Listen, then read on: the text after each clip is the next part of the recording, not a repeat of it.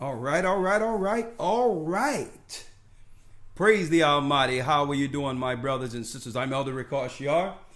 Elder Lawyer, how's your mic doing? Let's find out what's going on. Let's see. All right. Make sure. Check 1 2.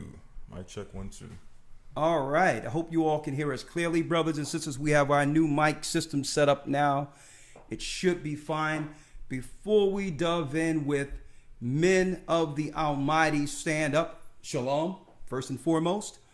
Let's make sure this sound is right. Is this sound right? Because we have our new mics set up here. Right? Let's make sure these mics are good. You can hear us good. And of course, you have to hit that like button. Yeah. Okay. It sounds good? Right. Wonderful. Oh, they say it sounds good. Perfect. Oh, well, hey, you know what? Men of the Almighty, stand up.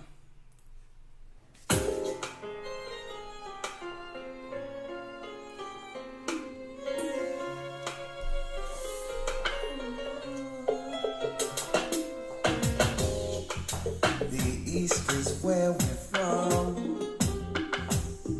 The 12 tribes of Israel. In 721 BC, the Assyrian king, he took us down, we fell. When the great escape we went to the Euphrates, the Lord held the waters still. To a land where no mankind dwelt, we went. The 12 tribes of Israel. So we be Manasseh, the Cubans, Ephraim from Puerto Rico, Naphtali from the islands of Hawaii. The Lord is calling back Israel. From Panama, Gad, the North American Indians, Zambia, with the Dominicans. Our highest gathering Israel. The Arabs and Africans told us at gunpoint. Together our wives and children then sold us. In the belly of these great ships we traveled and feared. By the rivers of Babylon, we found our brothers here. A higher gatherers in Colombia, Reuben from Australia, Issachar, the Mexicans. A higher gathering is Judah, the Negroes, Benjamin, the West Indians, Levi, the Haitians. A higher gathering is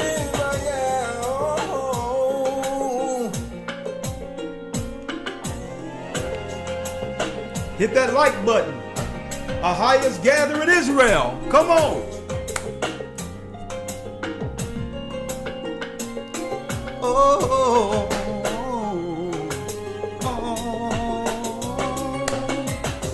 Asher in Colombia, Reuben from Australia, Issachar, the Mexicans. That's who we be. Judah, the Negroes, the West Indians, Levi, the Haitians, oh, Manasseh, the Cubans, Ephraim from Puerto Rico, Naphtali from the islands of Hawaii. The Lord is calling back Israel. From Panama, Gad, the North American Indians, Simeon, the Dominicans. Our highest gathering Israel. That's right. The Most High's gathering Israel. I'm Elder Ricard Shiar. And we have, of course, you can introduce yourself, Elder Lawyer. Yes, sir. This is Elder Lawyer, as you all know. We should know by now. Hey, if you don't know, you better ask somebody. We're the Gathering of Christ Church here tonight. And boy, do we have a hot topic for you this evening. You know what I did, Yrock? I shut that door and didn't realize how hot it's going to get up in here. Yes, sir. Oh, yeah. I need you to open that door, let that air up in here, because we're about to bring it. All praises be to the Almighty. Ahaya Bahashim Yeshaya Warawah. Oh, yeah, that feels better already. Brothers and sisters, do we have a show for you? And that's why we had to make sure we got these mics ready.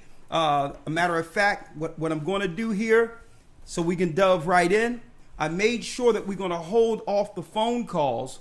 Therefore, we get the commentary, the scriptures together. Then I'll dial in to Blog Talk, which will give us more time there. Also, the conference call. Yes, we're going to dial in once we're finished, because we have to do our prologue first, right? We have to get into it, break things down, because this is the particular broadcast a lot of you brothers and sisters been requesting. Yes, sir. Men of the Almighty, stand up. Okay. Now, of course, YouTube put us on punishment for a week for us fair using Vlad's video talking about Israelites. I mean, are you kidding me? I mean, would that brother even have a platform if it wasn't for our culture? But yet I can't make a video given an analysis on them discussing us. And that's weird in of itself. But I'm going to let that be. We was there. Thank you, Elder Gabar, and all you elders and you deacons and you officers from New York for allowing me to share your platform. Bless you. And you officers, I'm gonna tell you, we got some plans for you. We're gonna have an assembly. Now that it's coming, we're gonna have an assembly all together with all the men of the Most High, officers, deacons, soon to be deacons and elders and bishops. We're gonna have one big meeting. Okay, and this meeting is going to really move this work exponentially to the next level. You wondering why you were here? You thought you were here just to read and understand the scriptures, right? Oh no. Men of the Almighty, stand up, and it's going to begin. I'm so glad you brothers, deacons, elders, and you officers persevered through all the hard times, the ups and downs, the uncertainties, because the Most High have done a lot of purging. And you are the brothers, along with your wives and family who've always backed you, who have stood the test of time through the good, the bad, the ugly, the ups and downs. You sustained, you endured, and you're about to see the fruits of your sustaining and sticking in there with the gathering of Christ Church. So you brothers, deacons, elders, officers, it's your time. We're going to be talking about that very soon, so just hold tight. Men of the Almighty, stand up. Hey, everything has been slanted against you. But you know what? The world isn't forgiven. The world isn't forgiven. We still must succeed with all the cards decked against us. With the full world programming instituted to stop the children of Israel, mainly Judah, from ever reaching a point of power, we have no excuse. It doesn't matter what the white man did to us. It doesn't matter how we were raised and who did what. When we're out in the world, guess what? When we become of age and have to get out in that world, no one is hearing our sad stories. That's right. No one is hearing my daddy wasn't home. My mama did this to me. Because the world is unforgiving. It's dog eat dog out there. And guess what? A lot of you men understand this already. Okay. Okay, we walk wrong, we even breathe wrong. Boom, incarceration. We understand the game. So listen. The world is honest with us early. Okay. So there's no what you would call rude awakening men needs. We see the rude awakening. But I'm going in. What I'm talking about right now, men of the Most High, stand up. I'm glad you all hit that like button because we going in. We've always been told the truth about where things stand as far as a quote unquote, black man. We understood where the ceiling was and how far we could go and who was in the way, but we still persevered and knocked down doors. Okay? We still did it. Because I'll tell you right now, last couple of weeks we was talking about the sisters and all that, and I say, listen, we're gonna have a show for the brothers. And sister was saying, well, hold up, why you always talking about us? Why not? You a man, you a woman hater, you a basher. Yeah. Right? Here we are, right? With the men though. But check this out. For you sisters, moving forward right here, men have begun to stand up. Okay? You have to open your eyes. If it wasn't for men, none of us would have found out that we're the 12 tribes of Israel. It was men who studied day and night and persevered and was ostracized, separated from their families and all that, to bring the truth to men, women, and children of God in this earth today. But it seems like when we do the things we are supposed to do, it isn't highlighted. No, what can you do for me, right? It was men. I'm gonna tell you, many days I sat on a corner prophesying, feet so cold it felt like it was stuck, frostbit to the ground, in love of my people, telling brothers and sisters, listen, we're going the wrong way. Only to have people laugh, joke, and all that. Sometimes kick things over. So I'm putting this out there. I'm not making no excuse for men today. I mean, we just put it out there. Let's not always look at what's wrong. More so, let's be appreciative and have a level of gratitude for the men of the Most High who have persevered and stood their ground, who have put their hand to the plow and never looked back, never complained. See, you have to look at that. This is what the Most High did for you. Yeah, there's many a great women who you think this can happen without helpmeets, without women, wives, without people behind us, you know, even during our failures, to help us in dark times and all that, and to celebrate the accomplishments? Of course. But women, even wives, needed a work to help meet. That can only begin with men.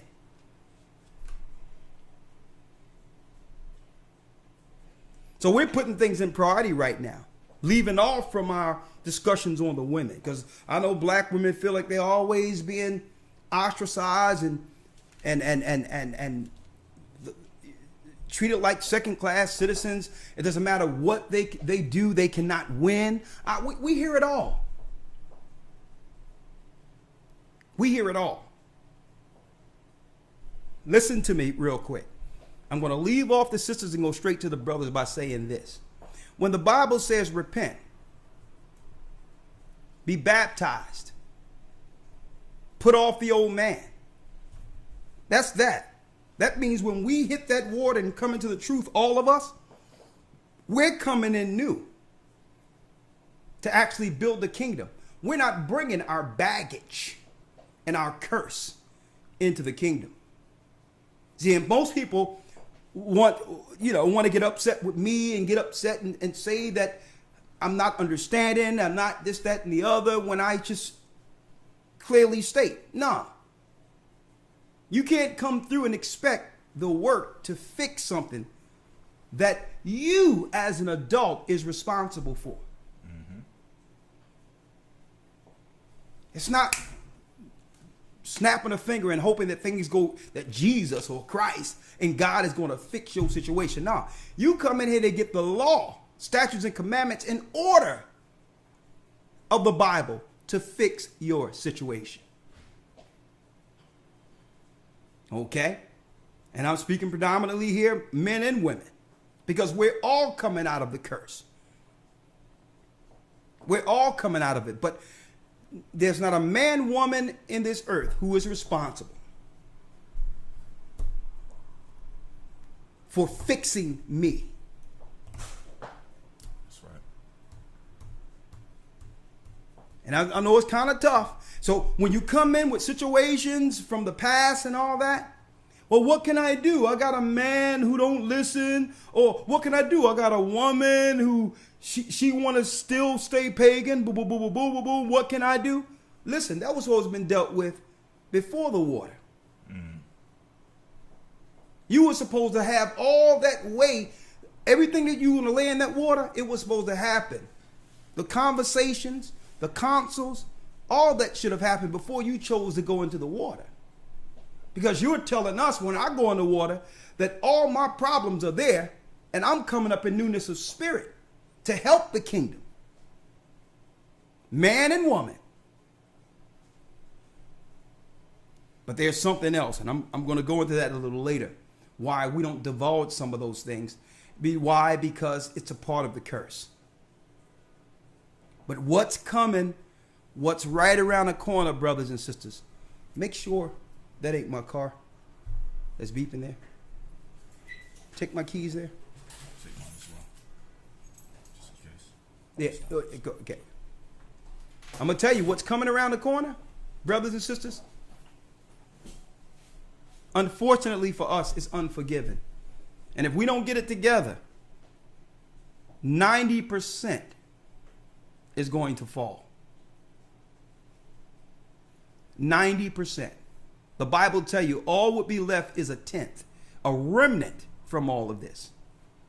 So let's go into it. Men of the Almighty, stand up. Now, why must we stand up? Let's read a little bit of the Willie Lynch letter, if we may. Right? Hope you all can see this clearly, brothers and sisters.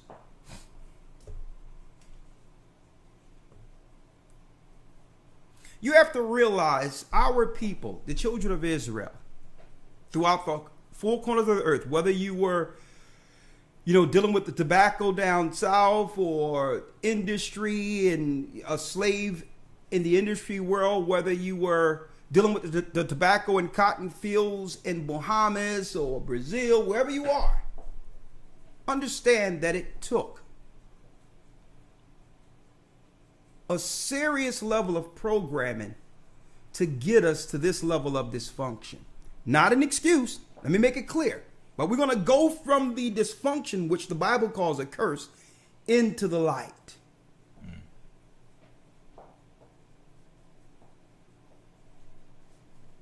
Because that means if we go through the programming and understand how they use it as a case study, that means every one of us, not just me, every one of us, children of the curse, you heard the song, Manasseh, the Cubans, Ephraim from Puerto Rico,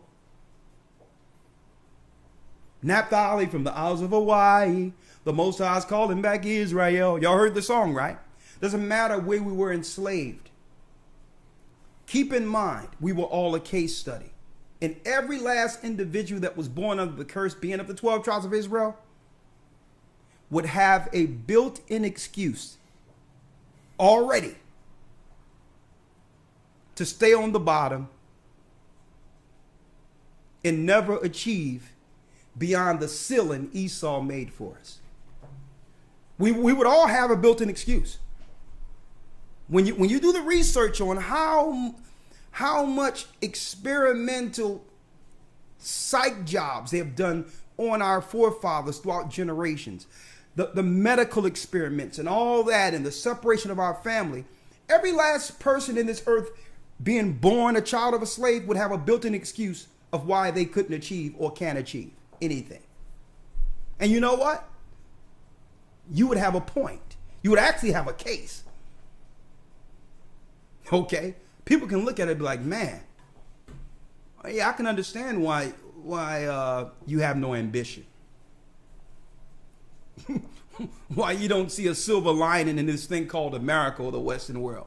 I mean, your family was separated. The men was castrated. The women were put over the men. White taskmasters put over you. And when you tried to stand up, when you learned to read, they would they would burn a stick and make it a coal and burn your eye out. If you spoke up against injustice, they would pull your tongue out. They would hang you and this, that, and the other. So when people see all these years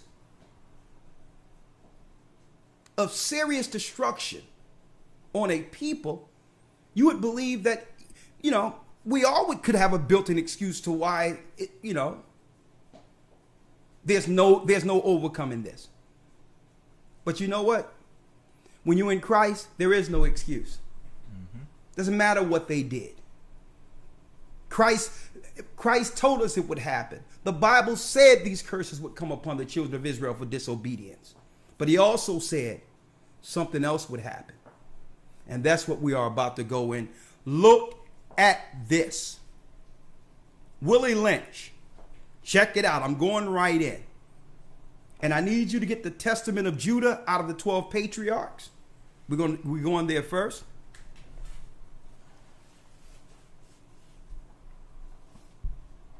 Let me read. Let's Make a Slave. The origin of development of a social being called the Negro by Willie Lynch.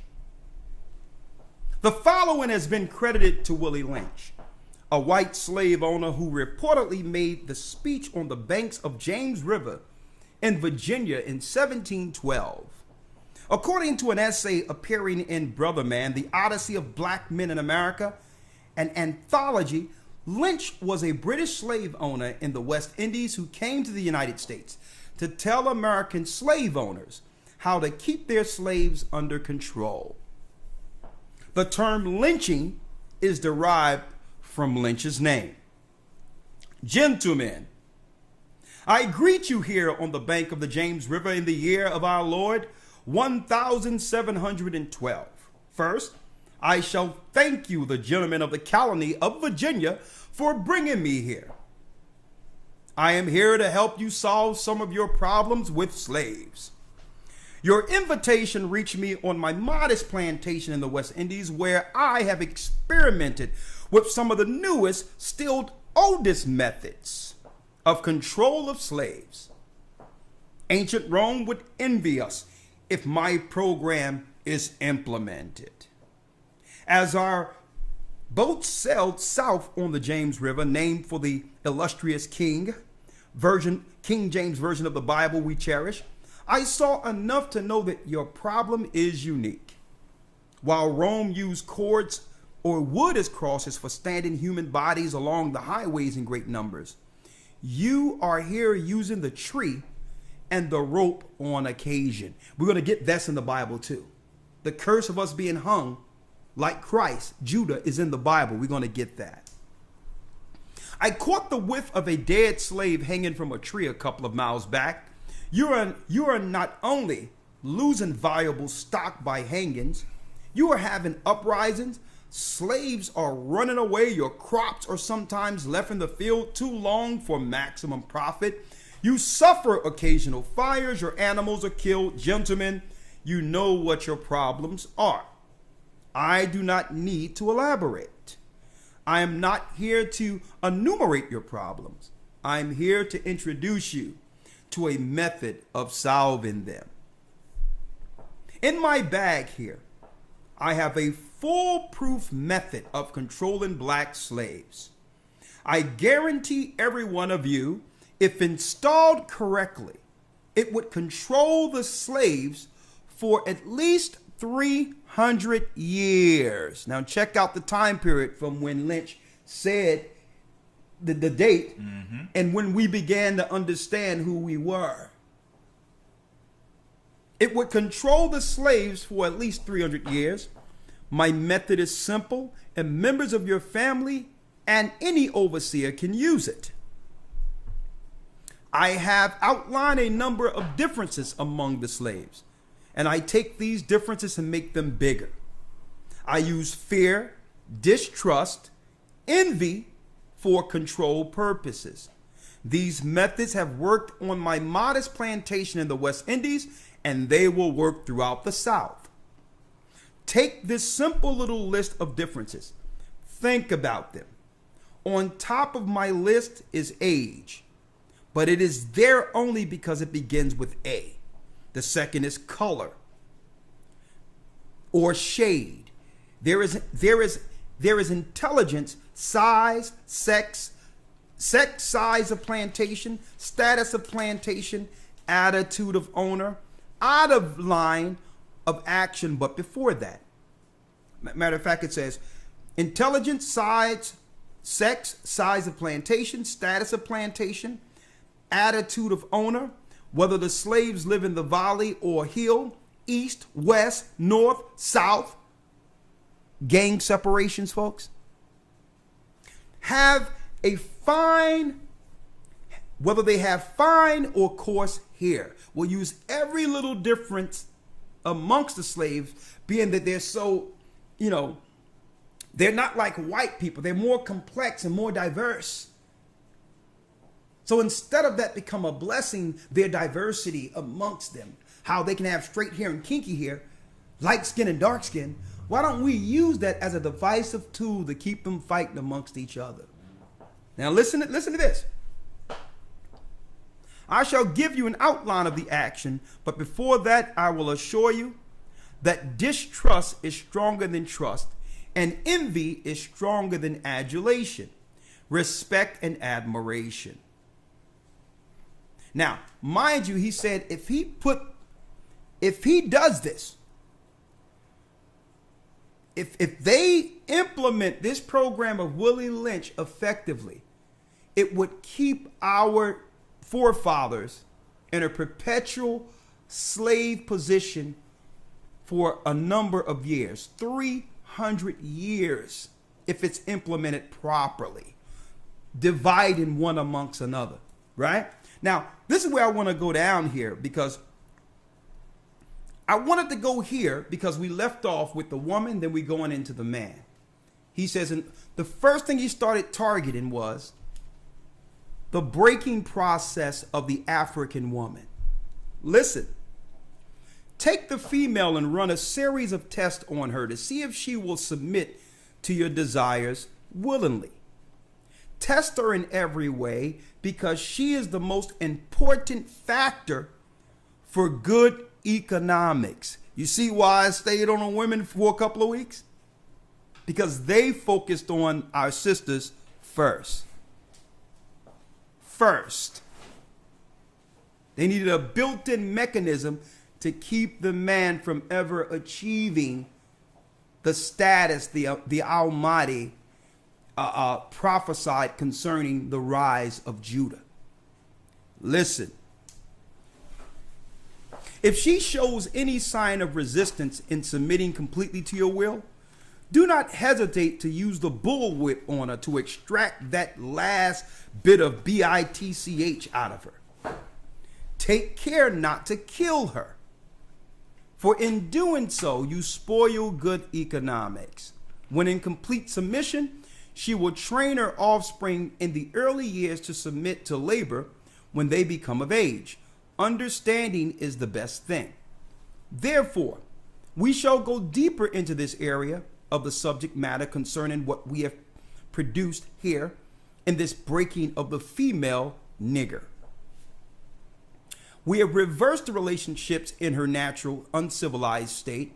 She would have a strong dependency on the uncivilized nigger male, and she would have a limited protective dependency toward her independent male offspring, and would raise offspring to be independent, to be dependent like her.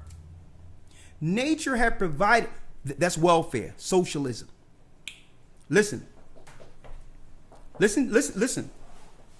It says here, nature had provided for this type of balance. We reverse nature by burning and pulling one civilized inward apart and bullwhipping the other to the point of death, all in her presence. So let her see her young men and her husband shot down or killed in public. Is that not urban culture? How many movies we seen? Someone gets shot down, boys in the hood, and mom is outside. No, my boy, not my boy. They're still instilling the same programs in our modern times through movies. Listen to this. By her leaving By her being left alone, we need her alone, unprotected, with the male image destroyed, purposely destroyed now, the ordeal caused her to move from her psychological dependent state to a frozen independent state. She's by herself. In her mind, she's alone. They wanted that.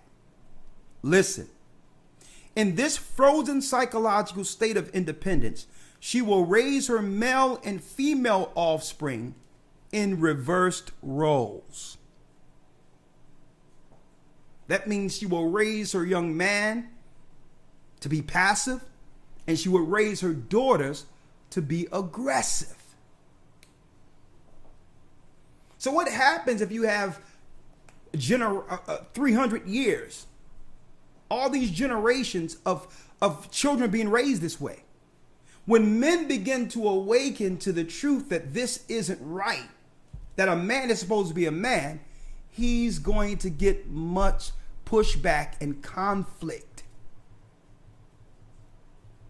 from the psychologically trained slaves. Because we weren't raised to have a black man tell us what to do or to criticize. Only massa can do that. And they don't even understand that it's a program. A black man saying, listen. Because you have a whole world of passive men. Now listen to this. By her being alone, unprotected, with the male image destroyed, the ordeal caused her to move from her psychological dependent state to a frozen independent state. She will raise her male and female offspring in reverse roles. For fear of the young male's life, she will psychologically train him to be mentally weak, dependent, but physically strong. Because she has become psychologically independent, she will train her female offspring to be psychologically independent as well. Become independent, do this, go out and do all the things of a man, because you don't know if he'll be there, because psychologically they've been trained that black men are nothing, black men will go to jail, black men will leave you, black men will do that. So that's part of the programming.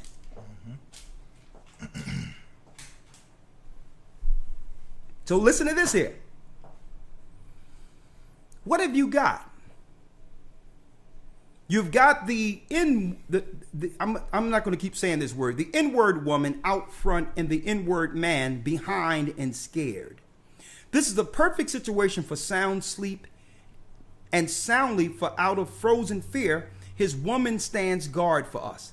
He cannot get past her early infant slave molding process. That means the first obstacle for a man to become a man, he must first get past the woman who was put in an independent position that belonged to him.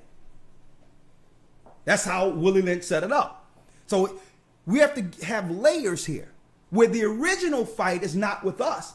It's against the woman we made independent. He must first fight her and take his position from her before getting to us. Now listen to this. Listen.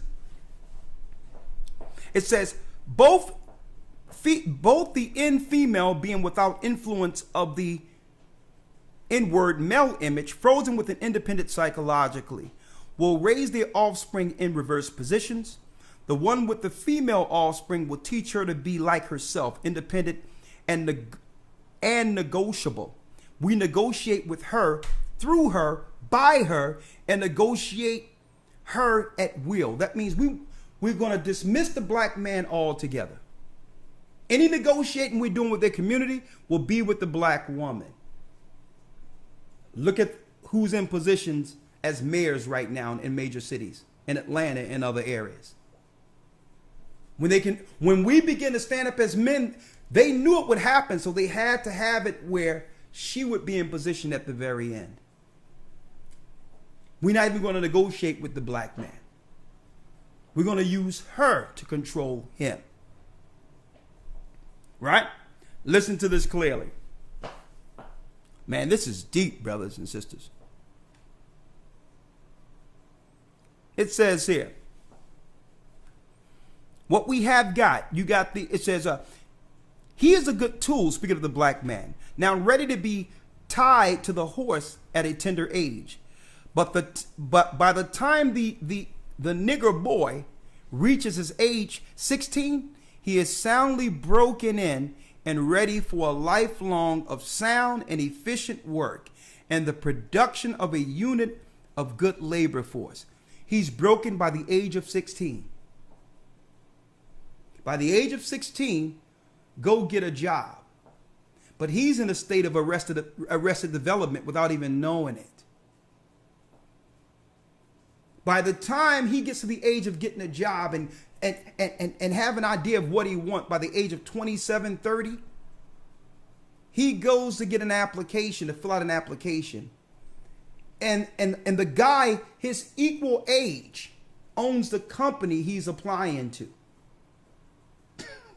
So somewhere, that white child who was raised at the same time he was raised went through a time in which he could progress over the black man, not having the what? Not having the built-in battle to keep the black man from ever becoming who? The power according to prophecy on earth. Automatically, there's an arrested development because they don't have to fight inwardly while the child is developing. The child can be raised to become a boss early. And it says, if they do this right, folks, 300 years. Unless what? Unless there's a phenomenon. Listen here. Listen to this. I need y'all to check this out real quick. It says here, getting straight to it.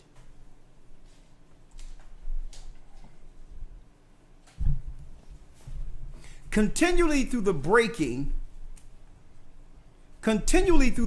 of uncivilized savage inwards, by throwing the nigger female savage into a frozen psychological state of independency. Right? Let me go straight to it. It says right here. It says, and by creating a submissive, dependent mind of the inward or the nigger male slave, we have created an orbiting cycle that turns on its own axis forever. Unless a phenomenon occurs, let me highlight that. Unless a phenomenon occurs. Unless a phenomenon occurs.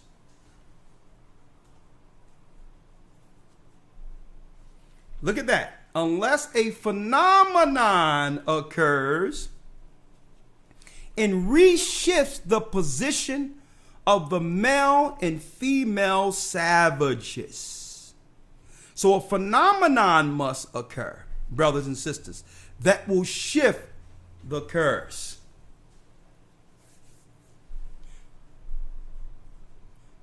You would never guess the phenomenon. You would never guess the phenomenon when our people start to realize we weren't meant to be slaves, that we are in fact the children of Israel. They even knew back then that it would take a spiritual phenomenon beyond their programming to break our curse. Now, here's the issue. Every time the Bible points out the curse that have kept us in perpetual generational curses, we as slaves begin to attack those who are highlighting the programming. Mm-hmm. When that's what God gave us the law for. So that we can see what's wrong. So we can't have it both ways. We can't say we need help.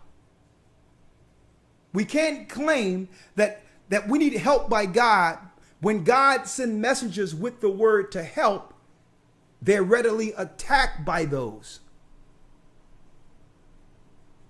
who God sent us to help. That's what we received the law for. The law was given so we can actually be able to pinpoint and highlight the fact that we are the people under the curse, that we could highlight the curses and now individually come from up under them.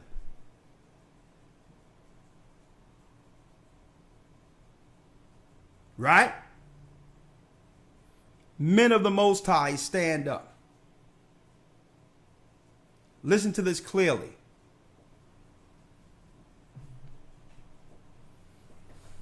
We were programmed backward. We were programmed to believe that we would actually operate in this earth to do what? To get the woman of our dreams. While that's a good goal, to have a woman as a helpmeet, it was never supposed to be the goal. They did that on purpose, so they can sell you the American dream. A man of the Most High was always supposed to seek the Most High first. The Most High God is the prize. He's the prize. That's what breaks the curse. And now that he's the pride, the Most High now have conditioned you to break others from the curse. He know it'll take a lot of work, like it would take Adam to name the animals and do his work for the whole earth he was given dominion over. So the Most High knew how much work it would take for this earth, so he made a woman as a helpmeet. But man's first relationship was with God. We have to reshift that. Yes, we're going to go into love the wife and all that. But your first relationship, we must get our relationship right with the Almighty. He's our first responsibility. Because before there was a woman, there was a relationship. That's how you break it. And that's a man with power. Man had dominion, according to the Bible, before woman was pulled out of him. Mm-hmm. Understand that. So I'm going to put it out there. Man, if you want the dominion, God is going to have to become a higher. The God of all gods and his son Christ will need to now become your top priority. And then you'll do what he commands concerning yourself and how you deal with others, including wife, children, on and on and on and on. Okay? Now, the same way Satan put in a mechanism to stop us from ever getting our position, Judah, Benjamin, Levi, the men of the Almighty, to set the progression towards the kingdom. The same way Willie Lynch programmed, it's not the sisters' fault. They were programmed, they were moved along as a case study to be used against black men on purpose. They don't know, they don't understand that how they're feeling and their desires and how they're thinking is part of a program. It takes them a while sometimes to realize, man, I didn't understand that. The way I was being, it was normal. Everyone else was like that. This is what we were programmed to do. This is how we always lived, and nothing was wrong with my aunt, my uncle, my family. Right? So it's not about blame here. It's about breaking the curse, brothers and sisters. So the same way we had to fight against that mechanism that was put in place by Willie Lynch, saying we're going to just deal with the woman. If a woman is having a baby, and we see a man in the room saying that he's not dealing with vaccinations, we're going to wait till he go to the bathroom and say, listen, sister, I don't know what's going on with him, but think about your baby. Mm-hmm. See? It's your body at the end of the day. It's your body. It's your choice. They don't do this to any other people but us, folks, predominantly. Where they can just think that they can disrespect the man right out with no recourse. That time is coming to an end. Okay? But this is why they believe they can do that. Because through the curse, other nations have viewed us on the outside and understand the woman runs their community. They've always ran their community. You get the woman, you got them all. That's the Willie Lynch syndrome. See, not only did we have to break that barrier, and guess what? That barrier is broke. For men of the Most High, it is. Okay. There's another barrier. Look at your screen. Lord, have mercy. Have mercy on us all.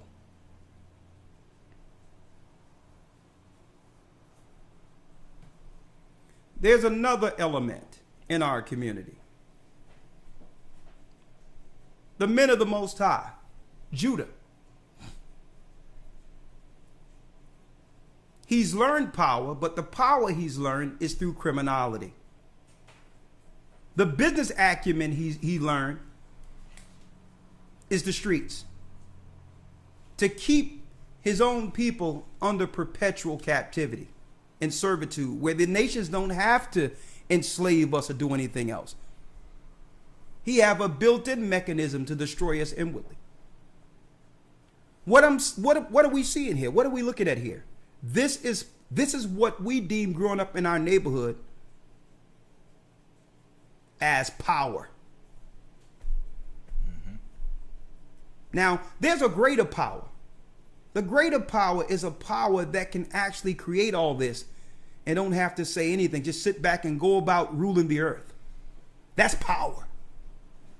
To keep all this toxicity and criminality contained within the barriers of the slaves, where the slave dare take any of this element into where the white man is. Guess what? That's power. But this is how we learn economics, business, entrepreneurship. Bill Gates and Steve Jobs didn't have to go through this to learn business. But this is power in our neighborhood. This is the man that all the women want growing up because he can give her the things other poor children or young ladies can't get. The Prada bags, the trips, the finances. But this has an expiration. This is temporary power, but it's power in our communities nonetheless. This is the most powerful black person that you can find in the community. Okay? Let's not ignore it anymore. He's the guy that comes around when your mom needs the rent and all that, making sure things are taken care of, giving out turkeys, giving out chickens. Here's the guy right here. Right? Turning out our young girls. And I'm going to show you the crop that our sisters helped create. Our men created them too. But this is men and women created these guys, and women have to pick from these guys. Look at this.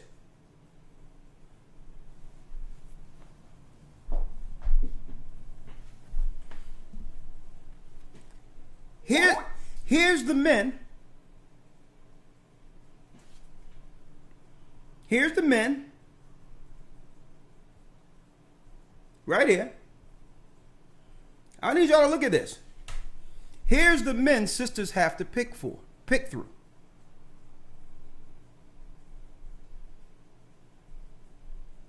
All right? Right out. There it is right there. All right?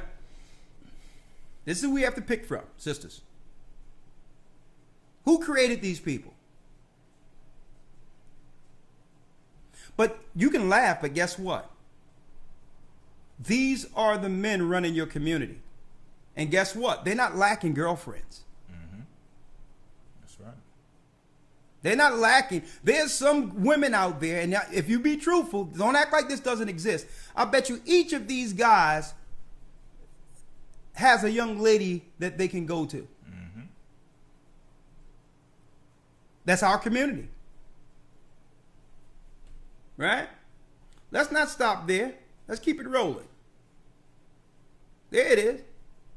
And don't tell me, sisters, when a brother walk past you like that, you're not feeling a certain type of way.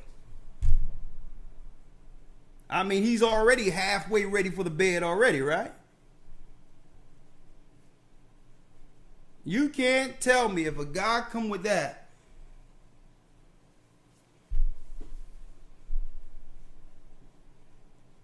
Now, the question is, how could this guy get a woman or a girlfriend? I need you brothers to call in today. I need you brothers to call in and y'all tell me, how is these brothers like this, operating like this, getting women?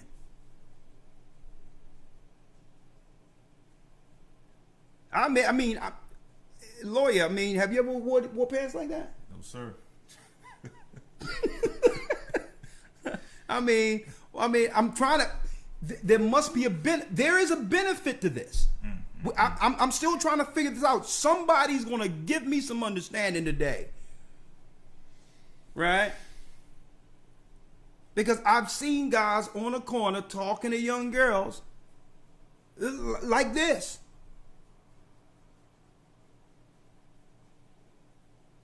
Like this. And then, what can come out of having a child with this guy? But you'll have girls look at this and be like, yo, it's on. Okay, let's get some more.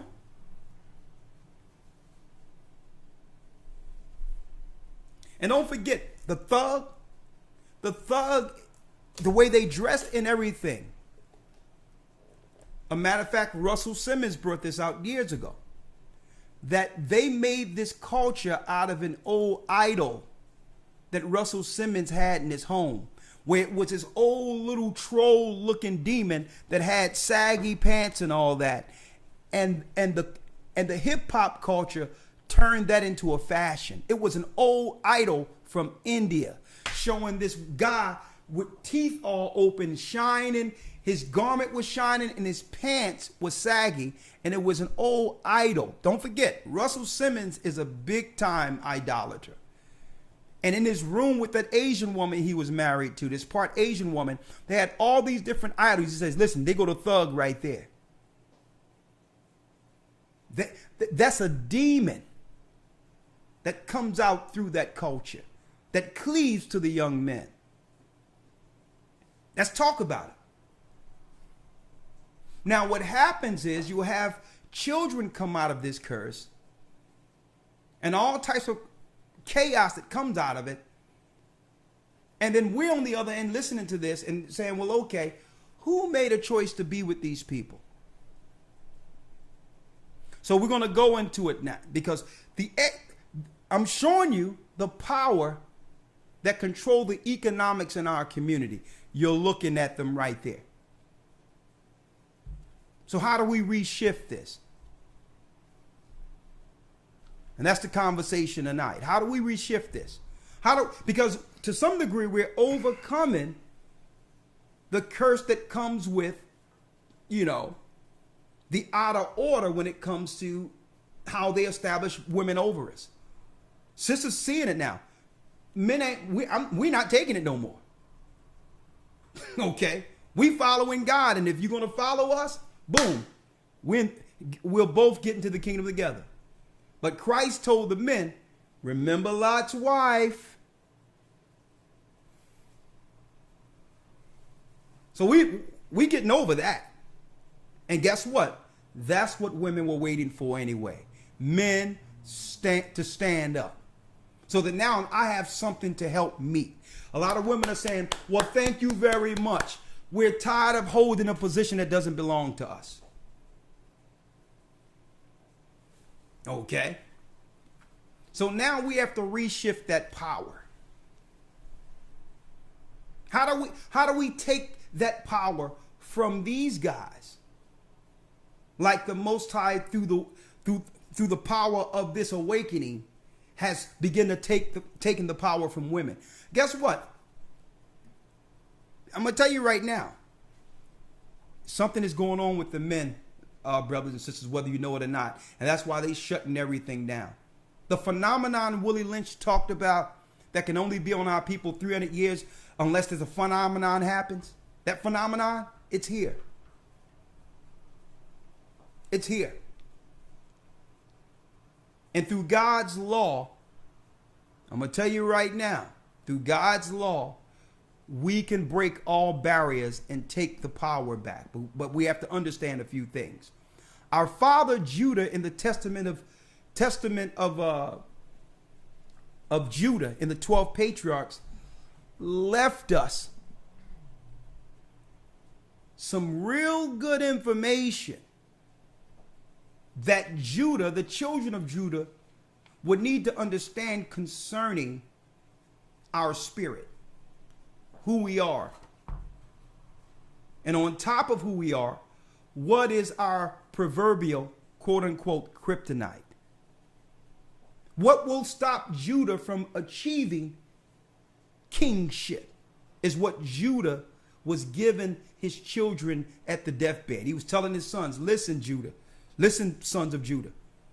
These are the things that will plague you in the future. If you overcome these, you will one day sit on the throne.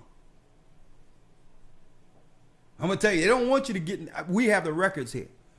Judah said, these are the things that you, speaking of the black man, that you must avoid. Now, when he talks about Judah, don't forget in Judea, we was all clumped together, Judah, Benjamin, and Levi. So a lot of this is synonymous with not only just us, but the Jamaicans, West Indians, the Caribbeans, the brothers in Brazil also.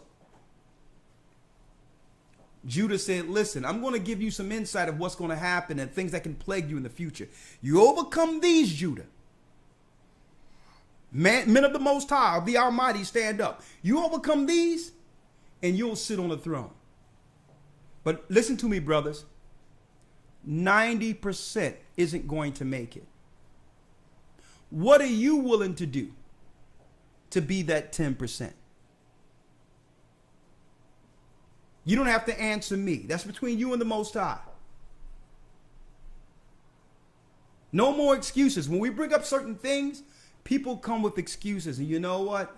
Let me tell you, those that are making things happen, that are taking down nations, you'll never hear them come with excuses. They're problem solvers. They bring the solution before the problem. We've been trained to look at the problem as an obstacle. No more excuses. We talk about marijuana and the effect that's having on this generation. You can see the negative effect it's having. And you always have somebody come out of nowhere giving an excuse of medicinal purposes, knowing you're not smoking marijuana and getting zooted out for medicinal purpose. You got a demon on you. You want to have an excuse to sit around and do nothing while every other nation rule you and your woman forever. That's weak. Because the Bible says, even if this stuff was out there, the Bible says you have to be sober-minded. No time to be under some hallucinogens or under some influence right now. This is a war. That's right. If the white man were to clean you up right now and put you in an army and have you go on infantry to fight front line, you wouldn't be sitting there getting high in the little dugout there, in a little bomb shelter. You'd be the first shot dead. You've been born in a war. No more excuses. Now, the whole thing is, we're going to go in it later, and only brothers call in. And we're going to need brothers to call in who, I need you to tell the truth tonight. You're living in a house and everything else, the place you live, all the utilities, including the place, is in your woman's name. I need you to call in tonight. If you're sleeping in your mama's house or in your cousin's house, I need you to call in and talk about that. If you play games all day and isn't serious concerning and not ready for what's about to happen, and you know you're out there alone with no plan, brothers, I need you to call in tonight. Okay? No shame. Because we got all these brothers. I'm on the phone the other day, and this is why I really wanted to ramp this conversation up tonight, Elder Lawyer. I'm on the phone. This brother called me. I'm in the car. This brother called me from some other camp. I think it was GMS or something. Young brother. And I'm not going to debate and argue with the brother. Because I understand he's reaching out because something resonated. Even though he's trying to come at from some negative point. I'm like, yo, brother, where you at? Yeah, man, I'm over here. I'm not gonna put the city the brother was in. I'm like, good, man. He said, you seen the videos? Yeah, I see some of that stuff. Ark is off. I'm like, okay. I'm like, listen, if you're gonna speak to me, my name is Elder Ricard Shiar. If you can't call me by that, I'll conclude this conversation. Because guess what? Standards must be set amongst our people. That's right. Okay? You're not going to disrespect me like some thug or some cat you talking to on the corner. I've worked in the vineyard. And I didn't name myself Elder Ricard Shiar. Because so many people came in, we had to set up a structure according to the Bible. So that's a title that was earned. I'm not a general. I'm not this. I'm not that. I'm an elder over a church. So I was trying to show the brother some level of respect. Show him that if you're going to speak to someone of respect, you're going to come with respect. And I'm like, and I set the boundaries straight from the beginning. Do you understand that, brother? I'm going to call you whatever you would like me to call you.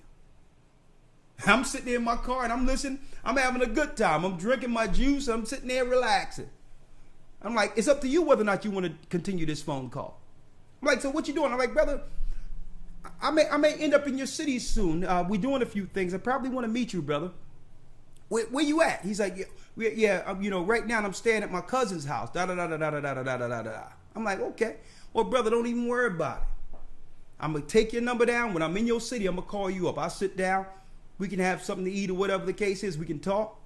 He says, man, appreciate it. And then he says, listen, Ak, I just want one thing. He says one thing. I'm like, don't call, you call me Ak again, I'm hanging up the phone. Well, da-da-da-da. I'm like, well, okay. He says, man, it seemed like you off with this polygamy thing. Boom, boom, boom, boom, boom. About this polygamy, man. Jacob had a wife. Blah, blah, blah, blah, blah. I'm like, so what about you? Do you have more than one woman? He's like, well, I got a woman and, I'm working on, if I want to have a woman ain't against the law. I'm like, listen, brother, you have to live that life. I'm not going to tell you what to do with your body. But brother, didn't you just tell me that you live at your cousin's house? So if you're living at your cousin's house, how can you be arguing with me about having more than one wife? When you can't even take care of yourself, brother.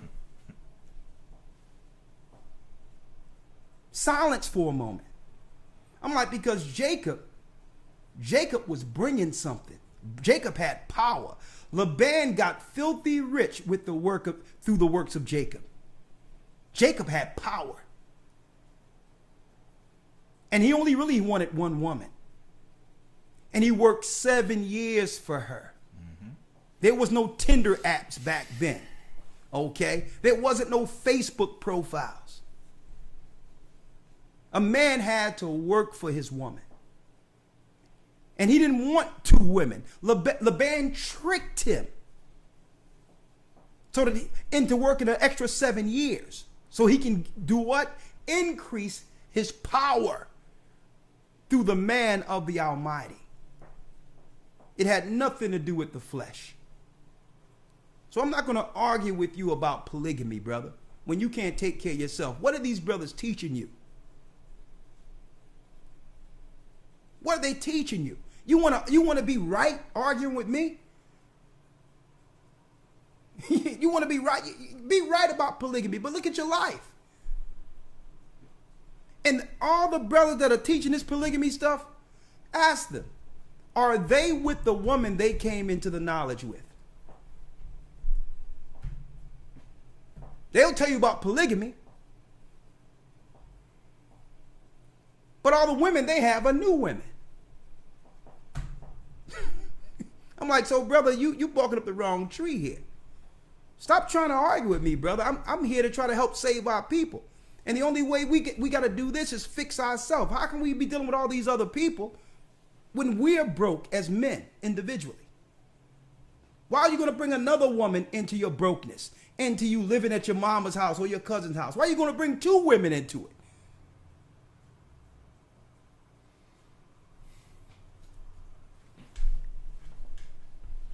And guess what? The conversation, I talked to the brother like 40 minutes, and the conversation left off on a good note.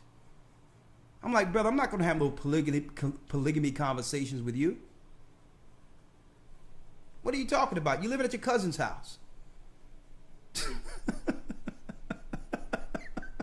And the Bible says, if a man was to get another wife, that the food, raiment, and substance of the first wife cannot decrease. That means you must be able to give the next woman equally, or if not more, than the first house you're sustaining. Now, in our socialized community, I don't know how that's possible. Mm-hmm. When the woman gets all the benefits coming out, you're not a rich man that's coming with finances and provinces and paying dowry to a father for a daughter. You'd have a pot to pee in and a window to throw it out. What are you talking about? There was rules with that. That means you had to be filthy rich before you even thought about a decision like that.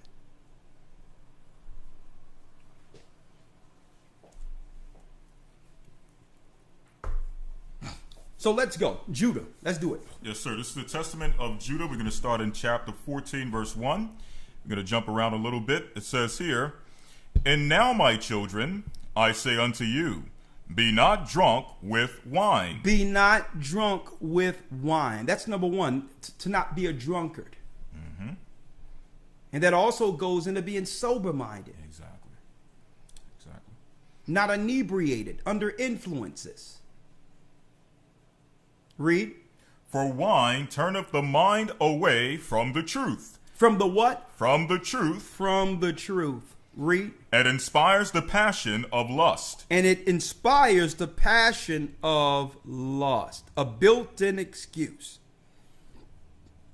What happened? I got drunk. See? And now you're in a situation with a person that you know you were only there to be, you were only there to be with the person one night, and you know it. And something was produced for a lifetime. Mm-hmm.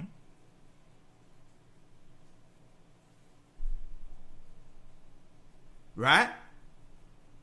Listen, come on. "And leadeth the eyes into error." And it leads the eyes into error. Read. "For the spirit of fornication hath wine as a minister to give pleasure to the mind. For these two also take away the mind of man." And what is one of the greatest plagues amongst the children of Israel, predominantly Judah, in this earth right now? Alcoholism. Mm-hmm. Was our father right, or was he right? Mm-hmm. And that's why when they cut off all essential businesses during this COVID garbage, they kept all the liquor and wine stores in our communities open.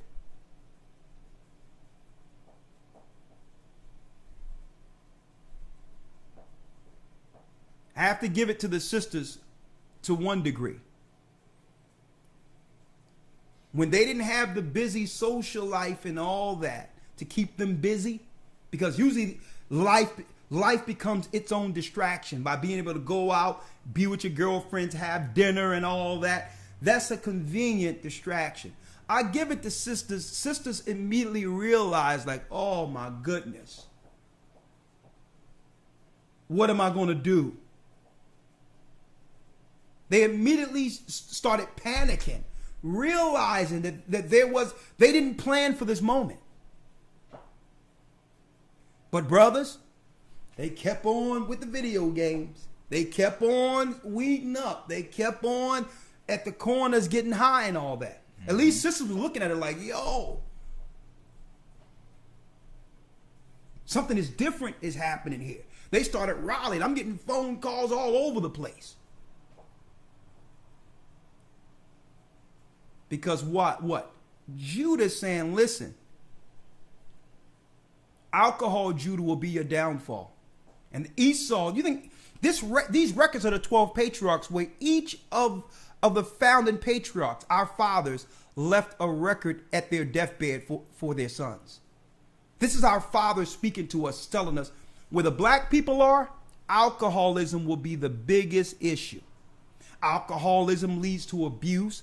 It leads to carelessness. It leads to being callous, irresponsible. So that's why Esau filled our communities with it. Come on.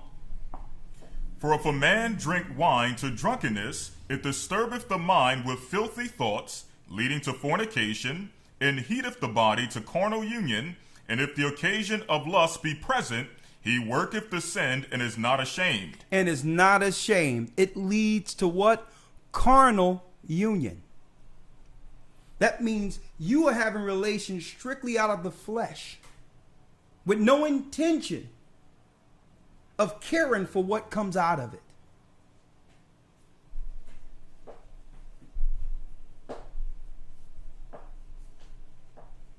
Tell me that why didn't we read this in church?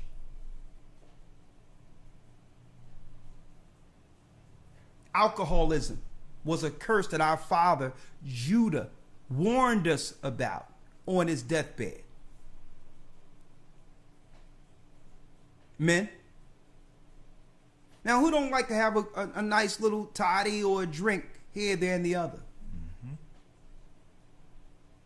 Of course. Men can drink a glass of wine or a nice glass of brandy and don't let it overcome them. Mm-hmm. And see, real men that have power over their vessel, will do things like, well, okay, my mind is racing. I've been studying all day. I've been doing all that. I'm not going to be all out. If I'm around my friends, church, private elders, not amongst other people, we can pull out some of the good stuff and toast together like classy men should do in the privacy of our homes.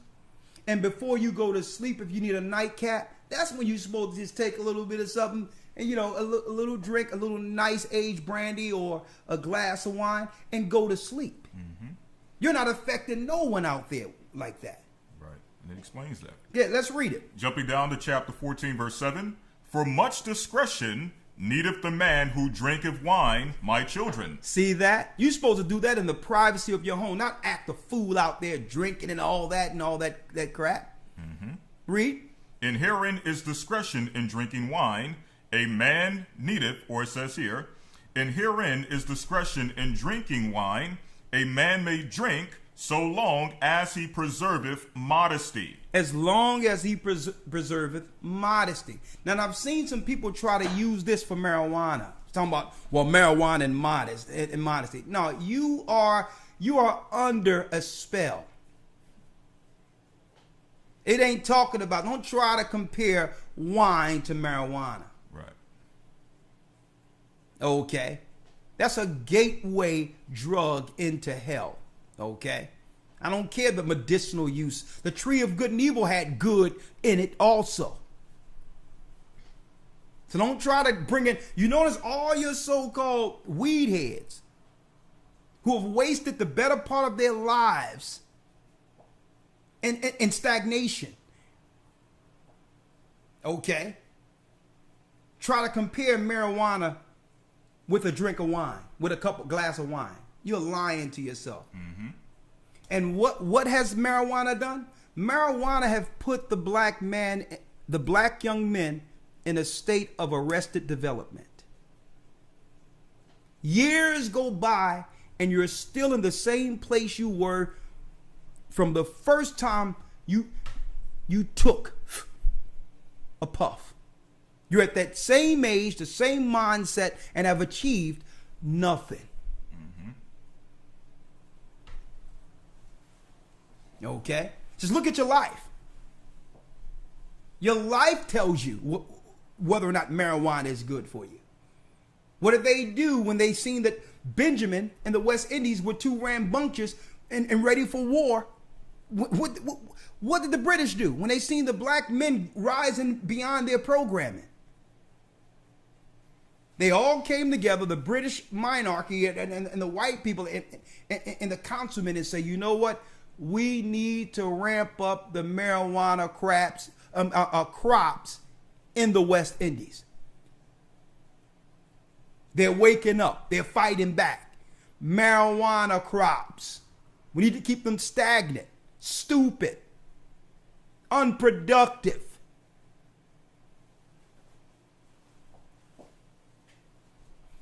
And if you smoke weed, we need you to call in tonight too. And if you believe that marijuana is right, I'm not going to argue with you. We're going to have a casual conversation, just like I did with the other brother that called me from another camp. You're going to show me in the Bible where it's right and how marijuana and the use of marijuana has benefited your life. Let's go. It got to be more than just, it makes me spiritual. It makes me feel spiritual.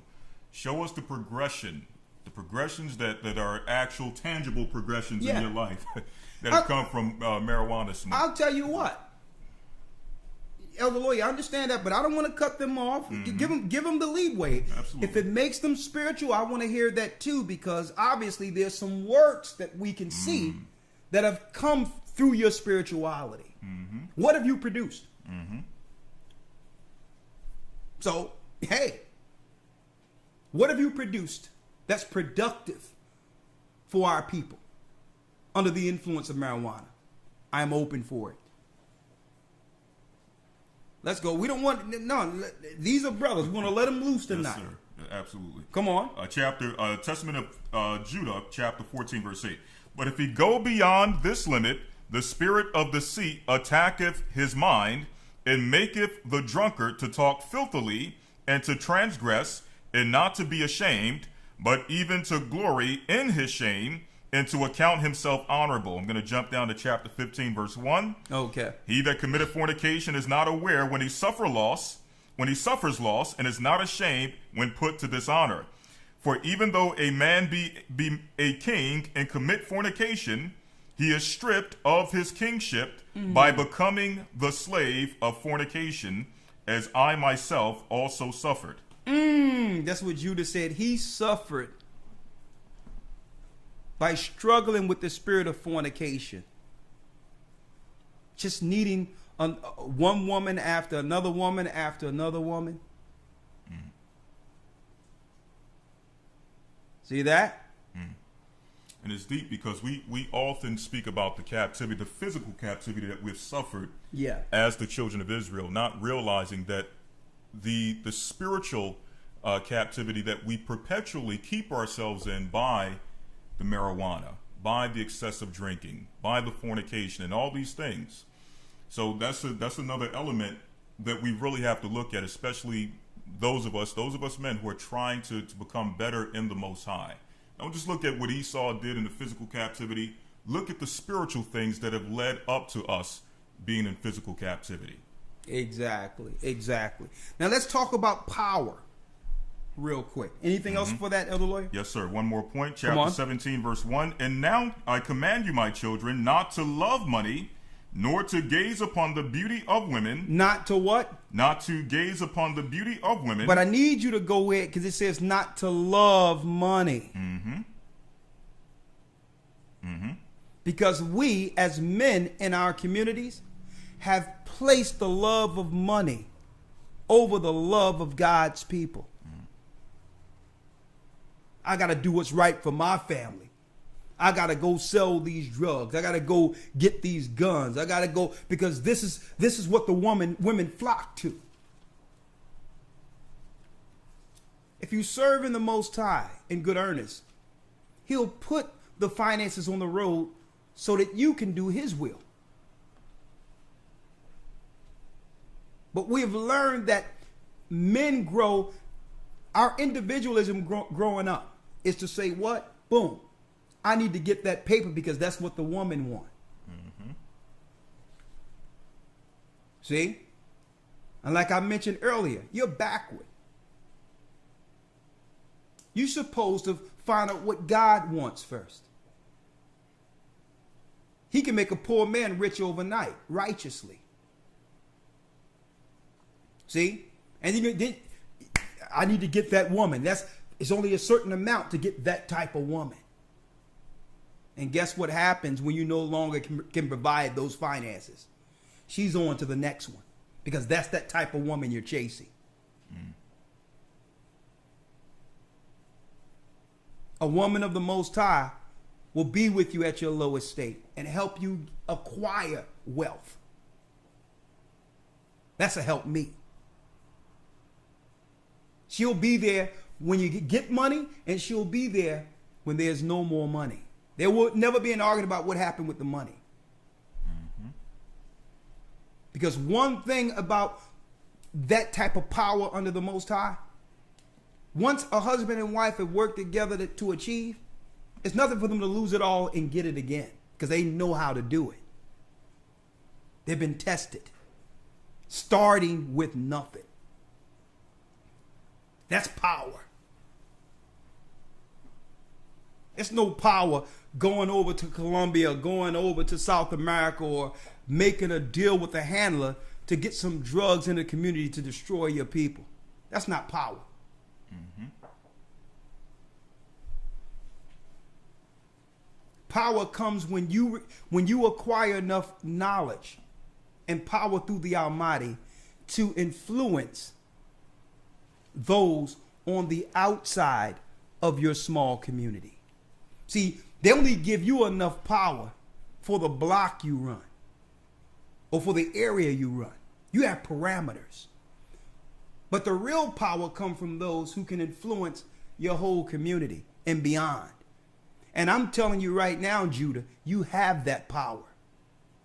But you're going about it the wrong way. Men of the Most High who think that money is the fixer, you're going to find you missed the boat a long time ago. Christ sent the disciples out without what? Purse or script, so that they can see the power of the Almighty. Without any money, he sent them out, so that they can understand the power of the Almighty. Like you link with him, he'll put anything on the road that's needed to do his will. And then whatever we achieve, we can publicly outright show it. Why? Because it's glorifying the Almighty.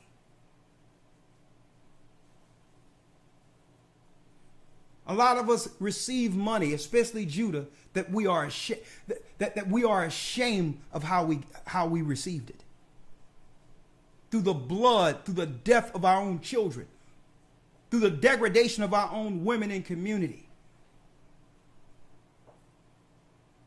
We can't even say, you know what? We're proud of how we've received monetary gain.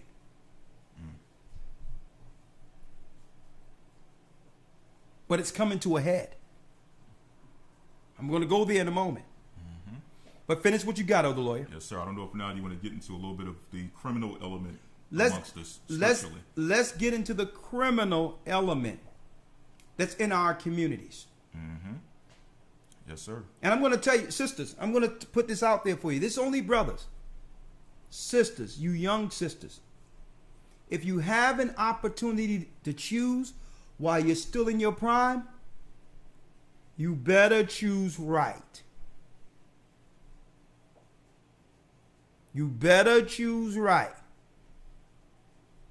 If you choose them because someone cute, or because your girlfriend say he like you and everyone say he like you and all that. Nah, sisters, you need to go look at the background of the young man, what the young man believed. Go meet his father, go meet his mother, all of that.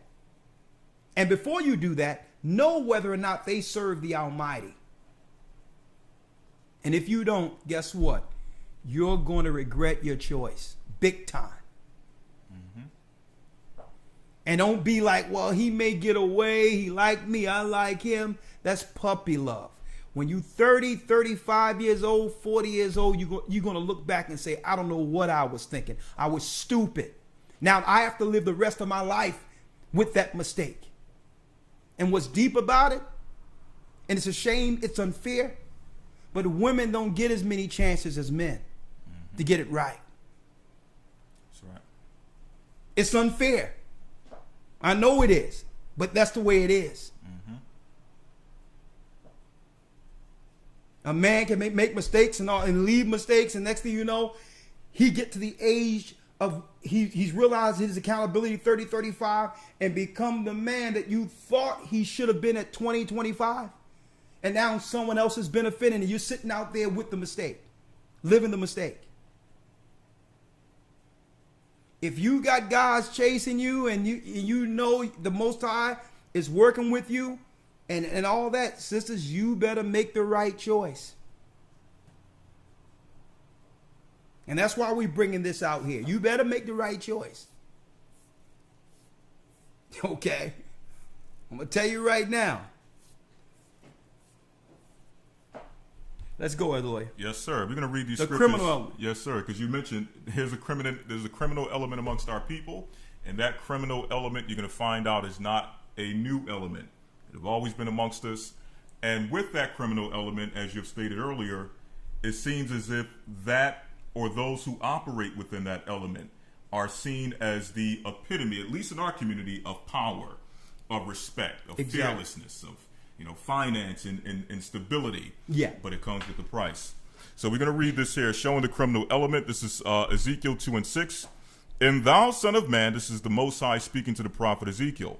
And thou, son of man, be not afraid of them. Who's the them? The children of Israel. Neither be afraid of their words, though briars and thorns be with thee. So who's the Most High calling the briars and the thorns? The children of Israel. Okay, this is how the Most Yeah, and think about the briars and thorns. People like to talk about the crab in the bucket syndrome. But the briars and thorns, when a plant is trying to actually grow and get the sun, some plants never make it. They die out because they can't make it through the thorns and and all of the little things that are choking it and stopping it from actually getting the sun. This is the criminal element within our community when it comes to young men. Yep. That you can have a jewel of a young man who's going in the right direction and all that, and you will have an element that will try to stop that person from actually achieving a lifestyle or a life that would get him out of that element and pull others out of it. And the Most High tells us that we are not to be, we can't be afraid of this. That's right. That's right. Come on. It says, be not afraid of their words, though briars and thorns be with thee. And thou dwellest, and thou doest dwell among scorpions. Be not afraid of their words, nor be dismayed at their looks, though they be a rebellious house. Though they be a rebellious house. Don't be afraid of them. All right, Proverbs 1, verse number 10. My son, if sinners entice thee, consent thou not. If sinners entice thee, consent them not. Don't be down with them. Go ahead. Verse 11. If they say, come with us, let us lay wait for blood. Let us lurk privily for the innocent without cause. And that's talking about what? Gang affiliations. Linking in to get a circle of power. And that's what it's really about. Learning business of the streets. That's the first acumen in business that our children learn is street business. Being jumped in, into gangs and all that, or be intimidated. And guess what? There's certain people that they just won't go to. They can't force you to be a part of a gang, folks. Right. See, that's a criminal element that's in our communities. And it's not there. Guess what? This is what's deep about it. It's not really power, because when the other nations develop their children to actually isolate and get power, let me tell you, their power influences everyone. They have power over everything. It's not power if the only power you have is to threaten your own people within your little circle. Exactly. That's not power. Exactly. When you're not threatening no one else outside of your community. But I'm going to tell you what's a threat to everyone else. Not these engineered little protests that are being engineered by mainstream news right now. The real threat is this spiritual awakening. See? That's power. All we doing is reading the Bible, and by doing so, freeing souls. Doesn't matter what demographic, doesn't matter where you are. We had a phone call come in from a young ladies and young men been actually following the church, want to get baptized, living in Pakistan. I'm talking about Arabs. That's the power of Christ. That's the power of the Almighty. That's the power of this Bible. And I said, you know what? Yeah, we got a brother over here in that area. We're going to arrange it where he can baptize you in the United Emirates. That's power. Okay? It's no power taking a gun, blowing your own brother's brains out. That's not power. It's unrighteous. And aren't you tired? Aren't you tired of looking over your shoulder? Knowing for a certainty. Knowing, now a lot of people know for a certainty they're going out the same way.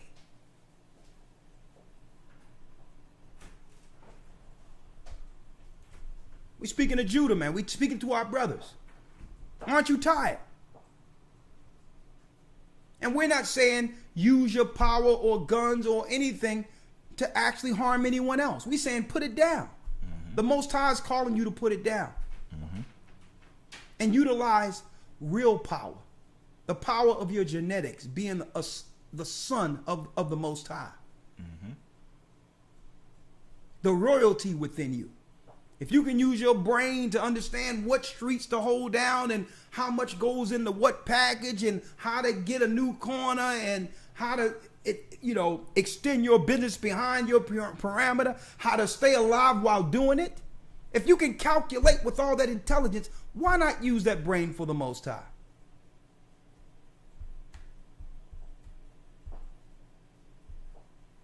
You have it in you. Come on. Yes, sir. And this verse highlights the point you were just making, that this power is only used and exercised against the weak and the innocent amongst our people. This is verse 11. And that's what it is. Yep. It says, if they say, come with us, let us lay wait for blood, let us lurk privily for the innocent without cause. So this is the reason why they come together with and to exercise this pseudo power, what it really is, this false sense of power to lay wait privily against the innocent. It says in verse 12, let us swallow them up alive as the grave and whole as those that go down to the pit. We shall find all precious substance. We shall fill our houses with spoil. So this is why they do it. They do it in order as a means to try to gain some level of not just power, but also finances to embellish and enrich themselves. But you're not, how can you enrich yourself when you're exercising this against poor people? This is the poor that you're using this power against. Yeah, but how can you even think it's power? Yeah. Taking advantage and destroying the weak. That's not power. Power is when you take down the powerful. That's right. You know what power is? When you just drop the word of the Almighty and teach the word, and people everywhere is having commentary about you. And that you don't even, you understand that it comes with the territory. And all you're doing is trying to help people and bring forth the word. And negative, everything is coming. Negative, commentary, backstabbers, everything. That's how you know it's power. When something is working beyond you, that's helping people. That's right. And through that, you can sleep at night. Knowing that, you know what, today, I helped the soul. None of us are perfect. I mean, none of us have it. We're still working towards his kingdom and becoming more perfect as the time comes. Striving for that perfection. But all in all, when you're teaching the word, I know right now tonight, I'm not thinking of how to conspire and sell something to harm my people. That's not power. Power is what's going on right now. That's power. Sacrificing time to allow our people to recalibrate and understand their true power, their true purpose as God's people. That's power. See? Come on. Yes, sir. Verse 14.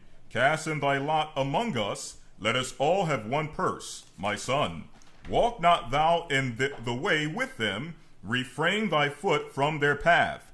For their feet run to evil and make haste to shed blood. Surely in vain the net is spread in the sight of any bird.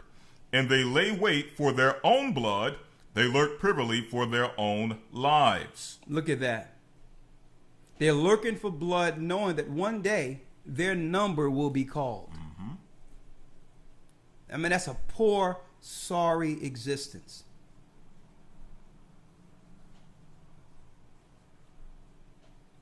And it leaves a perpetual curse on our nation. We speak to sisters like, what's going on? Who's helping you vet these choices? And you hear sisters say, well, listen, my father, he was in jail, or my father died.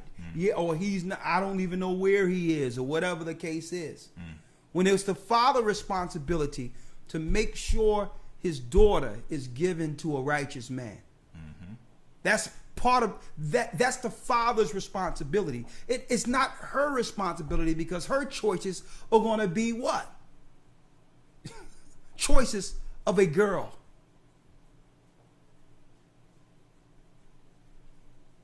Choices of a girl. A girl look at a guy and be like, okay, I want a guy because she has a guy. And a guy becomes an accessory. He's nothing different than a bag for her. He's an accessory. Everyone else have one.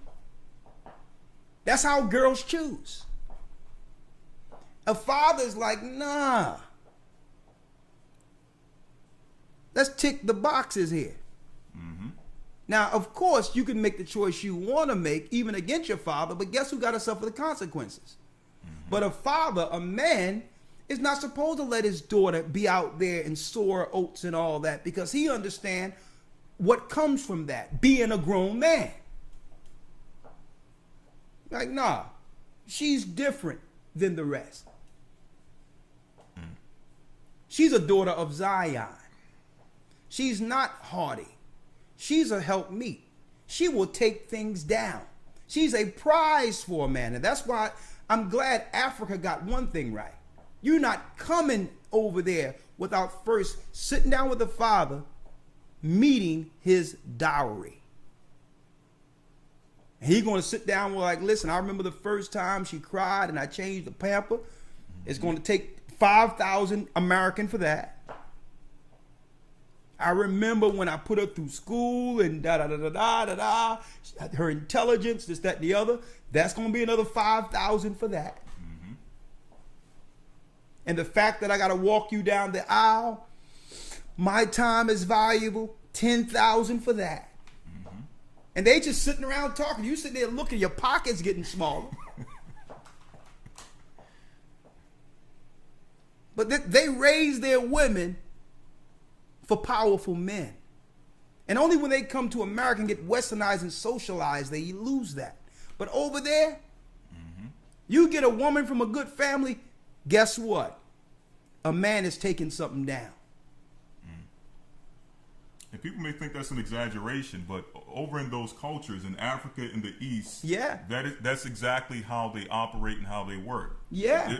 Just to have the conversation, there's a certain, and people may think it's carnal, but like you're mentioning, it's just the father wanting to know that if you're going to take my daughter from my house, which is a benefit and a strength and a pillar to my home, I have to know that you are able to take on and take care of her and give her the same care and love that I gave her at some point to raise her. Exactly. Now, let's compare it to today, because I know a lot of Israelites and everybody else, I'm Israel, we always like to use Jacob for a polygamy example. How many of you looking at like, boy, man, Rachel is looking, man, she's hot, right? You're looking at Rachel like, whoa, man, she's killing the game, ain't she? And you go to the, like, Dad, oh, listen, your daughter, I know what my daughter is doing, right? Hold up, that might be Gaja. Oh, he's here. I got you, Gaja. I see you. Give me a moment. Let me tell you, boy. Jacob couldn't even sleep thinking of Rachel. Rachel was, and the Most High made her that way. When you look at other records, it tell you Rachel was the most beautiful woman to have ever graced the earth.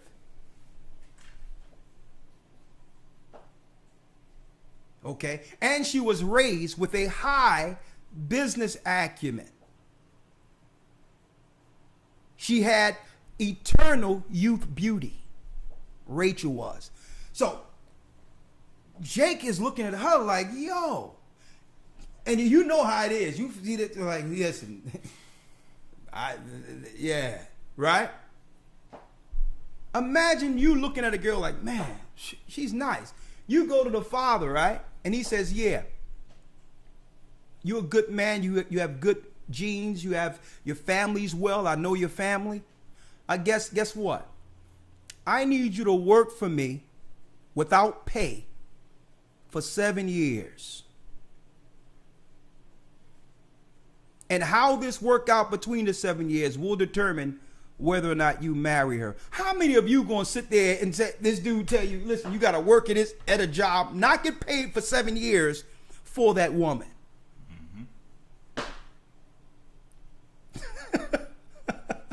Nah.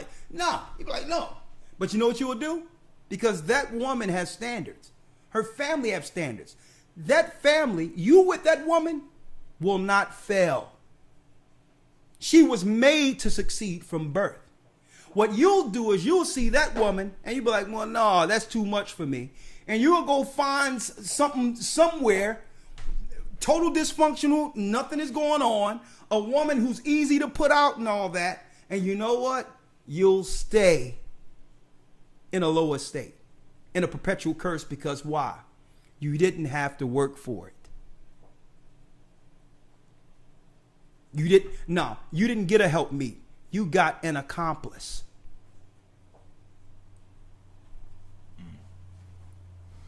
Here's a question I want to put on the table, going back to something you were mentioning earlier, Yeah. as far as choices that we make when we're young.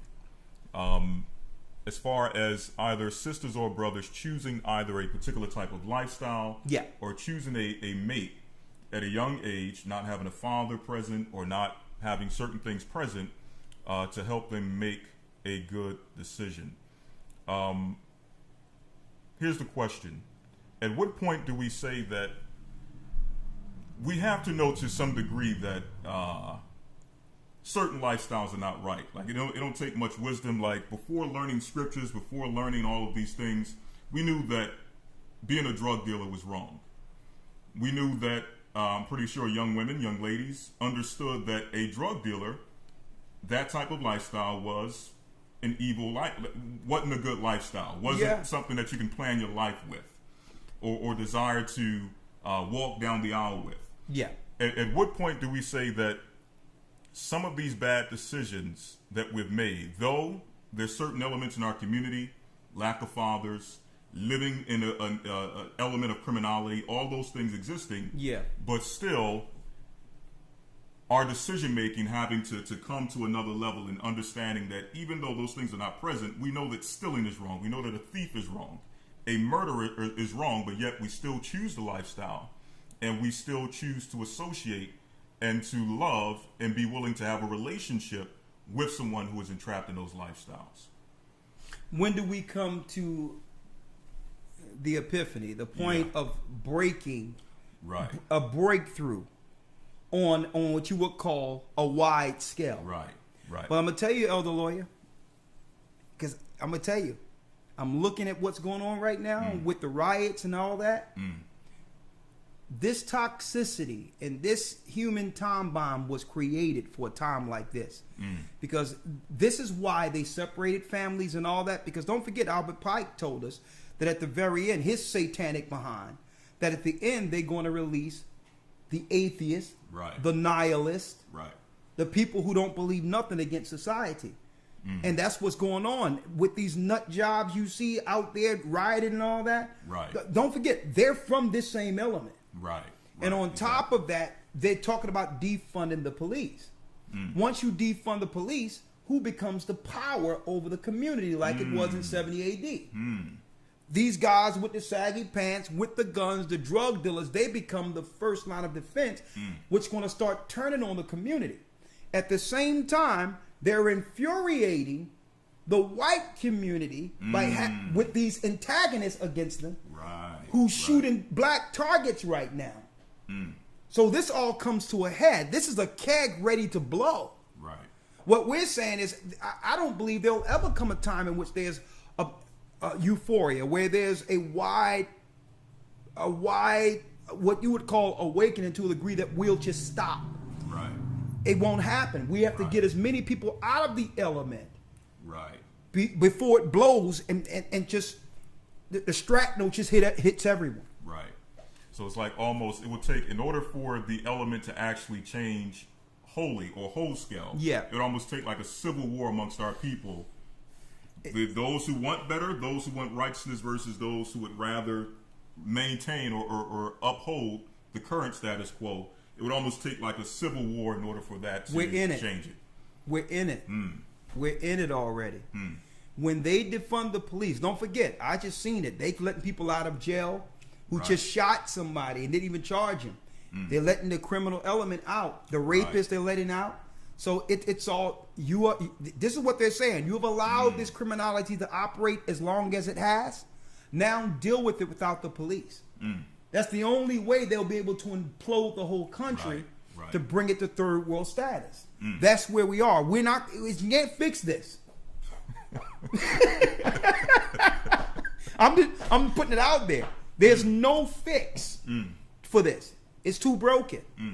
We just have to get those with a conscience and move that 10% and allow something to trigger in them to help guide those who Right. would like safety out of harm's way. Right. Right. That's where we are. I mean, I'm gonna tell you, I've looked at this up, down, sideways, every which way, and there's no fixing it. Right. There's no fixing it. And we're talking about defund the police, and guess what? The same time we're talking about defunding the police, you have the white ringers, the right wingers, and there's a nut job element amongst them too, of saying, you know what? This is the moment I'm waiting for. Keep on antagonizing us, keep cursing us out. There will be no 911 to call. Right. Okay? So this is, and guess what? They know how to shoot accurately. That's right. That's right. They're not shooting and missing. So we're putting it out there. This is what they've actually created right now, and it's about to happen. So before we go to the calls, Elder Lawyer, let's go into the type of men our sisters seek for security again. Yes, Let's sir. go to Proverbs, the first chapter. Yep, we just read that. Let's go there one time. Yes, sir. Let's get that last piece out of there. Because our sisters been going to the wrong people for security. And you know what's about to happen now? Oh my goodness, oh my goodness. I got some news I'm going into because this week is trumpets coming up and we're going to sound the trump. I knew it was coming. The whole socialized keg ready to blow. I knew it would come. Where they're threatening putting people out. I'm gonna tell you, they talking about shutting down Section 8 and putting people out of socialized housing who are back on their rent. A matter of fact, it was on my phone. I got my phone where a message comes and says, please vote Democrat so that we can stop stop sheriffs from commandeering and kicking people out of their homes for back pay. Wow.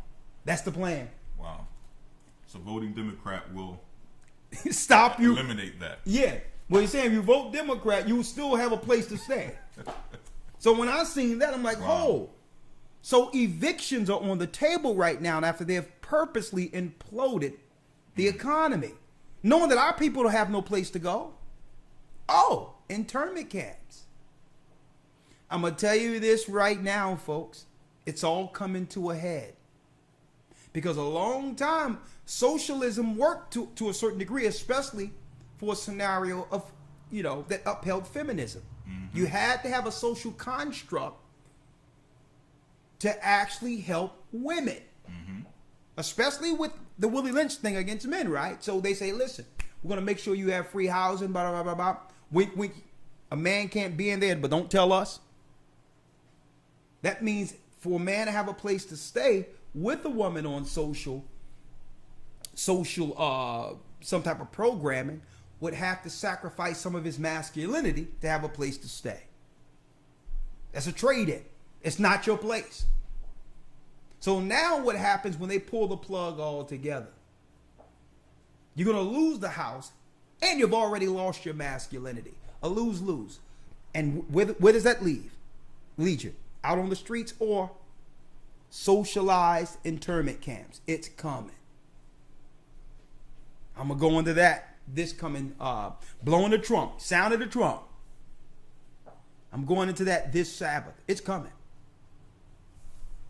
Socialism can only work but for so long. We're at the height of it. So now here we are, brothers. Sisters going to look at us like, well, okay, what are you going to do now? Uncle Sam, well, my white daddy ain't working for us no more. He's cutting us off. And you know what?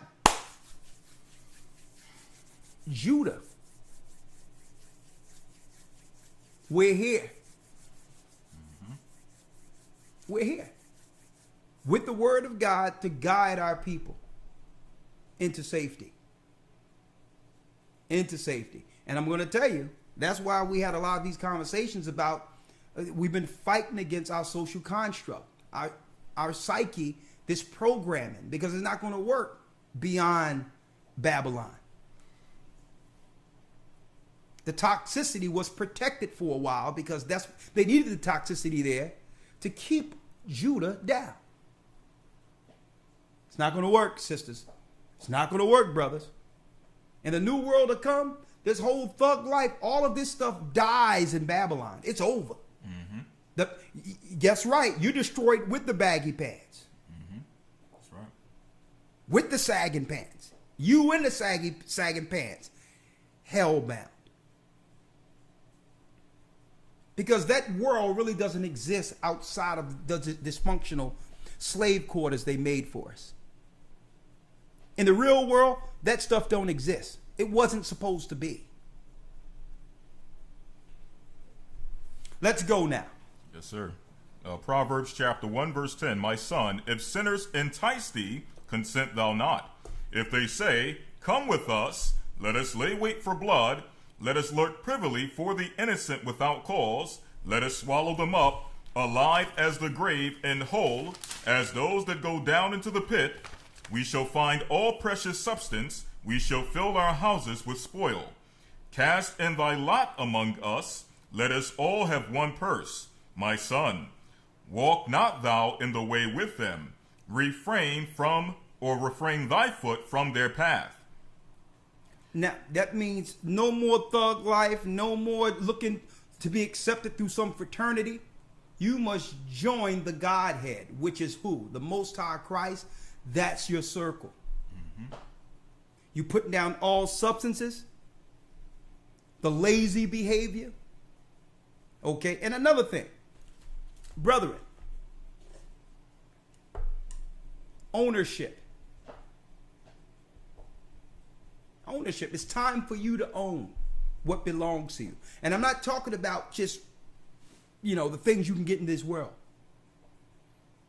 We have to, as men, start to look at ourselves as less than if we're depending on our women for survival.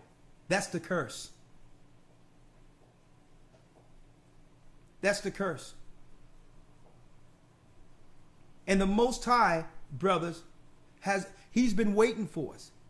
If we come to him, he will give us that instant fix. He'll start setting our path and our mind right. Okay, because even in the world, once you come to the knowledge of the truth and understand what an infidel is, you were like, well, okay, I'm not going out like that. Let me learn the things that I need to learn to be a useful man for the Most High and a guide for my wife and children if the Most High bless me with that. Boom. The world. Let me look at my credit score. How much debt do I owe? Okay. Let me look at this. Let me look at that. Let me now go into my talents. What do I have useful to society outside of me just working for slave masters? Let me start building that. Let me start working on it. Let me start articulating. Let me really start building myself. Okay? Let me now deal with, on top of that, the laws, first and foremost, with God, the law, statutes, and commandments, then start getting my life together. What do I wear? How do I wear? How do I wear it? Am I clean? Do I walk as a son of Judah, as a son of Israel, who are and once were the cleanest people on earth? Only in our word do you hear the words in our Bible, clean and unclean. No, you can't come into the temple for 7 days. You're unclean because we are a clean people. That's in everything. How you carry yourself daily. You will know a demon is on a person based on, straight out, how they carry themselves. Do you shower 2-3 times a day? Do you put on clothes? Do you look at yourself and say, you know what? This is what a child of God looks like. Okay? It's not an image that you put on just to sign an application and get a job. When you're not willing to do the same thing for yourself or for your God. But you're willing to do it for slave master, for master. Put on your best front so that he can accept you. And just give your people anything. Saggy pants and showing your behind. You just give your people and your God anything. But when it comes to have the white man give you a job, oh man, Sunday's best.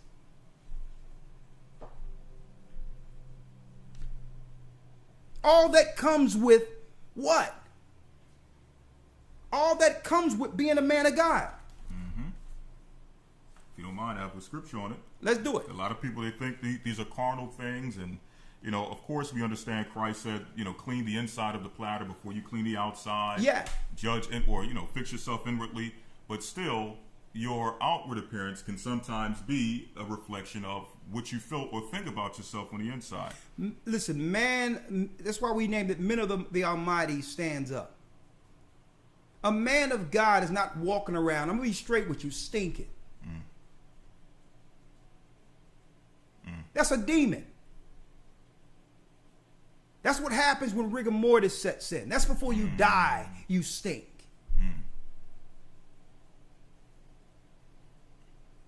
It's a demon. So if we're going to talk about being men of the Most High and being an example and all that, how are we applying for the kingdom? As an example.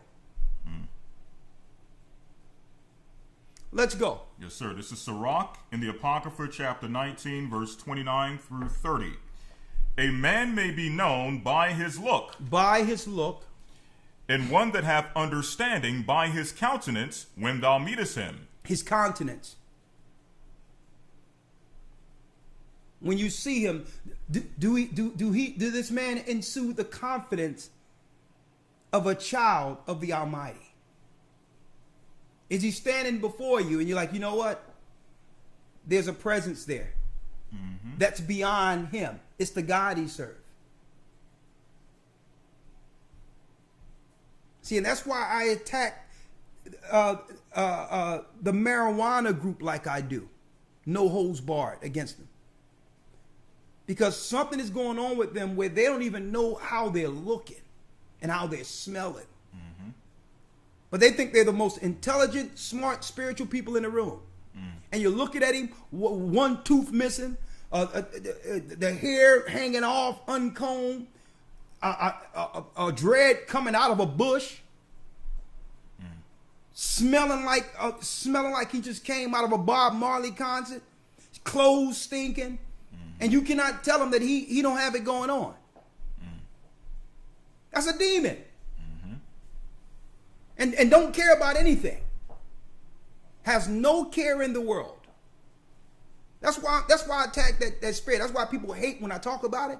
Because you know why you hate it? Because you know it's true. I've seen weed heads waste the better part of their life. That should have been the most productive times in their life. Wasted away on weed. I've seen it. You can't fool me. Listen, I was raised 15th and Diamond Streets. You can't come to me and tell me the benefits of marijuana. Okay. I was there on 15th and Diamond when they first started all that stuff, and and then I'm like, what y'all doing here? At first it was marijuana, then they say, yeah. No, we ain't doing marijuana, we doing turbos. I'm like, what the hell is a turbo? Oh no, we need to lace that thing. You know, it's for medicinal purposes. So I don't want to hear nobody in here talking about what turbos is when they lacing marijuana with cocaine. And guess what? Check out our culture where we can celebrate Percocet, Molly Percocet. I'm in love with the cocoa.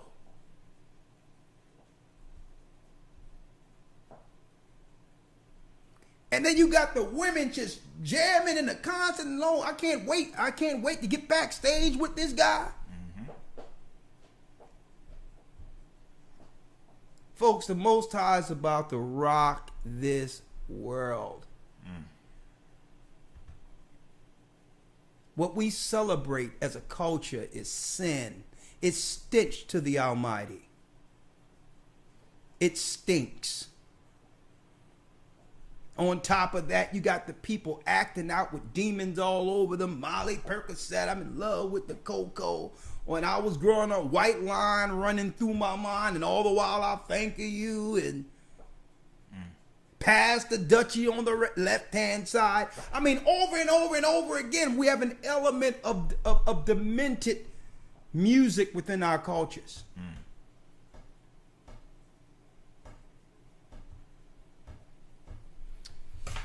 Finish, Elder Lawyer. Yes, sir. Verse 30. A man's attire and excessive laughter and gait, meaning how he walks and carries himself, show what he is. Show what he is, because you can have these people riddled with demons, totally failing. And guess what? Totally failing, not even towards the kingdom at all. And they are putting up a front with the people around them as if they got it going on. Laughing and joking and all, oh yeah. Hey, I seen it. Listen, I seen a guy when I went to North Philly the other day. This guy's what? He's older than me. I think he's 57 years old. He's on the same corner we were on when I was 15.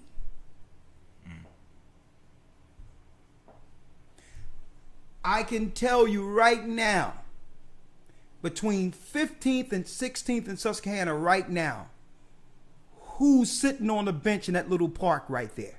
I can name them by name, and if you go there right now, they're there. 50, between 55 and 60 years old, I can tell you everyone that's right there right now. If I want to see them, I can go say hi right now and I know exactly who's there. They was there the same days when I was 15 and 16 years of age. When marijuana was just cool. Men of the Almighty, when are we going to stand up?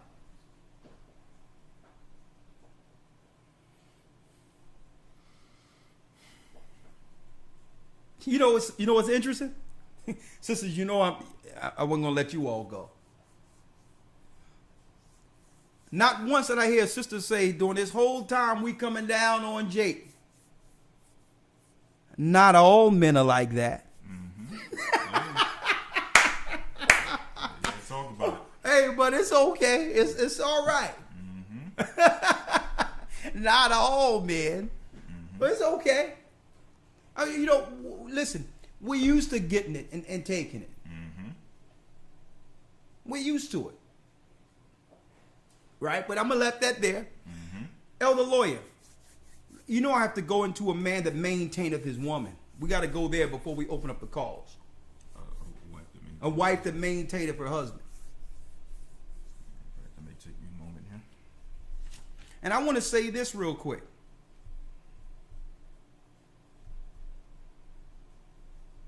You know what? I'm not going to say that because I'm going to tell you what happens. You got it? Yep. I'm going to tell you what happens. I say it and then people start making long-term decisions off of a blog talk. When really this is not for you to go and just turn your house upside down because the elder said something tonight that resonated. Exactly. It's a work in progress. The Most High was patient with us, so we have to be patient with who we're with. Mm-hmm. Okay? Because I can see it now. Even though this is something where brothers can call in and better themselves, some sisters somewhere is looking at this and saying, exactly what he's saying is laying on my couch right now. Mm-hmm. And I'm about to call tomorrow. He got to get out of here. No, we're not saying it for that. Right. Okay? Because the realization is, it's tough out here. It's tough out here. And I'm going to say this, by saying it's tough out there, sisters had to make some tough decisions. And now they're looking back at it and saying, well, man, I wish I'd have known what I knew, what I'm learning now. I had housing, and I just didn't want to be alone. Okay? So I could get a man, at least it's a man, but you ain't do him no good bringing him into a place without him having to actually work towards it and stand on his own laurels. Okay? Your dwellings became a pacifier. And you're wondering why his life isn't changing, why he's a baby and all that, because not in the real world. In the real world, a man don't get a place to stay in everything without working for it. I've been all over the world. I've been Middle East and all that. It doesn't work that way. Where a man feel that he can live someplace, automatically live with a woman and live on a woman, it's unrealistic. I'm gonna tell you, it's crazy. It doesn't exist in the real world. So you can't complain about a situation in which you had a place to stay and you got a grown man. You meet a grown man and he's living with his mother. And you don't see nothing wrong with that. What can he provide for you? And I'm hearing it all over and over again. I'm hearing this and I'm seeing situations where people bring people in their home and they have children in their home.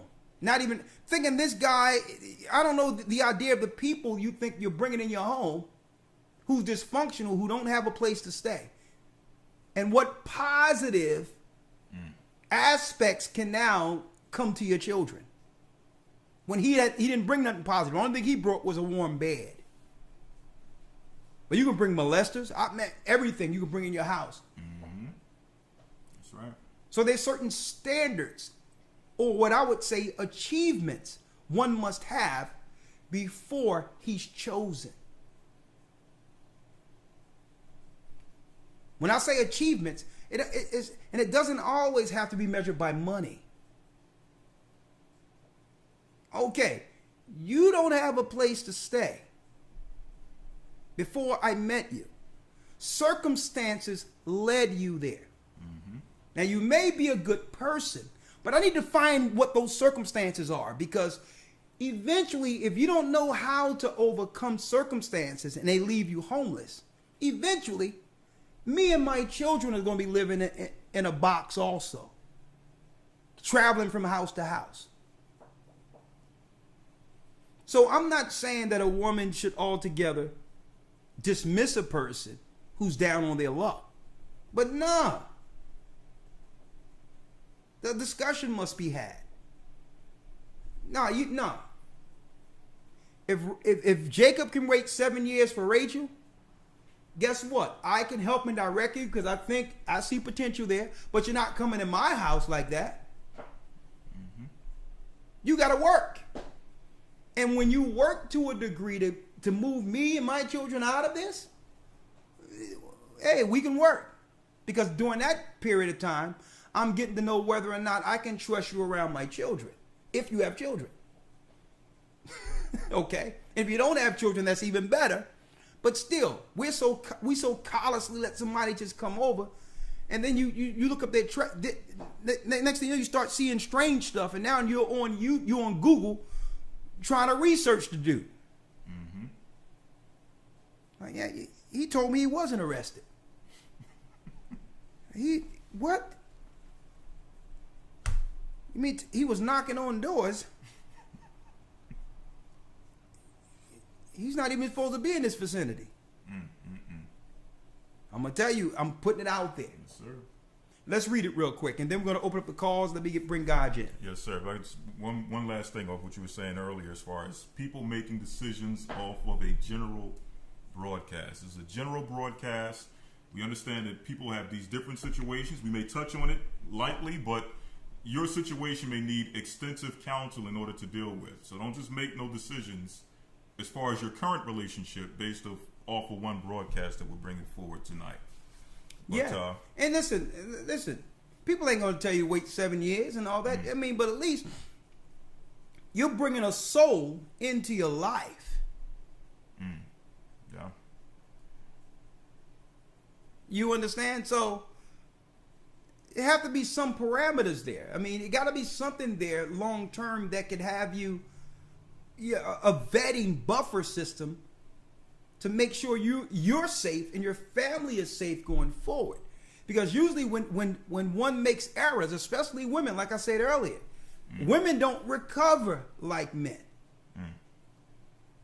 And what happens is it may take 15, 20 years for her to, and by that time you out the game. Making that one decision. And it's unfair. I know you look at it, it's not fair, but that's the way it is. There's two separate rules. A different rule for a man than it is for a woman. So no one wants to be alone. That's understandable. You were made to be a helpmeet. That's understandable. But wait upon the Most High and make your choices accordingly. Make sure you know long term what this person brings. First of all, according to his position with the Almighty, with God. You can't call me to convince someone to be what you want him to be. And I'm putting that out there too. Okay? That person have to have an individual desire to serve the Almighty. Okay? You can't call other people and hope that they can mold your man in God's image. It doesn't work that way. Okay? And not only that, the Bible tell you that in these days, especially at the end, a man shall be like pure gold. It's speaking of rare. So there's a rarity of men that the Most High is talking about, the clean, that has ambition, that's connected with him. Okay? But with these men come what? You got it. A responsibility. And with that responsibility, whoever they meet, guess what? That person going to have certain attributes that's comparable to or compatible with that man. Okay, that's how it must be. Again, I said it before, and I'm going to put it out there. Women want traditional men. But then you have to ask, sisters, am I a traditional woman? Right? That's a whole another show, but let's go. Yes, sir. This is Sirach 25, verse 22. Read. A woman, if she maintain her husband... A woman, if she maintaineth her husband, which she's doing everything, and that's what Willie Lynch created. That was his plan, to keep us in perpetual captivity.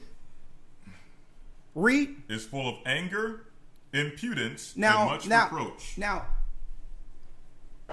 why is she maintaining this man? Because Willie Lynch said we must put the woman in position so that she can teach a role reversal. She'll teach the young lady to be independent as a go-getter, and that's who we'll communicate with going forward. And she'll train the young man to be passive in fear that the master may kill him.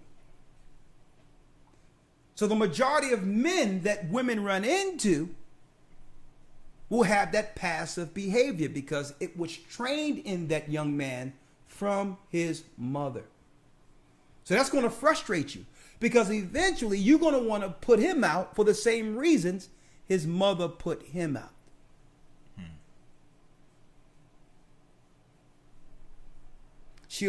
A lot of women in our community, you raise a young man to be passive, and then you look at you. You don't want to do anything. You ain't working. You raise him to be passive. Unless a phenomenon comes. And that's where the Bible comes in at. Where man look at himself and say, you know what? No more excuses. No more excuses. I'm going to serve the living God. I don't have much now, but I'm going to start with going into this Bible, following his law, not trying to tell everybody what they're doing. How can I apply the law to myself to better my life as a man of the Almighty? And then, boom, the light will come on and he'll open paths. How to deal with business, how to do that, how to actually deal with the family if the Most High bless you with one, how to deal with the wife if he introduced you to a woman, because now you've received the rules now. The curse has been broken. Are y'all following me? Read it again. Sirach 25, verse 22. A woman, if she maintain her husband, is full of anger, impudence, and much reproach. And much reproach. That means she become angry.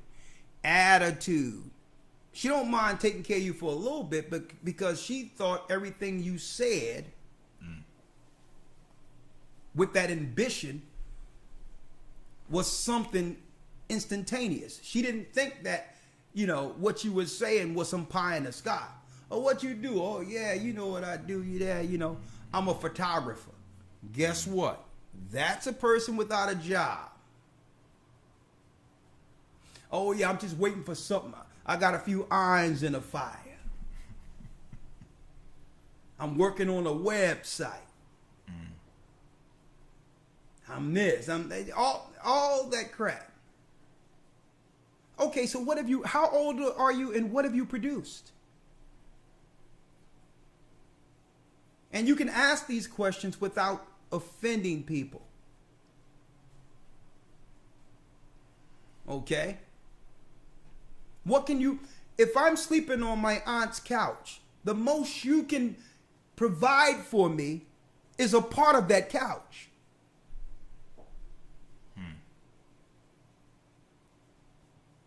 See? So if you maintain, it says if a woman maintaineth her husband, she's filled with anger.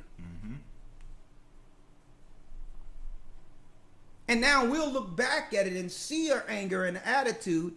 Right. And now everyone is just looking at her saying, here's the stereotypical black woman with an attitude. When she was holding the fort. She working her behind off, trying to keep his status right until he kicked in. But she's the one looked at it as the problem based on the stereotype that was placed on her, not getting any credit for upholding this man.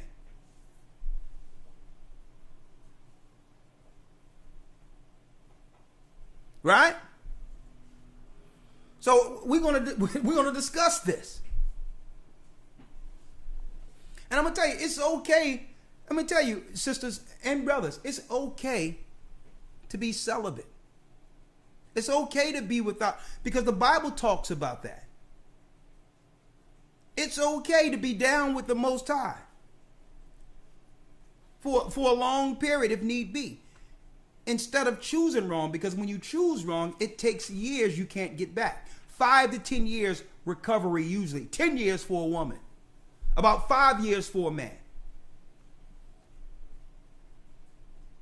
So it's okay to link in with the Most High and say, you know what, I'm down with you. And when you do find that person, and the Most High bless you with that person, you can tick the boxes. Certain requirements must be in place first. That leads to marriage. Okay, that's what it is. Ambition, the plans for the family, everything. The religion, how we're going to raise our children, what we believe according to God, because this is the God I serve. These are things discussed now. That's why in certain communities, Jewish people don't marry Catholics, because they're not going to confuse their children. No, we're going to go to this synagogue or we're going to this church. Because the only thing we're talking about is taking things down. And we can't take things down together serving two separate gods. We already have a circle. I was born into one. That's what Jewish people say. That's why when they get of age, they marry a Jewish woman, because they were born in a circle already. Of course, we want all the other things. You look nice, you have ambition and all that, all the outward things. We want that. But that thing with the Most High comes first. That's why Catholics, that's why Muslims marry Muslims. Because what we're not going to have is our children waking up and you're serving, mom is over there praying to Allah and you're praying to Jesus. That's a broke family right there. Like, what's going on here? So sometimes you have to pray. And guess what? It's not a change overnight. What we're discussing tonight, it's not a change overnight. We pray on it.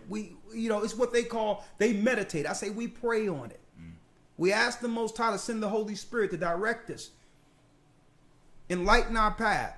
Open our eyes to this. First admitting where we are broken as men. How society has always battled against us to keep us still, understanding our power as lions. And understand the power of the lion is within all of you. See, you brothers, you have untapped power. But what are you willing to put down to what? To acquire its fullness. You have it already. It's in your genes. You are a child of Judah, Benjamin, Levi, Ephraim. You're royalty. It's in your genes. But what are you willing to sacrifice and fast from to achieve that power?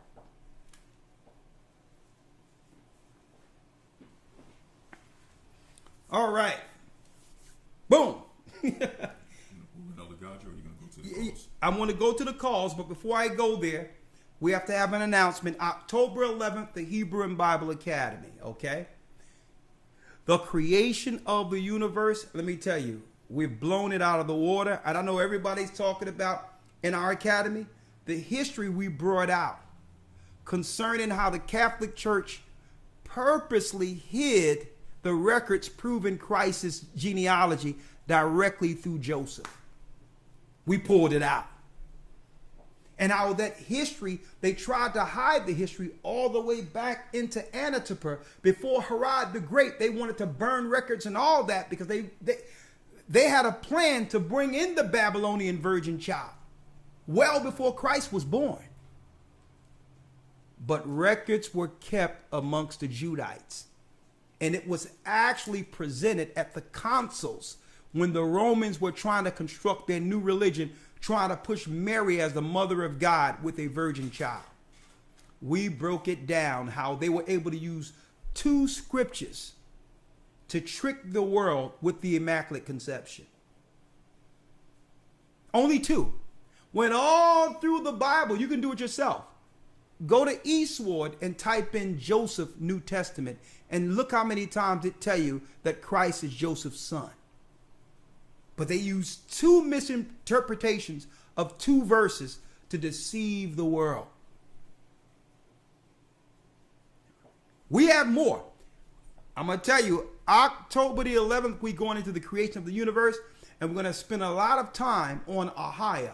Who is the God of all gods? Who is he? And what makes us so special to be chosen by him? Hebrew and Bible Academy, October 11th. You don't want to miss it. Go to historytimes.org. Another thing is I wanted to put it out there to give y'all some insight in advance. The last month of the academy be a nightmare, us trying to process so many people coming in at the last minute. So we did a little restructuring, okay? The academy now starting October the 11th, go to historytimes.org. It's 2 payments of $75, which means nothing changes. It's the same amount, $150 for 3 months, but we want to take that last month to brush up on the academy and get everything buttoned up while we transitioning into the new academy. So that last month, we don't have to worry about payments. We can worry about teaching the last month, making sure you have your certificates, making sure you have all the records and all that in order. We'll be buttoning things up, tying it up in the last month. So therefore, there will only be 2 payments. You don't have to worry about rushing the last month. You pay in 2 months, and the last month, you kick back and just get the information without having to rush and all that. So I wanted to put it out there. It's the same amount, $150 for 3 months, and we thank you all for your participation. And the brothers and sisters out there, I'll tell you, they swear by it, but they'll tell you, much information in a school setting. And guess what? You can't learn this in theologian school. You can't learn this anywhere in any Christian church, any mosque, any temple. I'm going to tell you. So go to historytimes.org, and the finances do help us towards progressing the work. We have a lot of work to do, and we thank all you brothers and sisters, especially for those who have been in multiple academies. I want to say a humble thank you. Now, before we bring Gaja in, hold tight, because we're going to bring in the phone calls. I'm going to call in. Matter of fact, let's bring Gaja in, and then, hey, let's do it. Okay, go ahead. 1 second, let me pull Gaja in.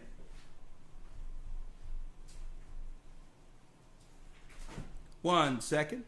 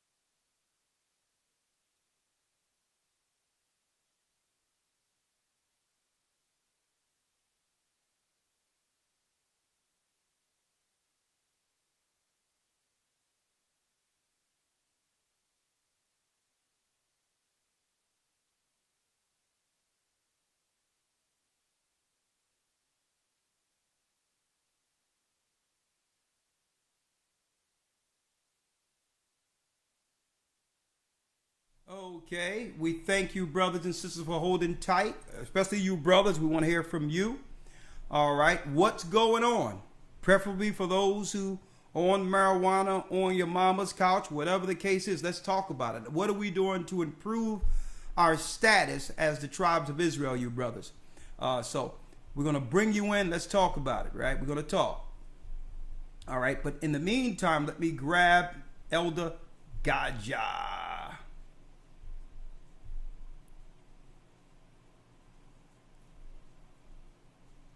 And if you're waiting on Blog Talk, do us a favor.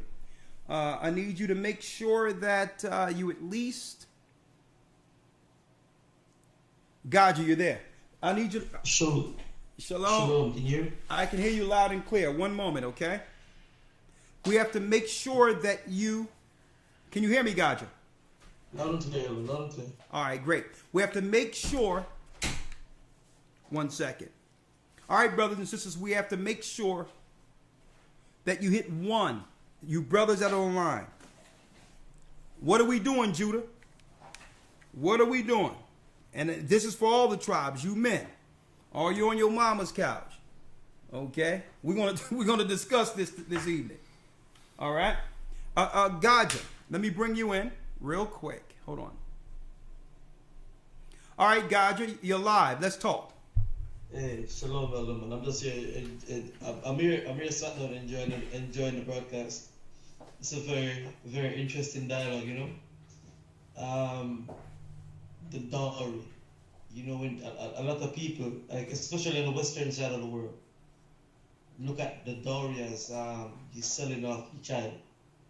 But, you know, spending time with people from Africa and spending time in the East, I have learned, you know, that the dowry is very significant. You get me? In terms of building family, because imagine a young man comes up to you and says, "Listen, you know, I'd like to take your daughter hand in marriage," and you say, "Okay, then I need $1 million American, you know, for my daughter, for everything," and the first reaction that he goes is, "Nah, that's too much." Mm-hmm. You with me? Immediately you know that this man isn't worthy for my daughter, because he has already placed a value on her. And that's what a lot of people don't understand about the dowry, is that the dowry isn't about the money. You with me? It's showing that one, that you're able to take care of the daughter, and her, she's priceless. When Laban said to Jacob, "Yo, listen, you have to work 7 years." Jacob never go, "Yo, nah, man, that's too much." Jacob worked, and even after the first 7, he worked another 7 to show that, yo, there was no value that he had placed on her. He would have worked a lifetime to have her if needs be, and that's a straight commitment that the dowry brings, and the Bible brings it in. You with me? It tells you there that you have to pay the dowry that the father asks. You know, so listening to this broadcast, man, it's real. You with me? We have our men have to be able to maintain, and our women have to come with that standard as well, to know that, yeah, you know, I am you know, the Most High gave us women as a help me. That means to build, to help to build. So you have to have a man that's ready to build, and a woman that's ready to help him build, to add to it, to that legacy. And you know, we've been destroyed, you know, in all ways, man. All psychologically, socially, mentally, we've been downtrodden and far removed. You know, Elder Lawyer, when you asked the question earlier about when will people look and see, but you know, it really will take a total collapse or imploding of the whole status quo and the whole structure of everything for us to then rebuild, you know, on what's left. But you know, like I said, very powerful broadcast this evening. You with me? It's needed. It's timely. We look at all of this craziness going on right now. you know, this, it's changed. It's changing. Babylon is falling. It's falling. It's falling. You with me? It's like every day is something. Every day is something new.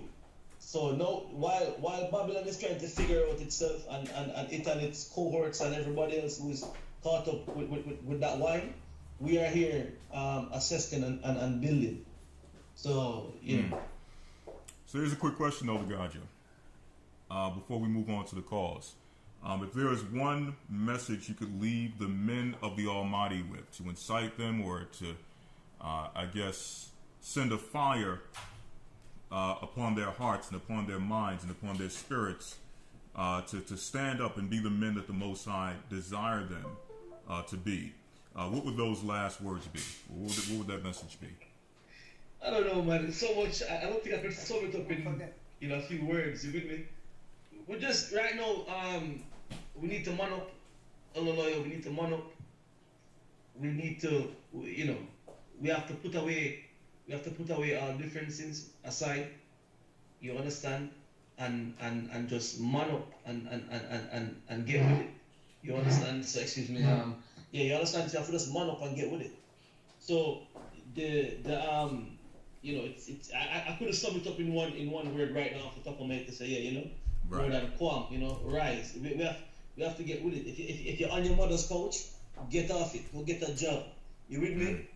Go do something. Use your hands. Right. You understand? Get out there.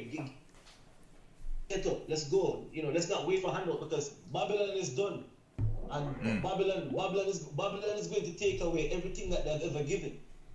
You with me? Everything that Babylon is giving is Babylon is going to take it away. So we are going to have to be able to self-sustain. When you go into the book of Acts, when Claudius expelled the Jews out of Rome, the Jews started to make tents. Paul started to make tents for them to live in. You with me? We have to get skills. We have to get ourselves educated. I'm not talking about going to universities and getting degrees in it. I'm talking about real life skills. You with me? Be able to survive, be able to make medicine, be able to, we need midwives. We need every ingredient and component that it takes to build a nation. You with me? So our men out there right now, learn something. Get something under your belt. Get something that is tangible, that you can move with, that you can use. You with me? When the children of Israel coming out of Egypt and the first Exodus, they had skills amongst them that they used to survive in the wilderness. For 40 years. We're gonna need them same skills right now. We're gonna need them same ambition right now.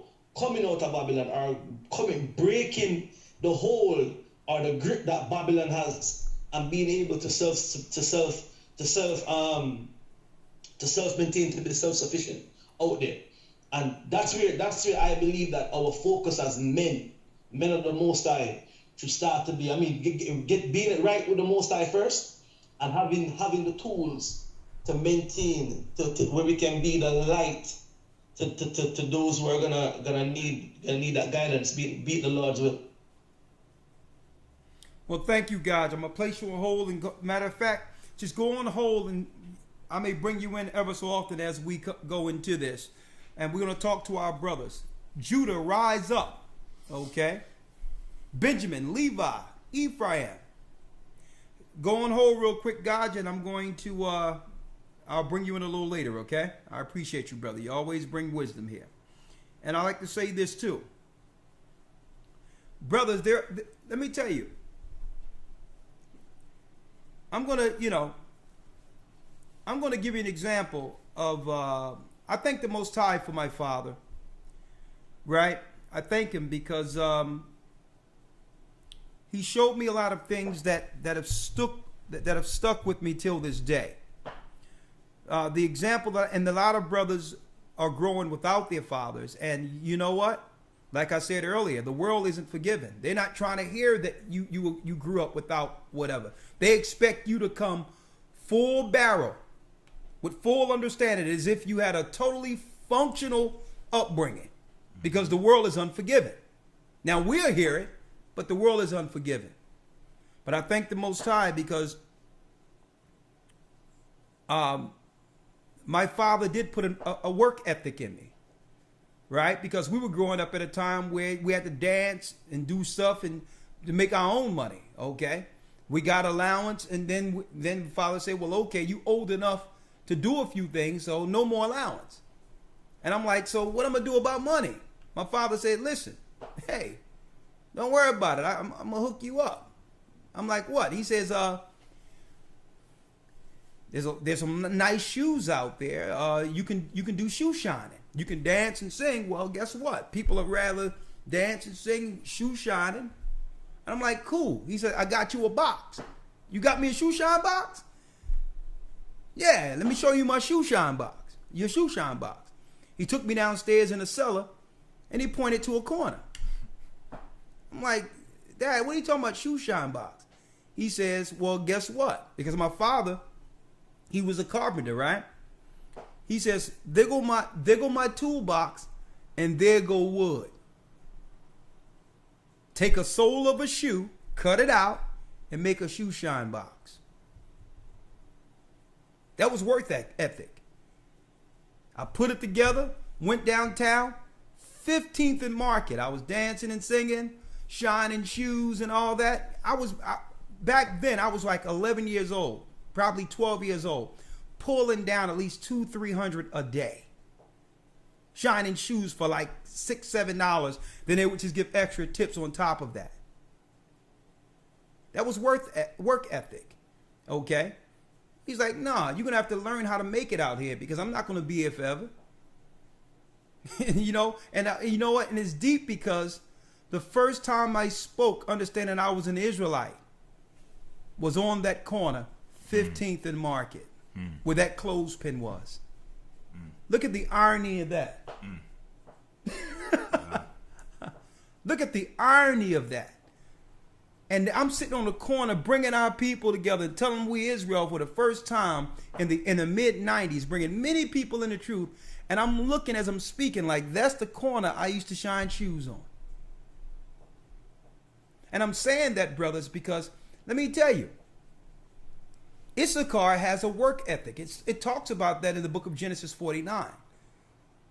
That he would be a tribute to hire. But let me tell you, Issachar, he's not doing anything uncommon or common to man. It's nothing for one of you brothers to go get you some lawnmowers, some rakes and all that, and get yourself a truck. And you have a business right now going into the suburbs or any other place cutting lawns. Find out how much everyone else is charging and go there with your card and undercut it. And guess what? The lawn will look the same. It doesn't matter what tractor or lawnmower is being used. You have instant business right now by just getting yourself a lawnmower for $1,100 and a truck. Go online, get yourself an EIN number, you're in business. Because when those trucks come out to do things and cut grass, no one asks where these people live and where they're coming from. Mm-hmm. All they care is their grass is cut. Mm-hmm. And let me tell you, that's one of many things. And guess what? You know why we're giving this work ethic out? It's because the things you do here and the work ethic is what's going to be needed, Judah, Benjamin, and Levi, on the outside of here. If you're used to doing nothing here, you're definitely not going to be useful when this thing is done. So begin to get some work ethic, because socialism is about to be imploded. Handouts are about to be gone, and now the world is going to find out what we're really made of. Sink or swim. Let's go down the line. 434 area code. I'm just giving you, that's just one thing. A lot of sisters, you know how to burn. You know how to cook. Boom. Right now, the majority of restaurants are what? Curbside or takeout. There's nothing for you to make yourself a menu. Go online, make yourself a menu showing your food, and have your sons and daughters in the car delivering food wherever someone ordered it from. Get yourself an app, and guess what? Your food will just fly off the table. Literally. Right from that. You don't know that it's coming from your house. They don't know that. And I'm just giving some advice. We used to have growing up when people falling on hard times. We would have a dinner party for people where what? One house is cooking dinners and they're raising money for someone that fell on hard times on the block. Some of the best food. Well, you can have what? Your own dinners. Make sure everything is clean, up to code. Get yourself an EIN business number. And guess what? Boom. You're selling food right out of your house. You have a business. Doing something that you love every day. I'm just putting it out there. It's work ethic. All right, let's do it. All right, brothers. We want to hear from you now. 434 area code, Men of the Almighty, stand up. Then 317. We're only fielding calls by men right now, please. Shalom. Hello, this is Brandon from Virginia. Brandon from Virginia. How old are you, Brandon? Hello, this is Brandon from Virginia. 37. All right, talk to us, Brandon. I just know I'm supposed to be talking to you right now because I've been trying to get on through this on Blog Talk for like 2 years now, and I've never been able to get through. But God really been dealing with me this week. And yesterday when I was at work, I was letting one of your videos play in my ear, and it was the one you talking about how the men got to get off their mama's breast, and they in the bushes looking to see what club the girl going into and all this other stuff. And it's like the whole video you was talking to me, and today the whole video was talking to me. So I know it's not a coincidence that not only am I getting through, but I'm the first caller today. And So, I just want to thank God for that, first of all. Hold up, brother. Was I talking to you or through this message? Did it seem like I was talking? I feel like the Most High was talking to me through you. Brother, listen to me. Listen to me. I'm going to let you talk. I'm going to open it up. Do you feel I was talking to you? Or do you feel that I'm talking about you? Do you feel what I'm saying relates to where you've been and your life right now? Yes, sir. Okay. Talking to me. Okay, so in what facets? Basically, like everything you were saying, you was just like pulling all my cards, and it made me sit back and evaluate. And a whole lot of times you don't realize how far off you are until somebody, I ain't gonna say tell you about yourself, but you analyze things from outside looking in instead of being in the mess. Hey, you know brother, what I need you to do is specifically tell me what I said that resonate with your life. What did I say that's going on with your life?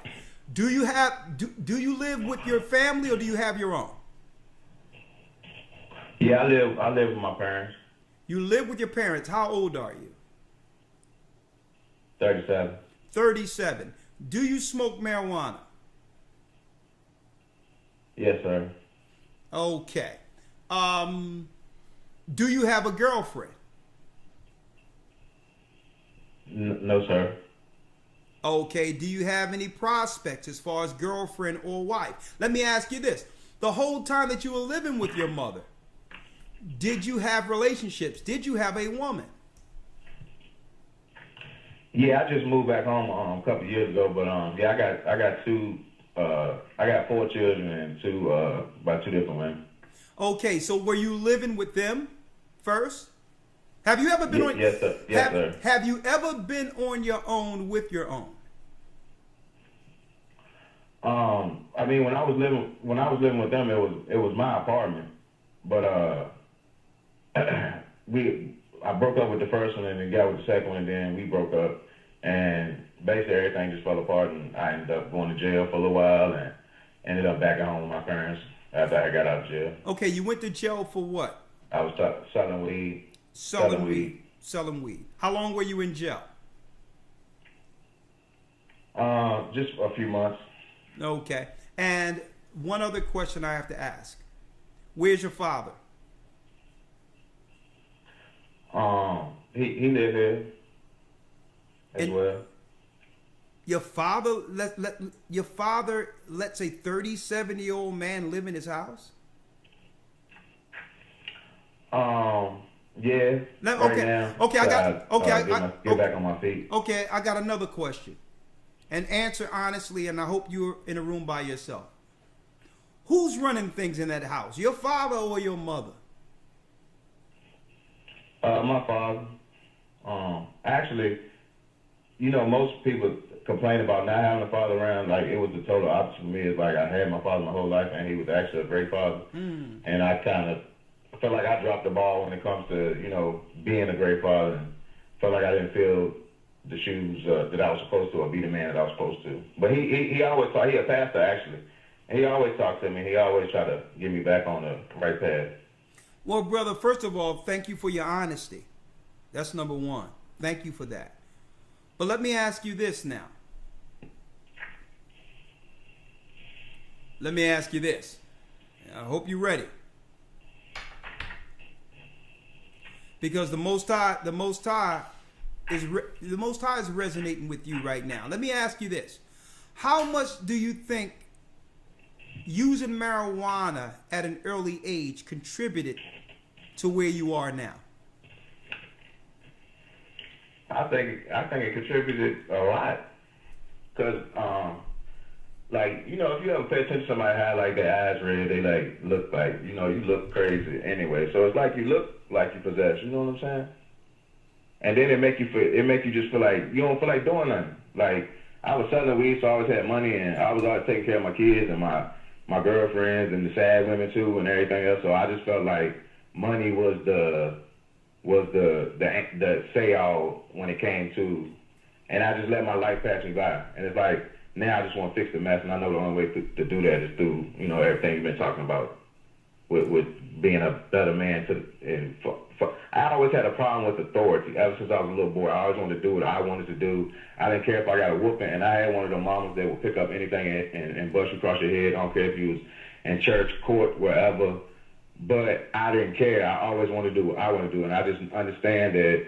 To the question you asked, what to improve as a man, I felt like I just know I need to submit to the authority of, you know, my creator. And that's the only way to fix this mess that I've created with these kids. And, you know, my oldest is 18. Well, she's about to be 18 in the next week. So, and my youngest is 4. And I just feel like I need to take the time that I got left, however much that is, to try to fix all this mess, basically. I really just want to be a better father. Well, brother, it's no better time than now. And on top of that, hey, let me ask you this. Because you know you can't do it by yourself. You can't do it alone. Yeah. Okay? And I know it seems that I know it seems that the deck is stacked against you, and you dug yourself such a great hole that it's almost impossible to dig through it. But I'm gonna tell you right now, the Most High can bring a light and set a path almost immediately to get you through this if you're willing to serve him by first putting everything down. Everything. In a contrite spirit, and fast to the Most High, even if it's 3 days, fast to him, no food and water, to break the curse of this marijuana and substance off of you. Okay? Do a fast and say, listen. Yeah. Say, listen, I'm willing to separate everything and cut my flesh for 2-3 days and come back. And listen, when I come back, I'm going to nourish my body with all that's good for my soul, my spirit, my body going forward, starting with a clean spirit. You can fast to the Most High, cleanse yourself. When your 3 days is over, take yourself just a little solid and something else and pray a little more. And then listen, get with the congregation and get baptized. Because the temptation is going to come in. Initially, when you're baptized, all of the temptation hits you all at once. Right after Christ's baptism, he was tempted at the mount. And the same thing happens when you're baptized. Satan know that he have lost one. And he opened doors to your desires to get you back right after baptism. So you can't do it by yourself. Even if you're baptized, you have to have a support group, the church, to lean on. So we're willing to. Can you obtain the Holy Spirit, sir, without being baptized? Why are you asking me? Why would you want to obtain it any other way? Oh no, I'm not saying any other way. Well, all I'm saying is when I was locked up, I remember I had gotten into it with the Aryans in my pod, and they had jumped me. But I remember I fasted for 3 days while I was in there with no food and water, and it was just that experience. It made me feel like I experienced the Holy Spirit.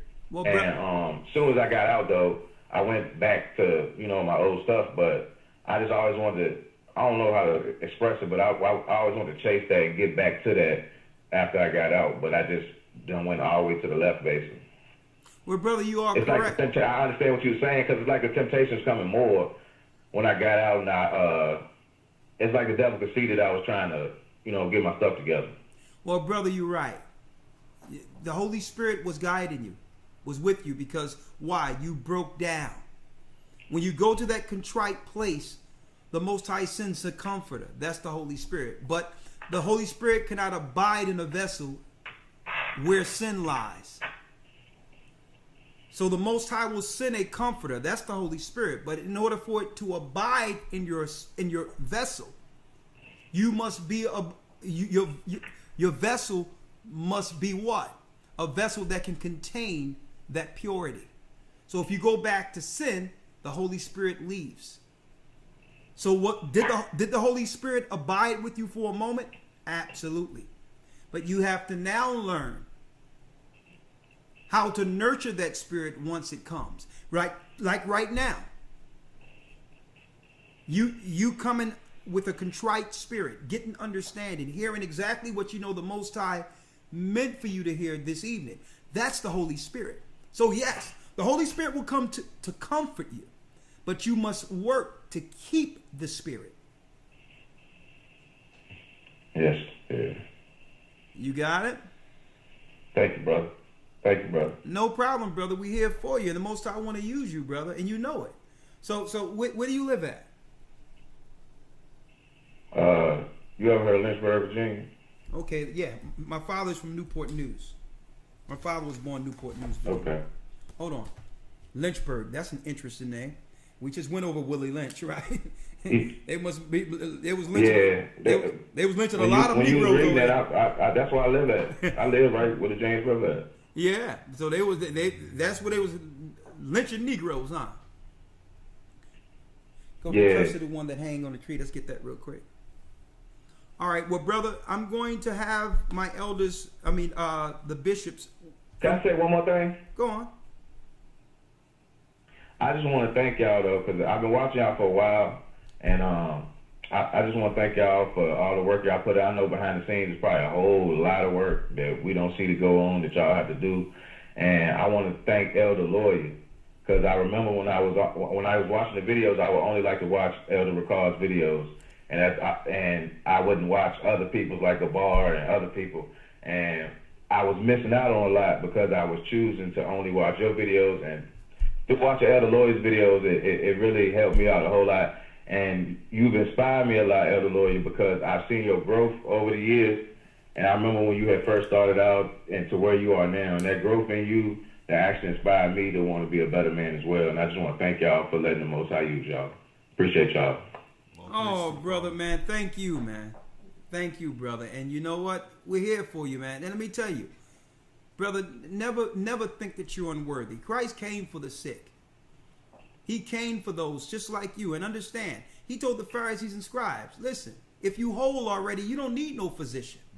Mm-hmm. Christ will use someone like you, brother, to move mountains. People who think they got it together already. And I know that, and I need to stop running. Hey, brother, listen. If I were you, guess what? I would flush anything left of marijuana or any trace of drugs down the toilet. If I was you, I would get in the bathtub and wash myself and make myself clean. Wash my hair. You know what I mean? Even if you had to do the vow of Nazarite and shave your head and say, listen, I don't even want the smell in my pores. Let me grow some new hair. And say, listen, use me. Ask the Most High to use you, brother. Whatever that vice is, believe me. Thank But brother, listen. We'll Thank see. y'all. We'll see Zion together, brother. But you have to overcome yourself. There's a demon there. Just slay it. You can do it, brother. And guess what?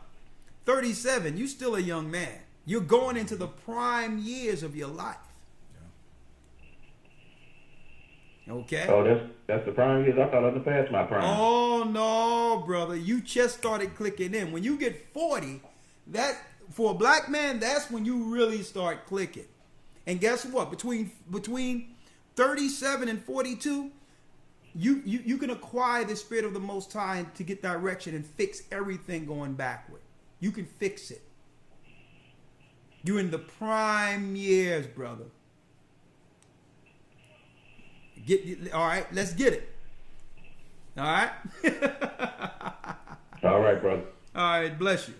I'm like, what are you talking about? Talking about he thought it was too late. Are you kidding me? 37? Lord, give me 37 again. Still time to reinvent. Woo! 317. You know what? That's another thing. I thank the Almighty for these opportunities. Because, even when people come, you go to haters and scoffers and all that. And that's how you know it's nothing but the devil. Is that all the people who are trying to claim that something is wrong with the ministry, they'll never put things like this on to see how many lives righteously by the Most High was changed through this ministry. You'll very rarely hear, because you hear about Israelites talking about the white man and Cesar Borgia, the white man is and the white man, but you very rarely hear life building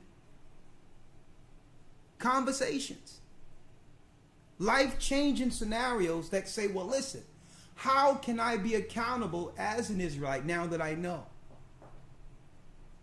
And not have this be a thing where it's about the white man or any other nation. Did not the Most High give us the law to conquer ourselves? And through that, to be able to conquer the world? But guess what? We don't hear people talking about that. But it's okay. They said worse against our leader, Yeshaya. Down the line, 317. 317 area. Shalom, elders. Shalom, name and location. Shalom. My name is Corey, and I'm calling you from Indianapolis, Indiana. All right, talk to us, Corey. Floor is yours. Well, I've been watching you guys just like everybody else for, probably about 10 to 12 years now. And one thing I want to encourage you guys about, is your consistency. There's a lot of camps that people who are in my situation on the fence watching, and they've been coming and going. And one thing I can honestly say that you guys have really allowed the Holy Spirit to use you. And before I committed, I wanted to watch and then go back and research. And you guys are the real deal, man. You guys are the real deal. And one thing I have noticed is that this 317 area code, man, we are starving, man, for a congregation here. I've traveled probably twice already to the nearest congregation, man, and it's been in Ohio.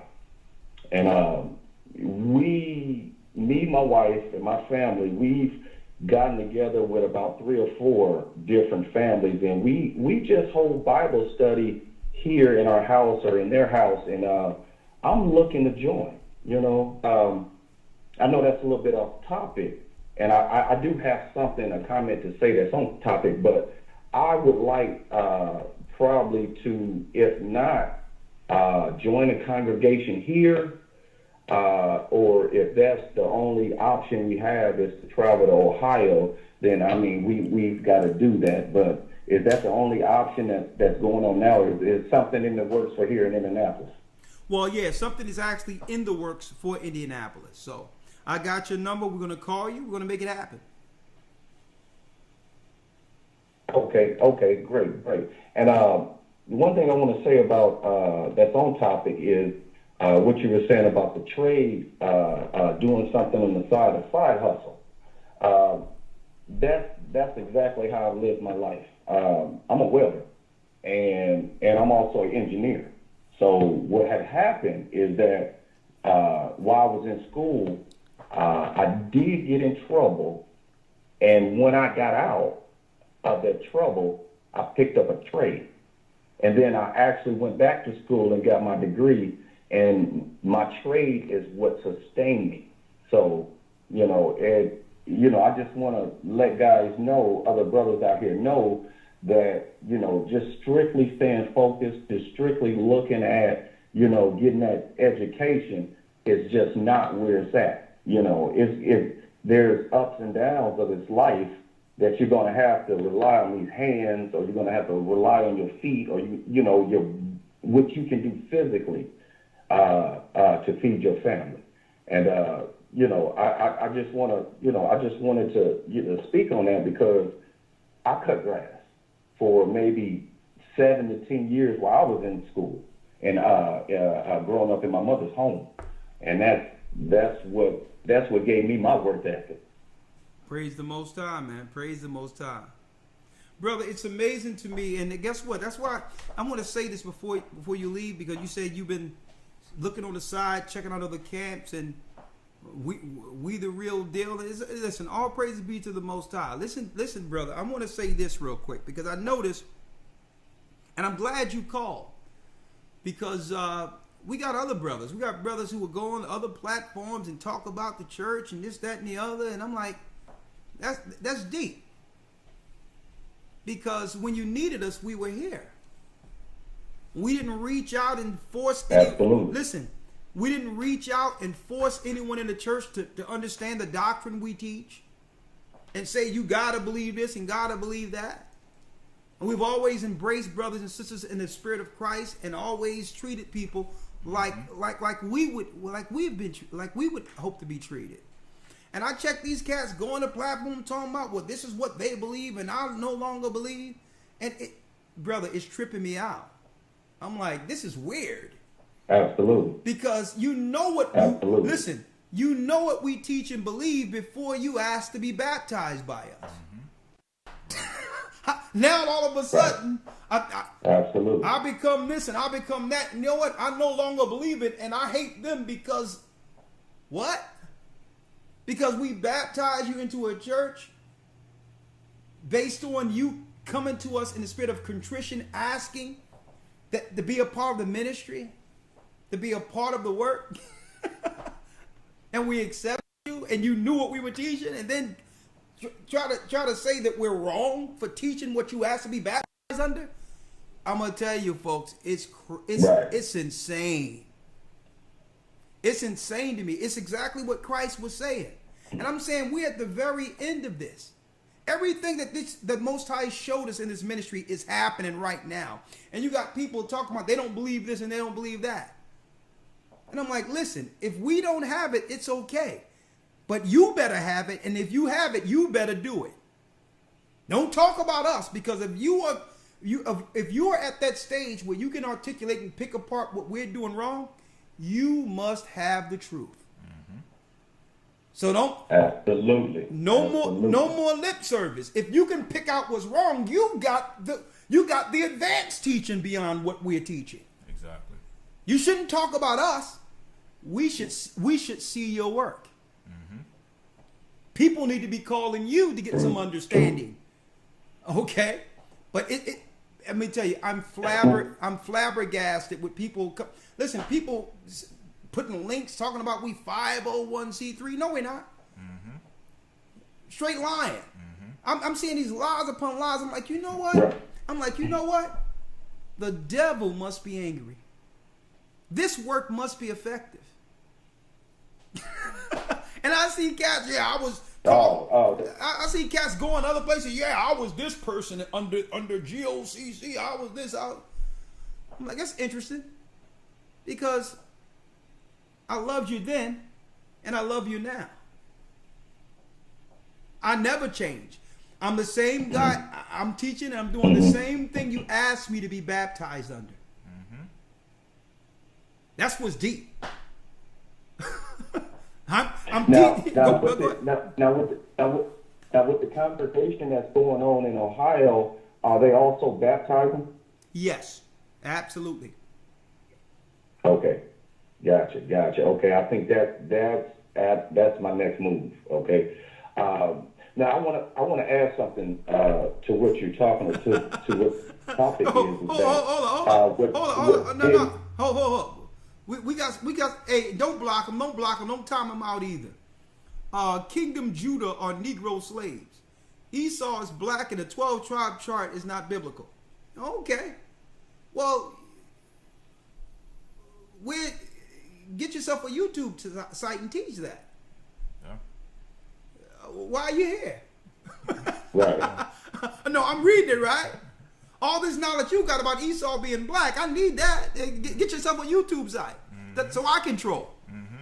Yeah, because you're on the site, you're watching a video of someone who don't believe that Esau is black and do believe in the 12 tribe chart. So, you know what, lawyer? You know what? Esau is black and the 12 tribes is not biblical. Man, you're out. Shut the camera off, and shut the camera off. It's over. Well, let's break down. Whoever he is, Kingdom of Judah are Negro slaves has dropped the bomb. It's over. Let's pack up. Gather Christ Church. The padlocks on the door. Shalom. Yeah, you can have it. You can have the building. You can have it all. Yeah, the Negro slaves got a church for you. Hey, Shalom, can you hear me? Yeah. All right, brother. Let me put you on hold. Hey, Elder. I'm gonna place you on hold, brother. Elder. Yeah. No. I'm playing you. I'm gonna call you. Corey, I'm gonna call you. Let me get to the next call, all right? I'm gonna call you. Hey, Elder, you can hear me? Okay, brother. Yeah. I mean, listen. It's to the point where now, guess what, you scoffers? You're gonna become talking points in entertainment going forward. All right. That's how we dealing with that. Because it's deep that you have to come to our platform where the Most High is using us to change lives and help our people out of this rut. You right? So from now on, we want them to put it in there so that we can actually show you the demographic. That's the thorns and thistles. That's the crabs in the buckets lawyer was talking about. Okay? Now this guy probably is upset because he's probably on his mama's couch. He's offended. But we will leave that there. But come on, come on, Elder Gadget. Come on, Elder Gadget. Yeah, you can hear me? Loud and clear. Come on. Oh man, you know what you just said just before. My thing is this is we have gotten to the point right now where for you to be relevant, you're relevant because you know us or you've been a part of us or around us. That's what creates your relevancy right now.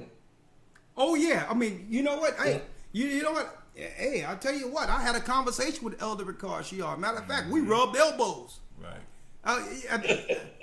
You know what? Hey, you know what? He like garlic powder and hot pepper seeds on his pizza. And I mean, let me call up a Jesuit, a no good Christian, and get on his platform and let him know that I actually met Elder Ricard Shiar. Matter of fact, I know what breath mints he uses. I mean, this is what it is, though. This is what makes these guys relevant. It's who they and it's deep because the Bible says heresy shall come. You can have people around you and not realize what they're thinking the whole time. It's almost scary that people can get close to you and hate your guts. the whole time without even telling you.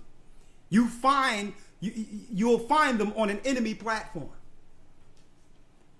They won't even make videos or do the work that they were doing in good earnest, teaching the correct doctrine they think they should teach, and just go out and just win souls for Christ. But I tell you what, Elder. Let me drop a quick comment on that, right? yeah, I've experienced it firsthand with a few people like that, and sometimes, and this is just a personal testimony of growth, yeah, right? I've experienced it. I've been hurt by it, but I tell you what, man, I'm not gonna let because of them stop me from treating my brothers in Christ as a brother in Christ. You with me? Yeah. I'm gonna keep doing it. Most I will it until the wheels fall off. You get me? Because Yeah. these guys come around and this is the whole point. The whole point right now is for you to start looking at people sideways. It's for you not to have trust with brethren. Oh no, God, you're not me. I'm not going to judge a brother or sister adversely because of a heretic. I would never. Everyone has the same opportunity to show themselves as Christ or Judas. So listen. I will never treat a brother or sister a certain particular type of way because of what someone might do. Because they show forth. They don't even show their shame. They only show their shame when they do things like that. So it's all good. I mean, I would rather, at least they're getting on the video showing us who they are. You know, Judas did it with a kiss.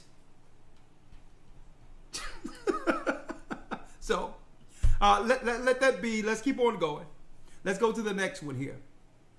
And it's deep because, you know what's weird to me? When people go to another platform talking about I was ex-GOCC and all this other stuff, when they never came to us about anything. Didn't say anything, didn't call me, didn't say anything was wrong. So, hey, I thank the Most High for enemy platforms. If it showed forth who was those amongst us that we trusted and loved and cared for. Because I would have never thought anything like that. But hey, the Most High, thank the Most High for heresies. That's how the church is approved. All right, Gotcha. I still have you there. Anytime, let's go to the next call. Let's what's that? 404. Did I bring that in already? I don't think so. 404, then 510. Come on, let's tell the truth now.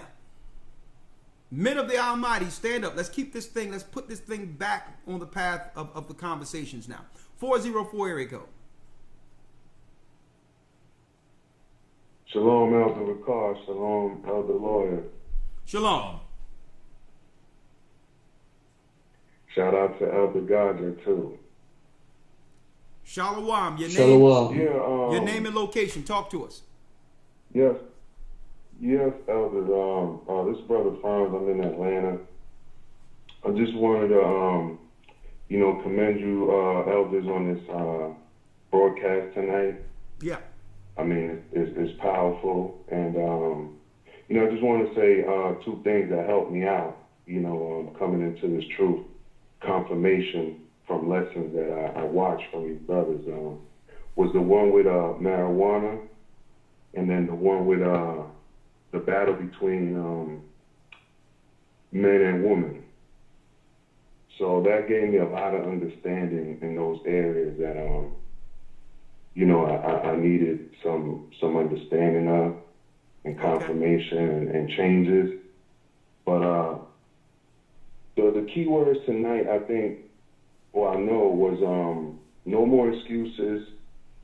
And like Elder God just said, time to man up and hold ourselves accountable to be leaders as men. A lot of sisters, I've seen things on TV. I only watch TV when I'm out at hotels on the job. And there's a lot of harlotry going on. And,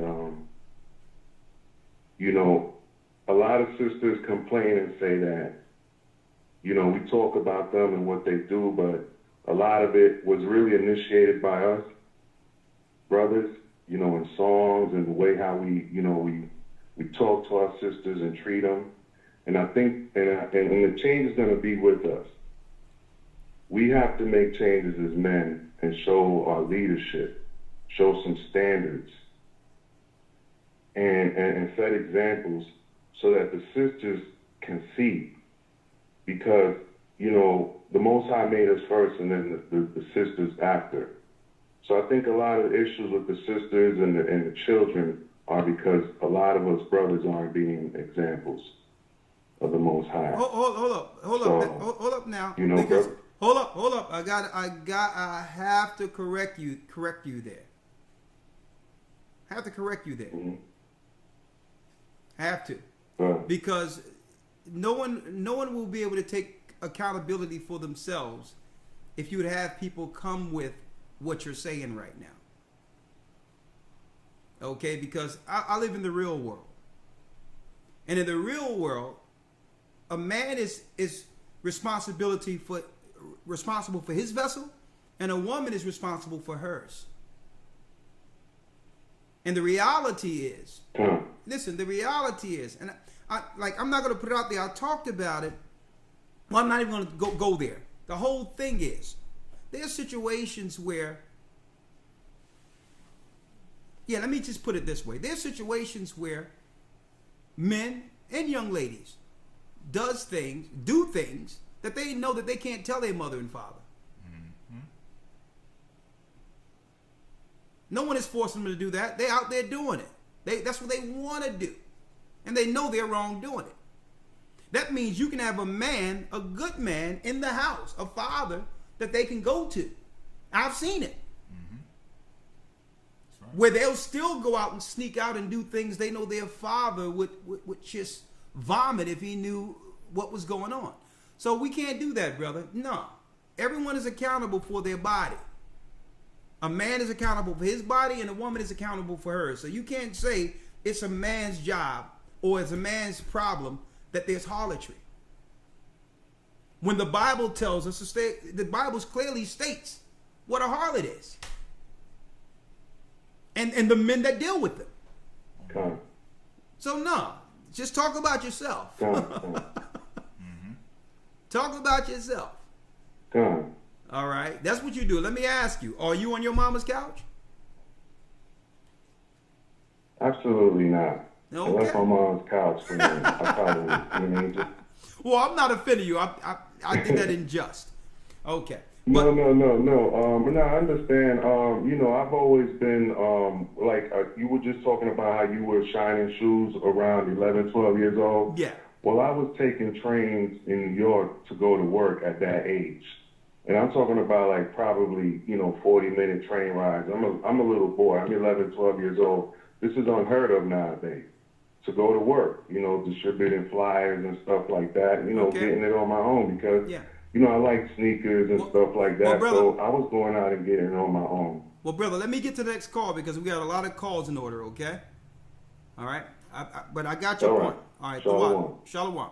Another thing, someone says, is GOCC, are we still Christians? Let me make it clear. Acts 11:26, that the Christians, that the Jews were called, the disciples, who we follow, were called Christians first in Antioch. There you go.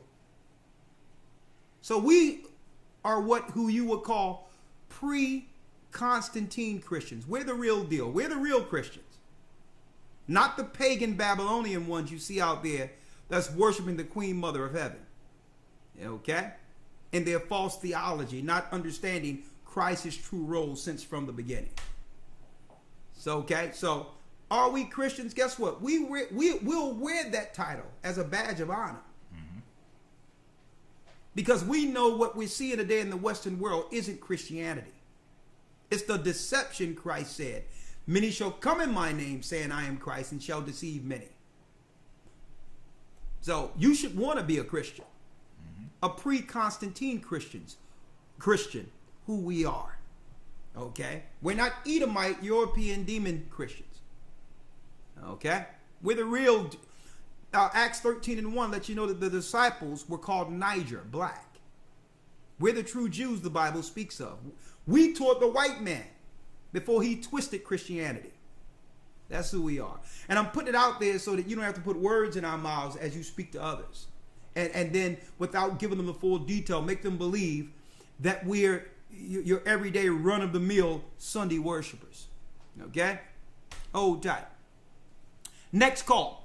510 area code.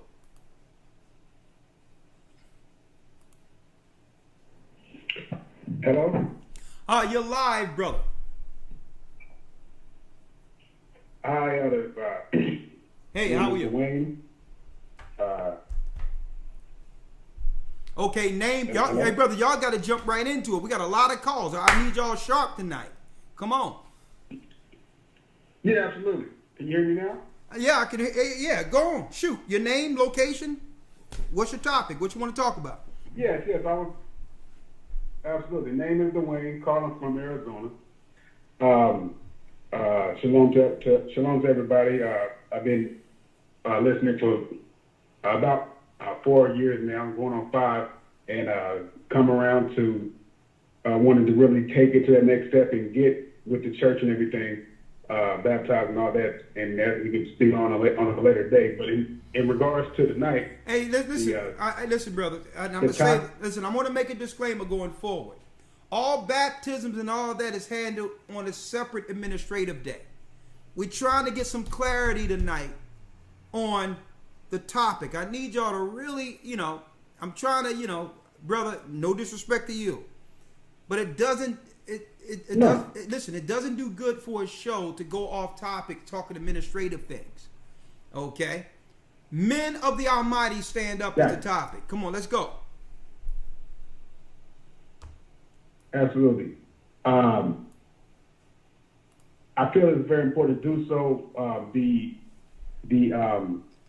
The broadcast you had a couple weeks ago when you spoke about, they got everybody up in arms about grown people not being single and it should be head of families.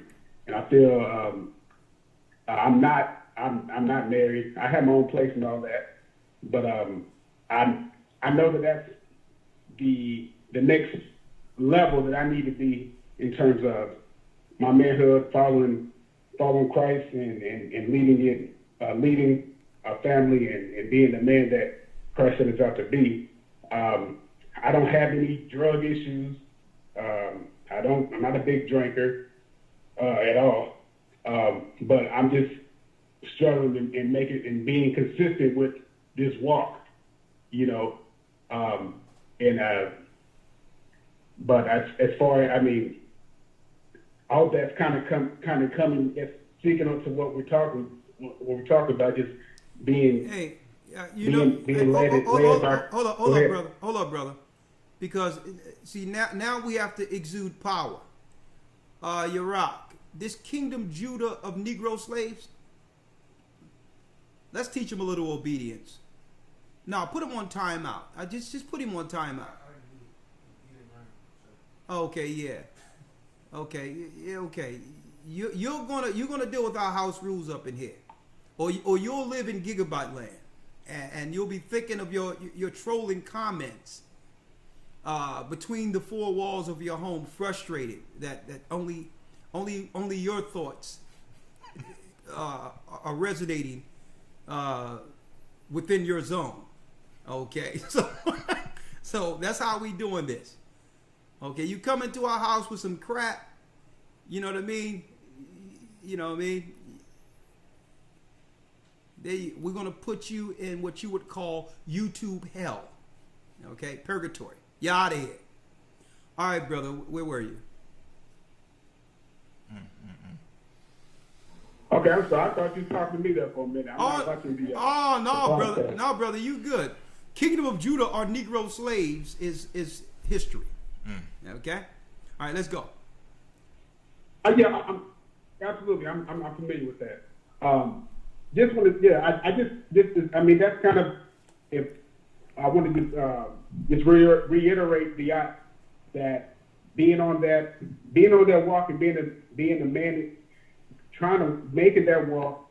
Let me ask you, dedicating hey, myself, brother. It as seems, difficult as it is. hey, brother, it seems like you got something in your head you don't want to that you can't get out. So let's go straight to it. All right. How old are you? 32. Well, I'll be 32 Saturday. 32. Do you have any children? No, sir. Okay.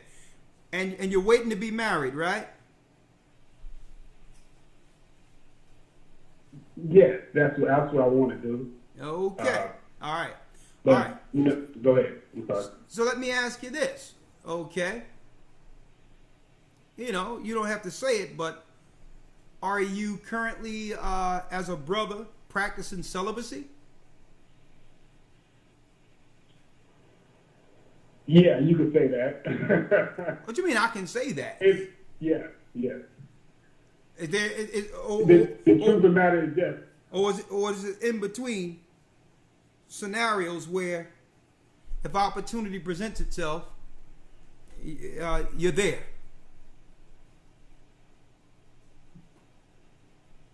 I'm celibate because I'm not with someone, but it's not because like, oh, I'm trying. It's not like you know, it's I'm not with. I'm not. I feel like this. It's difficult enough. I mean, I handle myself, taking myself, everything. It's difficult enough to be in a relationship, to you know, handle yourself out in this world. And I just want to be, when I make sure that I'm ready to choose my wife, that of course we're both of the same mind frame as far as following Christ, and also be in a position to right. take care of a family like that. Okay. You Here, know? okay. So and here, and I don't.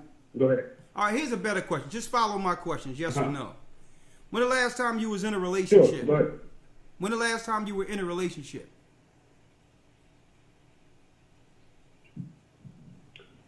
A true relationship, man, it's. Is there any it's been other a while, kind? but I had something. Go ahead.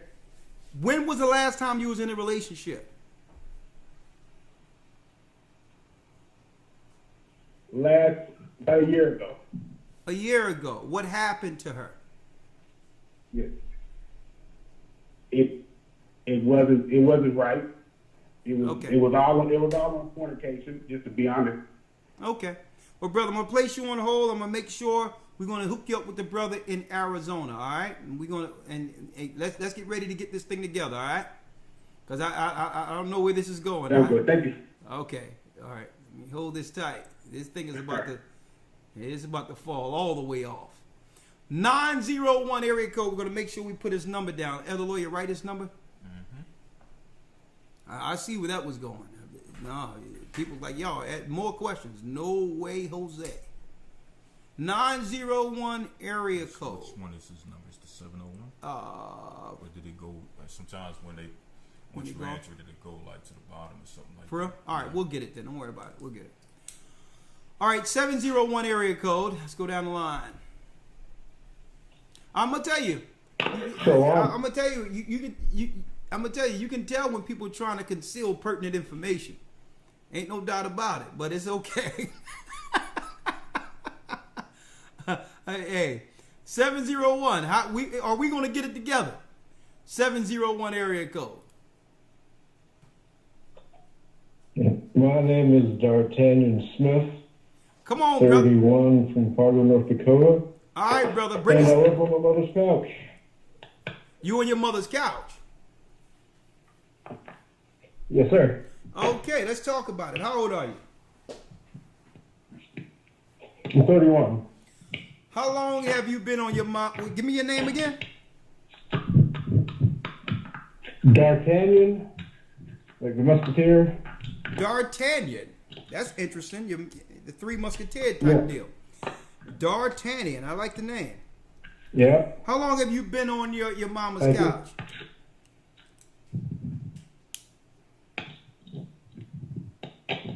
This roundabout about 3 months. What happened? But before then, several years. Do you smoke marijuana? Well, I smoke marijuana. Yeah. I smoke tobacco as well. When the last time? Yeah. When the last time you had some marijuana? Are you high now? I'm lighting up right now. You lighting up right now? Yes, sir. Okay. What you have for us? Come on, D'Artagnan. Come on, the floor is yours.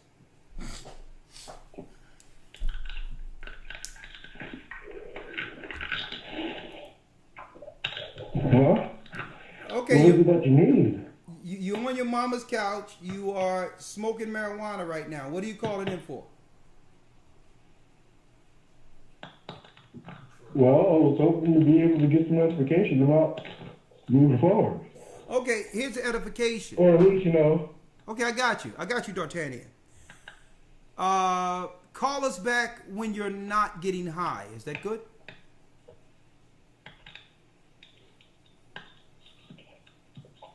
Not really. See, I'm gonna tell you. I mean, this is what the sisters be telling us, elders. This is what we got. This is what we have to choose from. Like sisters be like, well, what am I supposed to do? Listen, wait on the Lord. Help me supposed to. What am I gonna do? There you go. Man, you see why sometimes you hear that statement. You know, it sounds crazy, but you hear that statement, I'm married to Jesus. As foolish as it is, man. This is what we got to work with. Man. And, you know, it's like, yeah, I'm lighting up right now. And sisters make... They're proud about it, too. Yeah. Then he made sure he blew. He wanted me to smell it through YouTube. I mean, through Blog Talk. He took a puff and blew through it. And it's like, you know, and then this is why I come back to sisters. I'm like, okay, I'm having problems, blah, blah, blah, blah, blah. I'm like, sis, that's what you chose. That's right. That's right. Church is not a scenario that's supposed to fix bad choices. That ain't what church is for. That's what I'm saying. Right now, this guy's on Instagram trying to get in someone's DMs. With his best picture in front of his mama's car. Okay? I'm saying, sisters, they letting you know what's out. That's why we brought these scriptures. So that you can be like, well, listen, let's tick the boxes. Let me meet your mama. Let me meet your father. Let me find out, let me go into why a guy your age is single and that no other woman actually wants you. Okay? Let me get some conversations of people who have actually dealt with you, you know, figure out what you about, because obviously, you know, you are available for some reason, being that a man is rare. If you got a guy running around and ain't no one checking for him on a mama's couch, and you think you're gonna turn that into a what? Abraham. Yeah. That ain't Abraham on the couch. Okay? And then you'll be on a phone call with us after the love then got stale. You're calling us, Elder, I need you to talk. He just ain't right. I'm like, I'm being straight with y'all. This is stuff we have to deal with. I mean, and I'm gonna tell you the truth. I know what he's doing right now, and I grew up around guys like this. He waited in line on Blog Talk for that moment because this is part of his entertainment. Yep. Right now, he's staring at the wall, laughing his eyes out, crying. He's so happy with that moment. And not only that, I'm going to tell you right now, he taped that too. He probably recorded that because he's going to play that over and over again as he break open that Black and Mild and just make himself some real big, thick cigars. And all night, Elder Ricard Shiar spoke to me, and he's gonna be seeing my faces with Mitris and everything around him. 3, 4 in the morning. It's happening. Let's go to the next call. 575 area code. Boy, this is digressing. How long we have? Wow. Man, let me tell you. And guess what? The military's at the door. already they set up checkpoints in New York and where all the major bridges are. Didn't tell anybody. I know about that. I'm be going into that this weekend. They say they're setting up checkpoints for the military just because, you know, just to check who's coming in from the other states and all that. But we know what they're putting in permanently. And while we're doing this, is this the guy that's supposed to lead our people through this trouble? Let me tell you, 90%, brothers and sisters, 90%. This is who's gonna get rolled over. I'm gonna tell you, and let me tell you, there's a lot, especially those foreign troops. You got a lot of I'm gonna leave it where it's at. That's right. Because some of them are from the letter club. That's right. So they be looking for a nice high man. That's all I'm gonna have their way, and I'm gonna tell you what's going they don't on. Discriminate, in other words. Straight from the mountains. Yeah, I'm gonna tell you right now, it ain't gonna be pretty. It's gonna be they coming with jailhouse rules on these people who just high and all that. That's right. We're gonna stick on it. We're gonna let you know. 702. Someone has a comment on marijuana. Is this Balas? Shalom, Elder. How y'all doing? Hey, how you doing, brother? Shalom.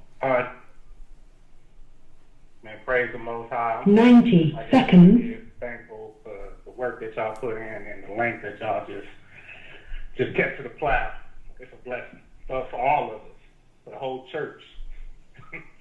So, but I would like to make a quick 2 comments, and the first one would be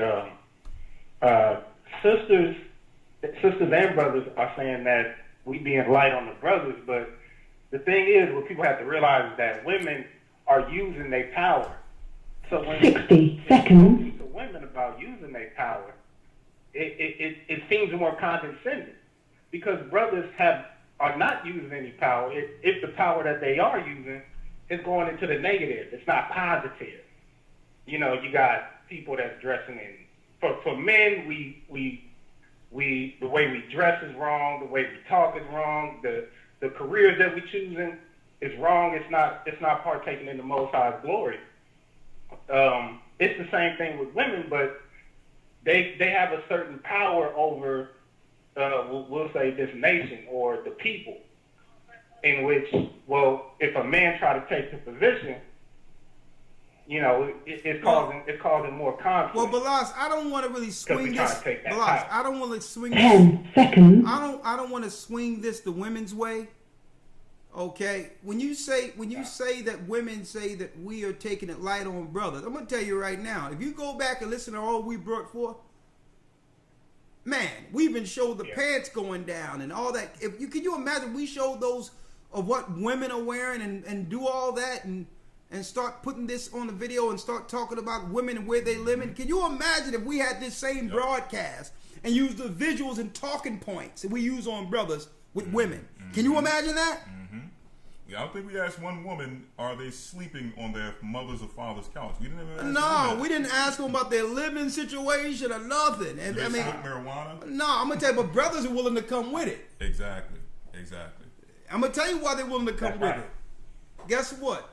We're used to it. We're used to just being. We're used to it. We become desensitized to it. So, sisters, y'all don't even know how deep this is, because if I was to make this same show and show the same visuals and use the same talking points, let me tell you, we would have an insurrection in the churches. So I just want to put that out there. So, no. But let's not talk about the sisters. All right? Gotcha. Yeah. Gotcha. But you said you had a point on marijuana. Let's get that so that we can get to the rest of the calls. Okay, one more, which is on the marijuana tip, is that a lot of brothers, a lot of sisters use the marijuana to say, well, it keeps me calm. My suggestion is, or it keeps their brain on a certain level.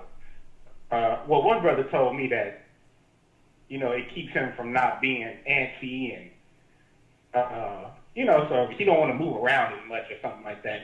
And I just encourage brothers and sisters to put it down because the Most High really trying to speak to you and really get you amped up to go against this. Oh, go ahead. Hold on, I'm still on the brother said he needed because he be moving around.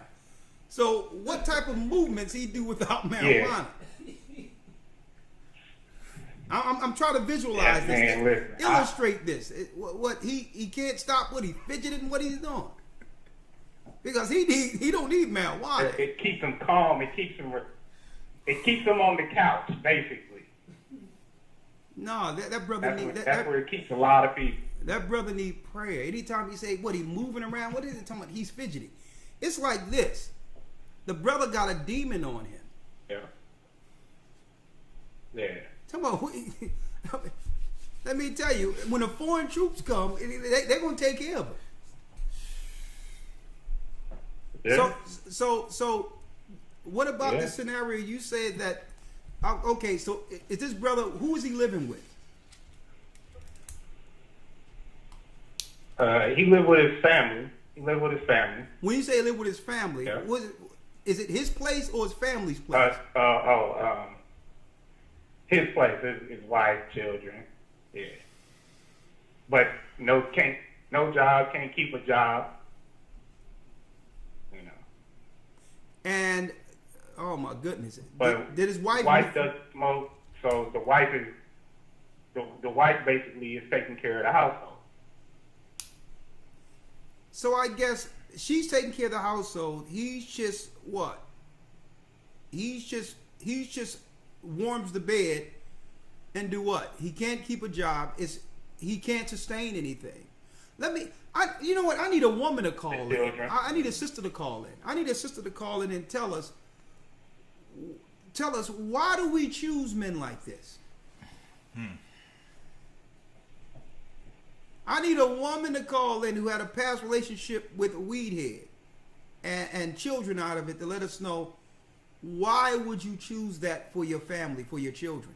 Because believe it or not, when I see my father hammering and doing certain things, and because he was, a carpenter, I looked up to him. He was my hero. I aspired to do the things he was doing, and that's just what sons do. So if I see my father in a corner, and everything he's breaking open a Black and Mild pack, right. That's my hero. You understand? He's sitting there talking about he got the exotic over here, and that's my hero.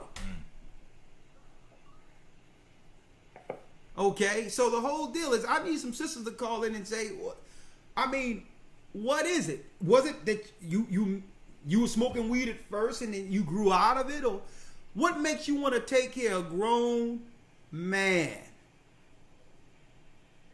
with no ambition whatsoever? Because that's exactly what marijuana does.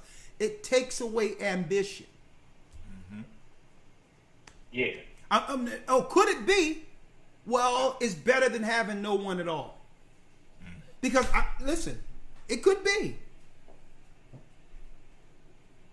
At least I'll have someone. Have we lowered the bar that low that just to have a man is good enough? Thank you, brother. I mean, I've heard a lot of things, but the things about people just need it because they moving, lawyer. That's a new one. Damn. All right.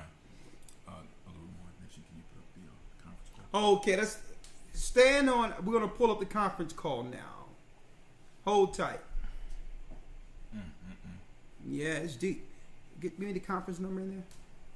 Let me have it here.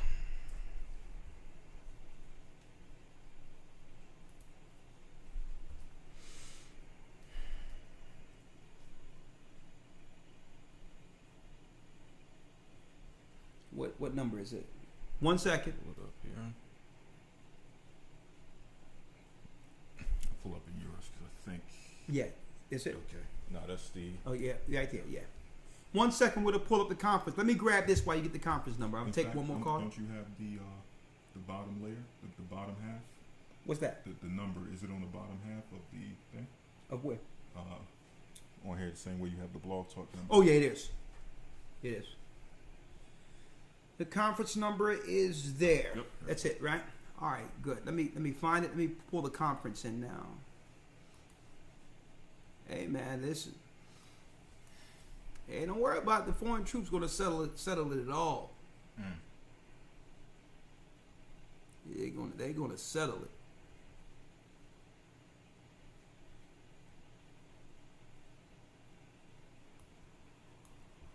All right, one moment, folks. Right here, right? 1 second. Let me pull it up here. I'm going to pull in the conference. 1 second, brothers and sisters. Bear with us.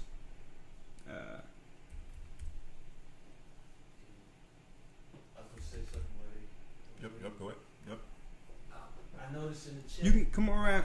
Yeah. All right, here you go. No, I was just going to say, I noticed in the chat, you have a lot of people say, well, when you ask these questions like, why do you choose these guys and bring these guys in your house? Saying, well, why are you still on the women?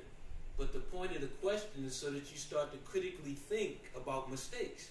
Like if you don't never have somebody have you think that way, you'll never get to that point where you start making the right decisions. Well, so it's critical thinking. yeah. It's not about trying to be on somebody or attack someone. Yeah, the whole thing is when it says, what about the women? You have to realize we can't enable what we complain about. Exactly. You can't have it both ways. You can't complain about something that we're enabling. It's a circular curse. Okay. And not only that, the Bible and those that teach the Bible is teaching it for reproof or correction. That's what the Bible's for. And I need you to think about this, sisters. The white man can't say nothing about you because they'll be racist if they say something. Other sisters can't say anything about you because they'd be hating or they're just against you. Right, jealous. Or jealous or whatever. The black man can't say nothing about you or we hate women. So the question is, who can say anything? Who can help you? Who can correct you if no one can say anything? We're being honest amongst men tonight and giving it to them. And I'm going to tell you right now, no one feeling emasculated or nothing like that. You know what? Men are contrite because they want to change. So stop feeling that you're being attacked. If you feel you attacked, you're protecting a demon. And that's anyone.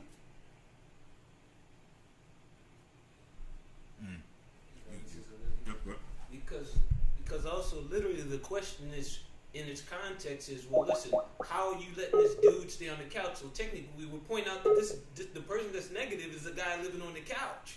So if you still see that as an attack, there's a problem. Yeah, exactly. You're the one with the house. He's on the couch. We're asking you, why are you allowing that? How is that an attack? Exactly. It should be, oh, wait a minute. Oh, yeah, you're right. This loser is still smoking up all this, weed in my house and playing video games and doing nothing. Maybe I should get him out of here. Exactly. Instead of looking at it as an attack. Exactly. Yeah. And perpetuating the cycle in our neighborhoods of the same silly logic. Yeah. Thank you. All right, Ramar, can you hear me?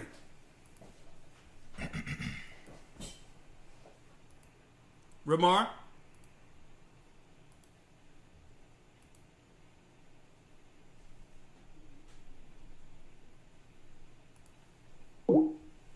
Okay, I'm going to call into the conference line now. 0439, right? Is it right? 4510439? Right? That's it. All right, call it in.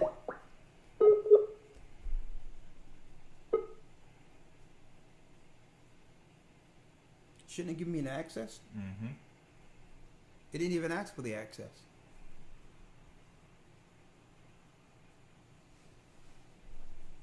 That's weird. Let me see here. Okay.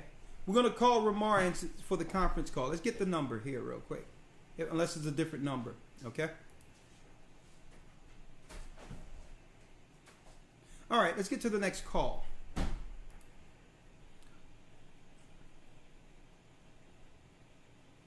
Eight 6-2.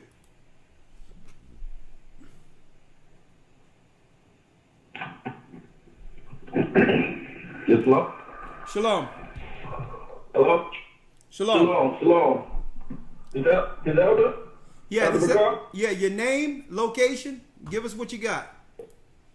Hello. I've been listening to you for a while, Elder, and I just thought I'd give you a call. I love everything you're doing. I love your work. This is Mr. Johnson, Jermaine Johnson, calling from Newark, New Jersey. Okay. And the topic, you know, is pretty hot. You know, it's talking about real men of Judah. So I figured, you know, I introduce myself and give you a call. Okay, the floor is yours. What are we going to talk about? Well, we're talking about the real men of Judah, right? If I'm living in my mother's couch, is that correct? No, what we're asking is, That's brothers calling in, they want to take steps towards being the men of the Almighty, which is what? Being able to carry a home, secure their home, secure their wives, protect their children, build stability and a legacy for their families. First getting their life right with the Most High, and then, you know, applying the principles to be a security and protection for their family. Okay? So right. This is why I was compelled to. This is why I was compelled to call. Okay, talk to us. Growing up, you know, growing up in this city of New Jersey, this type of teaching that I stumbled across over the internet is very rare out here. And a lot of people, they don't even take the necessary time to, like, you know, look into that. And I've been listening to y'all for about 4 years, and I actually talked to some guys in New Jersey. You know, like, I'm from Newark, and Newark is like it's a different state, you know.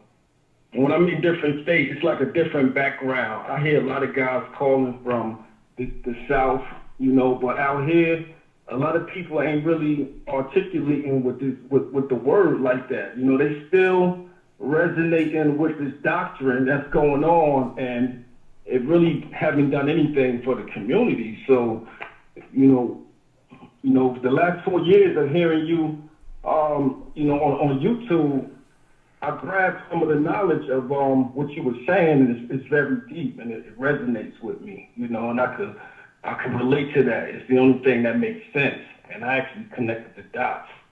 And I talk to these guys out here, and it's like they listen to me. You know, a lot of these guys listen to me, and a lot of them they hungry for this. You know, they really, and I refer a lot of them to your channel. So you might, you know, see guys that's foreign on the chat, you know, such as myself, you know. It be guys that either, you know, sent to your channel so they can get the word, you know, or they just call me up and be like, where you hear this from? How did you hear this? And I'm like, yo, you got to check out GOCC. This is a whole different understanding. This is something different. And as it opened my eyes, I seen I was opening other people's eyes.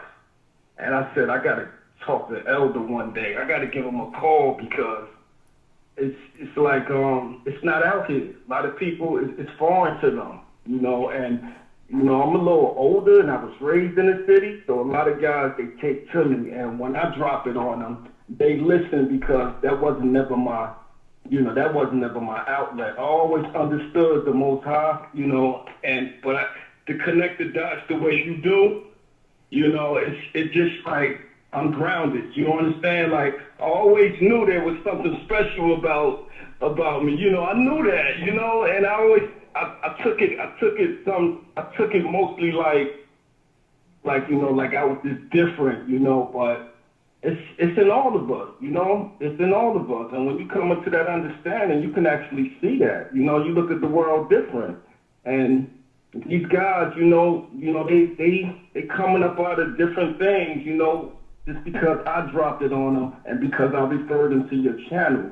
And I said to myself, like, yeah, this is really a movement going on throughout the earth, you know, and just proud to have run across you, you know, wanted to talk, just, you know, have a conversation and talk with you. You understand me? Well, all praises be to the Most High. Man, we have brothers out there. I'm gonna write down your number, man. Give you a call. Make sure you write down this number for me, please. Yes, sir. I'm gonna give you a call, brother, because brother, you strong, and not only that, not only are you strong, brother, you know the lay of the land. I can tell you've been around, and to have that, yeah. And to have that respected voice to get to condescend to the lowest level, to pull our people out of the muck. Hey, brother, you can do it. You can do it, brother. All right, and I'm going to give you a call. Let me have your name. Let me get your name again. Okay, Jermaine Johnson. All right, Jermaine, we're going to give you a call. Let me tell you, we have some strong brothers in Jersey. And let me bring something else to your attention while I got you on the phone, Elder. Come on. Hello? Come on. Okay, when you're walking into this light, you come into this understanding, and the Holy Spirit is upon you. People see that. Like strangers just come up and they talk with you. You understand? And it's like when they talk with me, even sisters, they don't just be pulling me to the side because. Trying to get with me. At first, I'd be thinking that's what their intentions be, but when I talk to them, it always relates to the Most High. And I'm like, hold on. Why is everybody coming at me talking about the Most High? You understand? So I know what you dropping. I know that's the truth. And the thing is, I know BS when I hear it. You understand? I could actually dissect it, I know, I could dissect BS, or watered down doctrine, but this here is something serious, so I was just compelled to talk with you because a lot of people, they know who's woke and they know who's asleep, and I get that attraction where they actually want to speak with me, and a lot of my conversations come from the teaching that I get offline, so I just thought I'd put that out there, and I appreciate you. Well, brother, hey, let's build on that. Okay, and I'm glad to hear from you. Let me ask you, man. Right now, well, don't worry about it. We'll talk. I'll call you offline and we'll discuss. No. You can go ahead. You can put it out there. Go ahead, talk to me. No. I'm just going to ask you. Shy Elder. Okay. Now I'm going to ask you. Do you have a family? Go ahead. I do, but they spread it out. My family is more like out of state. And since you brought that up, growing up out here, I was the guy that was on my mom's couch, and always was just like running the streets growing up. And then, actually my grandmother, because my grandmother who raised me, so she has a building, and I always had one of the floors in the building, because it's her building. And, that's what I mean far as on her couch, like in her presence, like far as being there because she had the building, so I was in one of the apartments if I needed a place to stay. But when she passed away, it was like things were so different, you understand? And like, I knew I had to take on that responsibility because everybody was spread it out of state and didn't really know how to go about that because I was wrapped up in these streets, But Most High made a way, like I put the whole building together. I got tenants up in and everything. And I'm hands-on. I did that. Like I didn't know nothing about floors, carpentry, plumbing, electric. But I knew it had to get done, and the Most High made that way, you understand? And I know the Most High was doing this because he built a Home Depot down the street from me, which made it so convenient for me to be right there to make this happen. Well, listen, so... Hey, brother, that's why I said... I'm with you. Yes. Let's talk offline because I got a lot of people waiting in the queue, brother, but I'm going to call you, okay? I'm going to call you. That was my testimony. I thought Oh, it's okay. Well, thank you for your testimony, Jermaine. We'll be talking offline. All right? All right. Thank you. Bless you. Yes.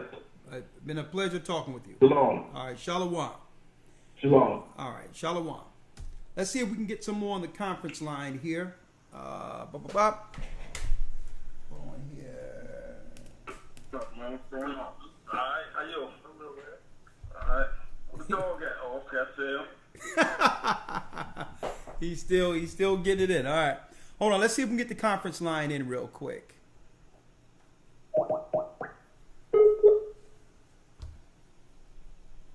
Welcome and thank you for choosing freeconferencecall.com. You're helping people around the world communicate for free. Please enter your access code followed by the pound or hash sign. What's that?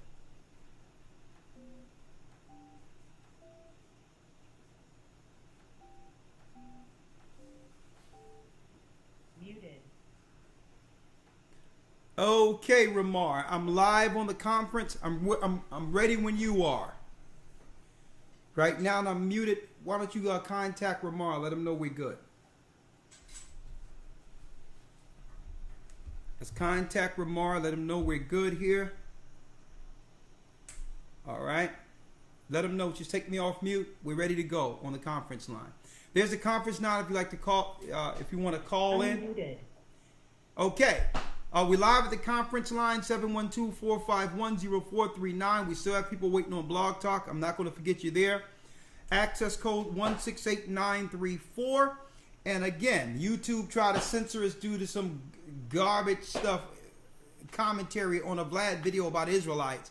And they try to strike our page saying that for whatever. Even though other people are using the same content, fair use. But if it wasn't for that, we would probably be up with 3,000-4,000 right now, because we were averaging 3,000 to 4,000 before they struck the page a couple of weeks ago. So hopefully you put the word out there, let brothers and sisters know that we're back, and we're going to try to keep these shows condensed within the parameters so that YouTube don't try to use their fickle rules to disrupt the communication.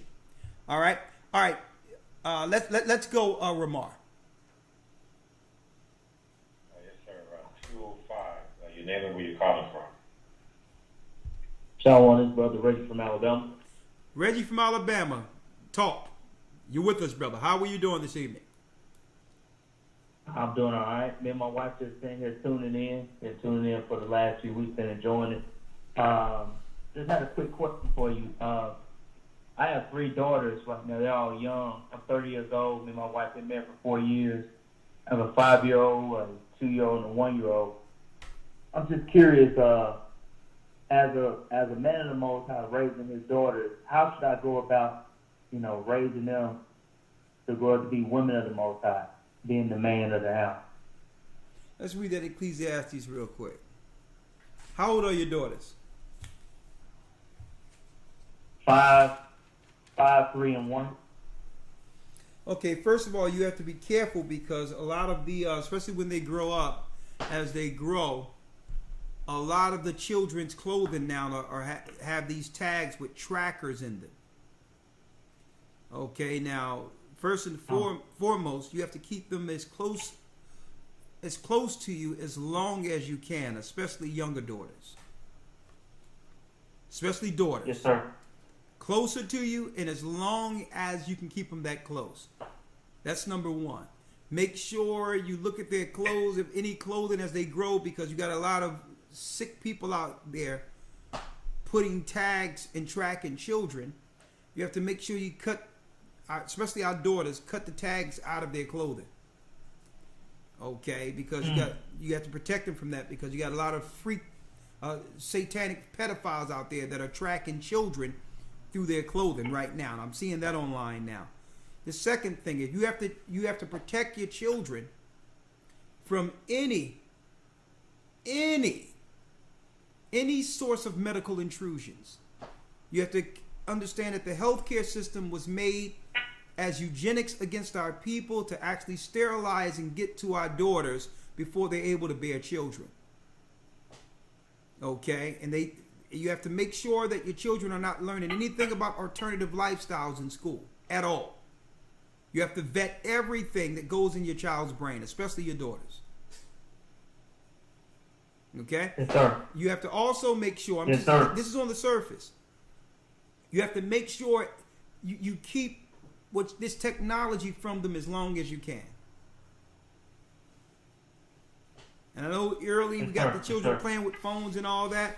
Little girls, I'm going to tell you, you have to be careful, because the phones are a doorway. And you don't want you know, the online activity raising your children.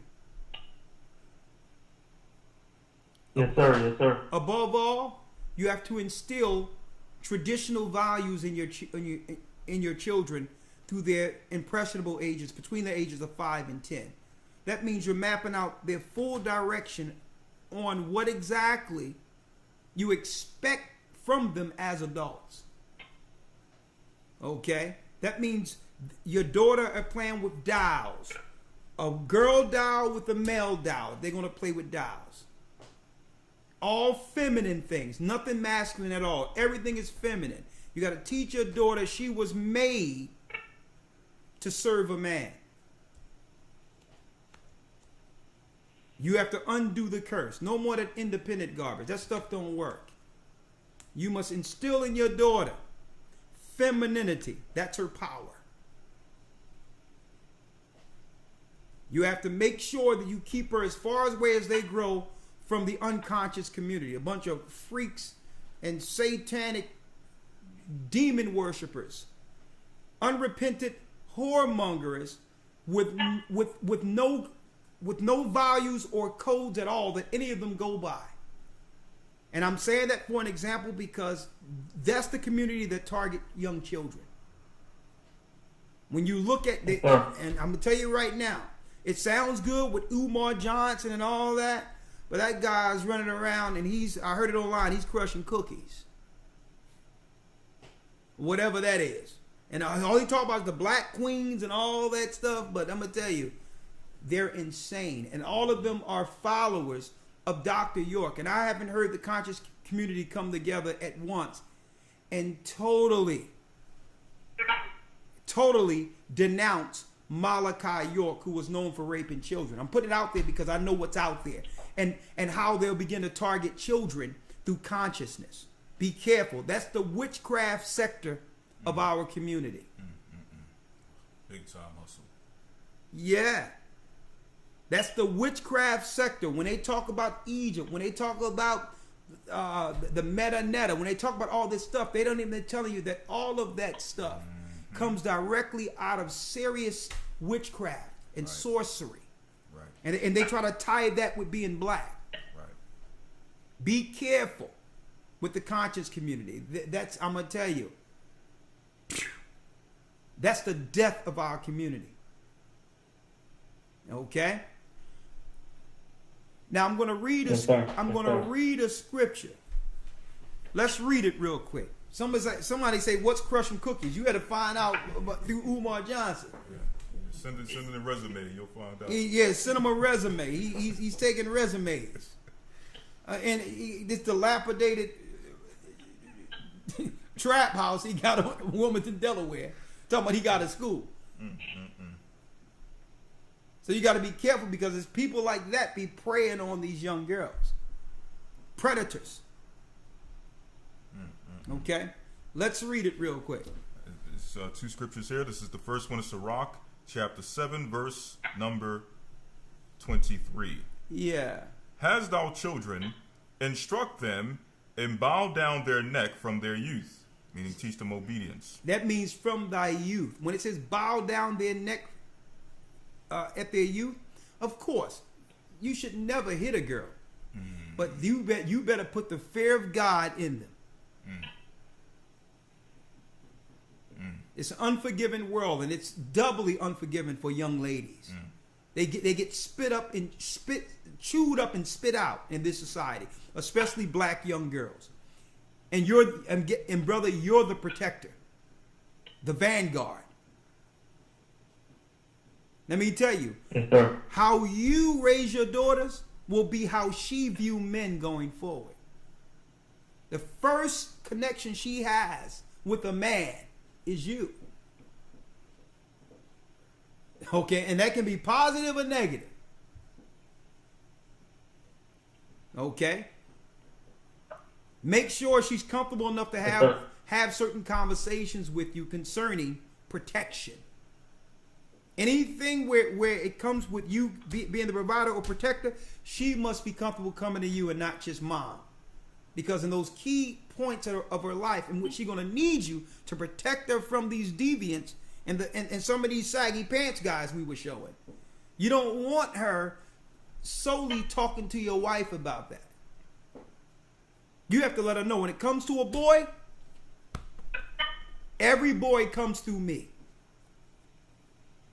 And they have to learn that at a young age, starting with you presenting that whole family structure to her, the traditional values of this is what a black man looks like, and this is what a black woman looks like, and they marry, and they have little black babies. See with him? That's what it is. Okay? They marry and have babies, not the other way around. Okay? You have to teach that, but read it. Yes, sir. Verse 24. Hast thou daughters, have a care of their body, and show not thyself cheerful toward them. Marry thy daughter. Marry thy daughter. So your full focus is with your daughters is to move them from a comfortable life from you to a better life with the man you give her to. So that's your focus. You're raising her to be a wife because you're creating a legacy here, an extended circle of power that extends through what? Your progeny, your seeds. Read. Marry thy daughter, and so shalt thou have performed a weighty matter, but give her to a man of understanding. But give her to a man of understanding. Okay. You have to give her to a man of understanding. Make sure this man fears the Most High. Make sure you meet the family, she meets the family. Okay, you have to do that. And you have to plan these things out and program those things into her. The expectations early. That's how you have to do it. Okay? Now, we have scenarios where, okay, we're dealing with a society. I'm going to place you on hold, brother. Thank you for your questions, okay? Mm-hmm. I'm going to get to the next call for a second. Yes, sir. Thank you. I really appreciate it. Just one more after that one when you finish. Okay. When you finish this. Yeah, we're going to get that one? Yep. Yeah.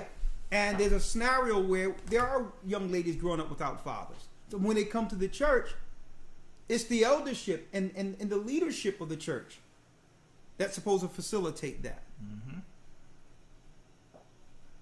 But people try to jump over that. Mm-hmm. You'll have a guy in the church saying, "Oh, there goes a fresh young lady coming through," and they try to circumvent to make them all that be happening, and then sisters end up losing out big time. Mm-hmm. But like, I didn't know it. Nah, you should have. It should have been counseled. That's why there's time in between, right. And there's counsels before you make those choices, because you don't know what this guy was dealing with. Mm-hmm. Right? So I'm just putting that out there. And you know, but read one more scripture otherwise. And real quick on that, just a real quick comment. On the contrary, you have sisters as well who know the protocols, but for whatever reason will not honor the protocols, believing that we're trying to be lords over their bodies or lords over their whatever it is that they believe we're trying to be lords over. And again, as you mentioned, they lose out by making bad decisions. And then they be like, we should have listened. Mm-hmm. And not one ever work out. Mm-hmm. And then there's a situation where we have a rule. Listen, okay, if a young man is dealing, there's a law. You can't deal with a man without first getting consent through her father. That's the Bible. You can't say you're an Israelite and following the law. You putting down pork and following Passover, but you're going to over jump her father. That's biblical disrespect. So we didn't have situations where even the father said, well, listen, nah, I'm not dealing with it. And you must have a girl because she desired to be with somebody, make that choice. And guess what? The thing be held because it didn't receive the father's blessing. Mm-hmm. See, that's how the Most High work in order. And if you don't follow your father down here, then you're going to have a problem following your father up there. Mm-hmm. So he set up the order. Your father was put in a position to make sure you were protected beyond his security. So if he sees something in the guy, you know, and some of the younger women think they know more than the age or those who have been here years before you. You're not dealing with anything new that your father and mother didn't deal with. Right. You just think you're smarter. Well, you don't know how it is today. Yeah, we know how it is when you turn 35 and 40, and now you sitting there crying and going through all types of hell because you made a mistake during your vibrant years. Okay? So we've seen places where the father said no. And the girl will still go around and do something, and then it'll be like, man, why didn't I listen to my father? Let's read it. Yes, sir. This is Sirach chapter 42, verse number 9. Listen, why do you brothers worship the 12 tribes chart? Oh, yeah, that's what we do. We take the 12 tribes chart, we light candles. Right. Go ahead. Make sure you cut this and put it up somewhere. A candle for each tribe, you know, on the knees. Look, matter of fact, plaster the 12 tribes chart on the ceiling, and look at it in the stars. Super duper simple. That's all I gotta say. Doesn't that go with the narrative, the title we put in here now? Like while we're talking about all this stuff that can free Exactly. Yeah. And this is probably a brother. It still go. That's a brother. Yeah. Some foolishness. Same thing. Now not the 12 tribes chart is incorrect anymore. No, we worship it. Right. We take the. You take the 12 tribes, put some rosaries around it, and wax candles, have wax melting off it. What else you want? Woo! Let me tell you, it's beautiful. There's a thing called bearing false witness, But right. I think that's the guy that probably called in from his mama's couch. All right, what else you got? Yes, sir. This is Sirach chapter 42, verse 9. It says, "The father waketh for the daughter when no man knoweth, and the care for her taketh away sleep.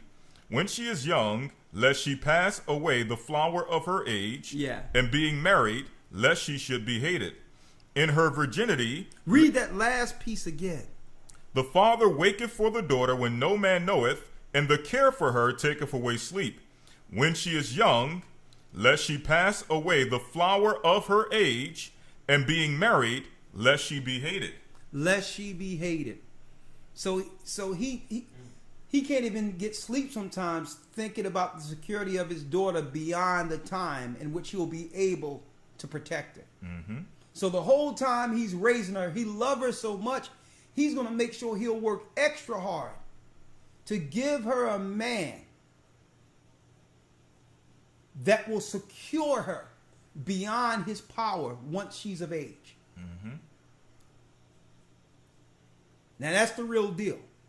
Not this crap going on in the earth today where someone is telling you, listen, you worked hard in school all these years. It's time for you to go to college and explore yourself and be out there and be on the carousels and all that and doing all this. And next thing you know, your life then passed you by. See? That's what happens. You're like, nah. Because with each time you lose a part of yourself. And that's what they don't tell you. There's strength from a father straight to that husband he chose for you. With each person, you lose a part of yourself. So that's why the father worry about who she'll run into. Let's read it. Check this out. Verse 10. "In her virginity, lest she should be defiled and gotten with child in her father's house." Lest she be gotten with child in her father's house. "And having an husband, lest she should misbehave herself, and when she is married, lest she should be barren. Keep a sure watch over a shameless daughter." Keep a sure watch over a shameless daughter. What's a shameless daughter? A girl that's showing her body on the internet. In the midst of the whole world talking about sex trafficking right now, where it's not about her being seen on her block now. She's on an international trading scenario without you even knowing. someone has linked your phone to your daughter through Instagram, and now she's being tracked to be kidnapped, raped, or whatever the case is. Now that the world has become small under the internet. What we're telling you is reality. See? Protect your daughter. Protect her with your life. I said it in the academy last Sunday. This generation of children that's coming from us is the next level children.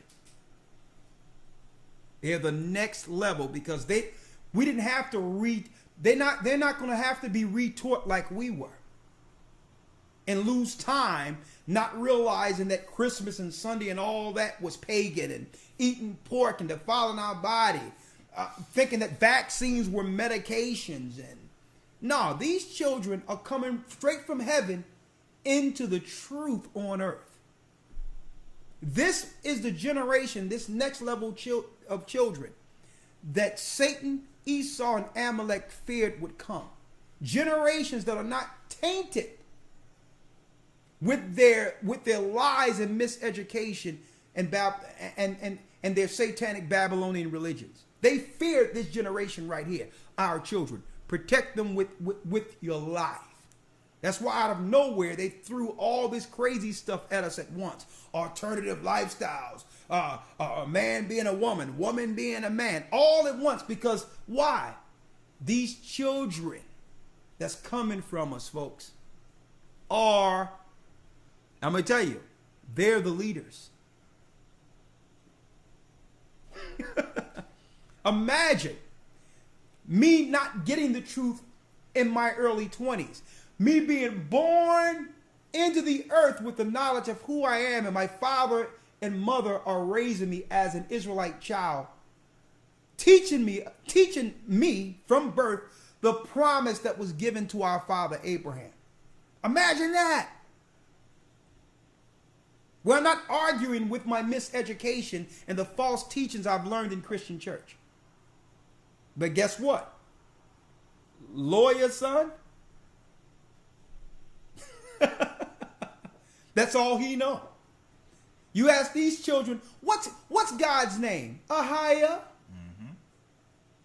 They don't even know what God or Jesus is, or who Allah is.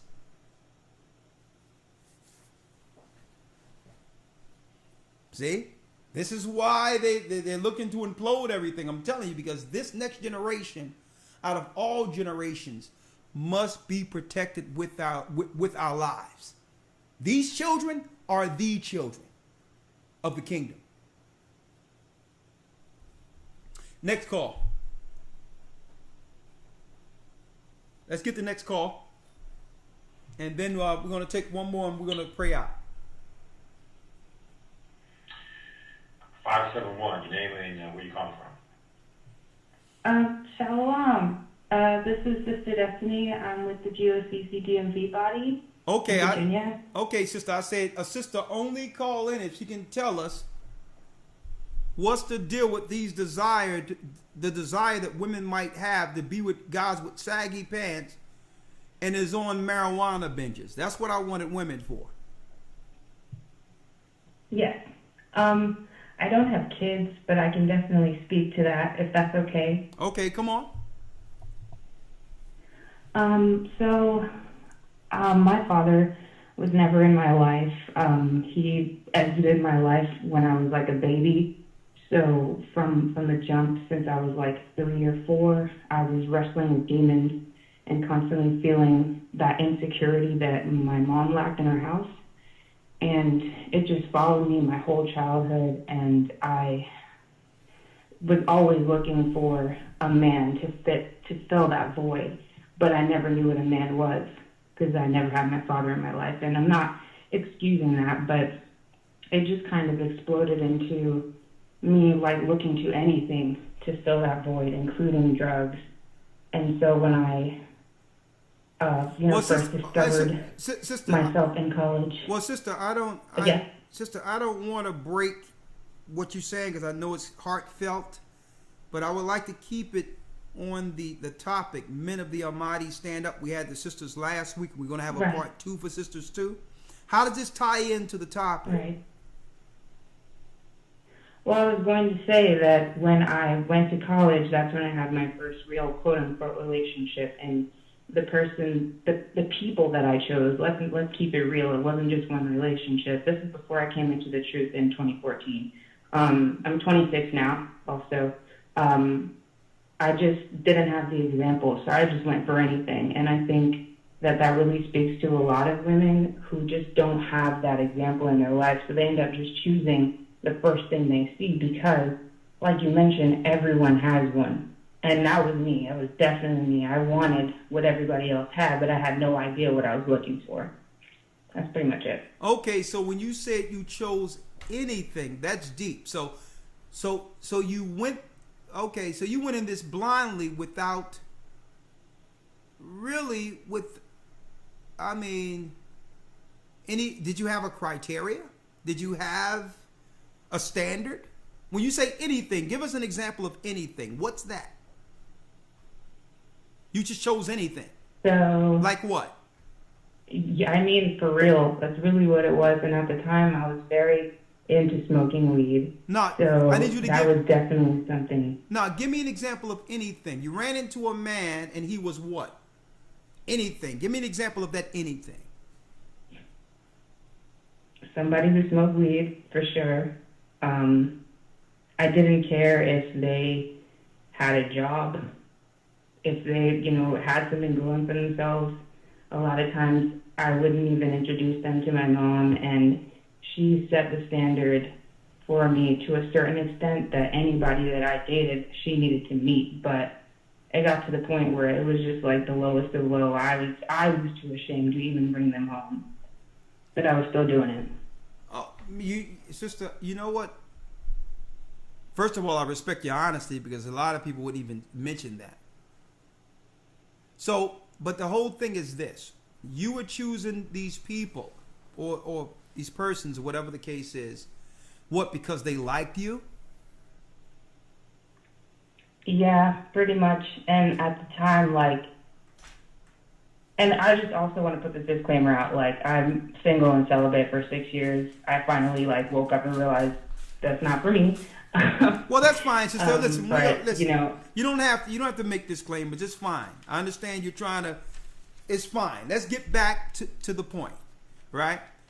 The point is this, right? You didn't have a standard. You were just what girls are doing now, hot girl summer. It was just about exploring and whatever the case is in college, like a lot of our sisters do. There is no standard. Most definitely. Most definitely. Okay. So did you think at any time, was there anyone that you met that you had feelings for? Yeah, for sure. It was my last relationship in 2014. And when you talk about how, you're not good for each other in the moment, and then years go by, and, you grow and you become the person that you were supposed to be, I can totally relate to that. Who I am right now, it would have been so different. One, I probably wouldn't even look twice at that person, but if it were to work out, I know that it would have been the person that I am now, and, being in the truth and protecting my virtues. So that resonates with me a lot. Okay, let's get straight to it, though. You graduated college, right? Yeah. Okay. You graduated college, and are you amongst the church now? Yes, I am. I just got baptized 2 weeks ago. Praise the Most High. Praise the all Most praises. High. All right. Okay, so now you're still young, so you're in a good place. You don't have any children, right? No, sir. No, sir. Okay. Well, sister, hey, you're in a good place right now. Okay, you've been baptized. Doesn't matter what you did before. You have the knowledge and wisdom through the Almighty in this word to choose right. Correct? That's what I'm praying for every day. Okay. All right. So the whole thing is you have to understand that you have to make yourself a bullet point, a checklist.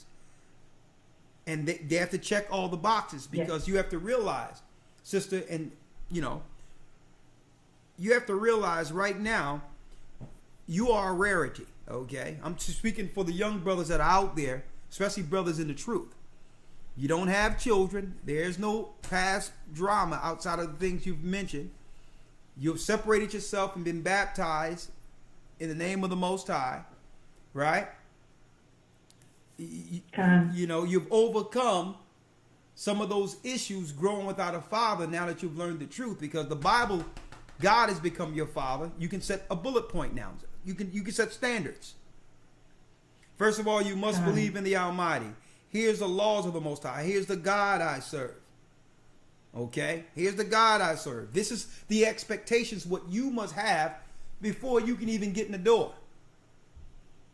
When it comes to being able to provide, a man cannot come up to a woman and say, I want to be down with you, and isn't willing to provide security. Okay? Because you don't want to continue the curse. That man, when you get that man, you're a helpmeet to something that he's bringing to the table that will do what? Extend both of yours legacies going forward as one. As a family of Jacob. See? So now you're doing it right. You're doing it right now. You're going to set the standard. Boom. Here's check the boxes. You're not with your mama's house. And guess what? You got the choice to even, not even deal with the man. The ideal scenario, sister, is to make sure you get with a brother who don't have no past situations. Build your own family. Build your own family. And guess what? It's rare, but it's out there. And because you don't have any children, guess what? You can set the bar for that. You can set the bar for that. Okay? So, hey, you're 26 years old. You're going in the right direction. I'm sorry about your father, but the Most High chose you. He's your father. I'll praise to the Most High for that. All right.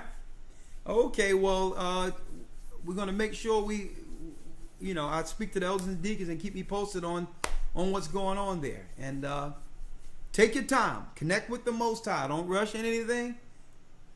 Find this time to recalibrate. Yeah, my mom tells me that all the time. There you go. There you go. All right, bless you, sister. Bless you. All right. Thank you for the testimony. And that was interesting, Elder Lawyer. She said, yeah, it's true that men to some women are just accessories. Like everyone else have one, I should have one too. Yeah. You know what I mean? But I'm glad. I thank the Most High for her honesty. You know what I mean? And you do the right thing, sister. The Most High is going to send you a blessed man. You can be a serious help, because even though she's educated, you know what she hasn't lost? Her femininity. And I've seen scenarios where someone get educated and look to leverage their education as, well, I got to be treated this way because I went to school. Right. Nah, it doesn't work that way. Coretta Scott King went to school. She was highly educated. But she was a helpmeet to Martin as the example. So she's intelligent, you know what I mean? And she's intelligent. And above all, she laid down her life for Christ. So some brother out there is going to be a blessed young man. All right? And make sure you stay away from the guys with the saggy pants. All right, we'll take one more call, and then that conclude this, and we're gonna have more calls. Another show on this, talking about now what men are going to do. Now that we have the truth, what are we going to do to put this truth into action?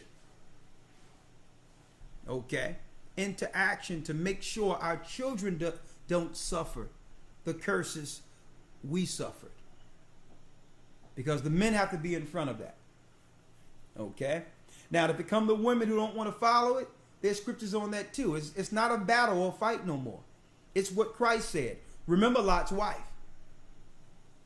He still loved her, cared for her, helped guide her out, you know. But guess what? She looked back.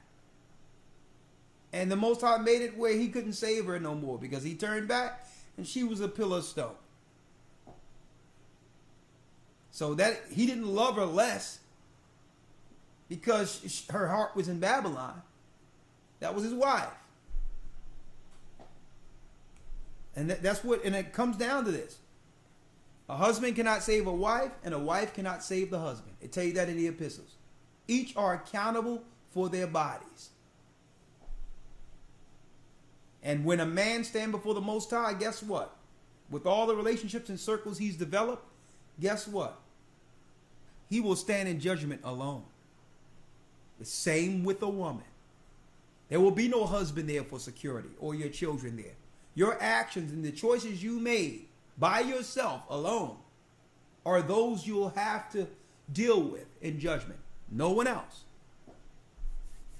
That's why I had to correct that brother who wanted to say, well, women are this way because of men. No.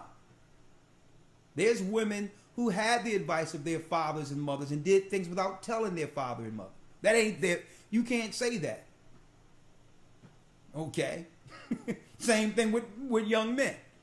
They went against their father wishes and mother wishes and did things they weren't supposed to do. Mm-hmm. So no more of that blaming each other. That's the circular curse that Willie Lynch instilled, where we'll have an excuse to teach the curse and the dysfunctions to the next generation by not taking accountable, by not being accountable. Right? One more call and then we'll wish you all Godspeed. It's been a great discussion this evening. Men of the mighty, of the Almighty, will we stand up? Let's get the last scripture we wanted to get here. Who will rise up for us? All right. Psalms 94:16. Yep. That's it. Before we go there, one more call with Mark. 973, name and where you calling from. Yeah, shalom, elders. My name is Brother Arak Napash. I'm calling right now from Newark, New Jersey, but I'm back and forth between Newark, New Jersey and Barbados, the Caribbean island Barbados. Okay, you have a Hebrew name. Yes, sir. Yes, sir. Are you a part of the Gathering of Christ Church? Yes, I've been baptized. I think it was between either the summer of 2011 or the summer of 2012. So I've been baptized for since about 2012, approximately. Okay, let's go. All right, so basically, I know you straight to the point, so I have everything written down. All right. So yes, I'm staying home with family right now, my mom. But it's not. It's not what you think. I actually have my own home in Barbados. I have a wife. We have 2 children together. Son just born July 29th. I don't smoke. I don't drink. I do the works of the Most High. Under Deacon Aaron, New Jersey, I was appointed to be over the street preaching in Barbados. So far as like the works aspect of it, I'm good in that section. What I wanted to be honest on tonight was as far as like decision making and stability, creating stability for my family, making decisions in haste. Basically, me and my wife, when I met my wife, she was already, following the church and everything. She's in the truth as well. We met through Facebook. We talked for a couple of months, about 2-3 months. When I was interested in my wife, marrying my wife, I spoke to Elder Gabar about it. We had a Skype call. Back during that time, I don't think that the church was as established as it is now with the marriage and counseling and things of that nature. But, nonetheless, we did speak to Elder Gabar for about 10-15 minutes. He asked me, asked both of us a couple of questions. He told me, all right, I need to get her father's permission. At that time, her father, he wasn't able to, You know, he basically was a vegetable, basically. So, you know, I got her brother's hand in marriage. Me and my wife, we did move pretty quickly. I did have a job during that time. I was driving for New Jersey Transit in Newark, New Jersey. Basically, I left, you know, without enough funds. I saved up enough funds. You know, me and my wife, you know, had a game plan on what would happen when I come down there. And basically, I left to go to Barbados without enough funds. And things happened. We started struggling, and, you know, I had to go back and forth. I didn't move right away. I was, you know, Hey, taking brother, vacations I'm saying, back and forth. brother, we got a full. ahead. I'm saying you got to get to it because you know you got to get to it because. No, that's basically it. Like, my situation is not as extreme as the topic would cause, but as a brother that has experience in the church and being baptized, I just wanted to be an example and just to be honest tonight, you know. So basically, you know, what I wanted to be honest on is that, you know, I was a brother that made decisions in haste, a young brother that was in love, you know, kind of not hearkening to certain counsel I was given, and making decisions in haste. So that's basically what I wanted to share tonight. How old are you? Being baptized. How old are you? I'm 33 years old. Okay. Yeah. Yeah. A lot of that should have been just with Gabar and amongst the church, but I'll tell you this. That's another thing. Mm-hmm. How old is she? My wife, she's about 10 years older than me. She's a lot older than me. She's an older woman, older than me. Okay. Does she have any children?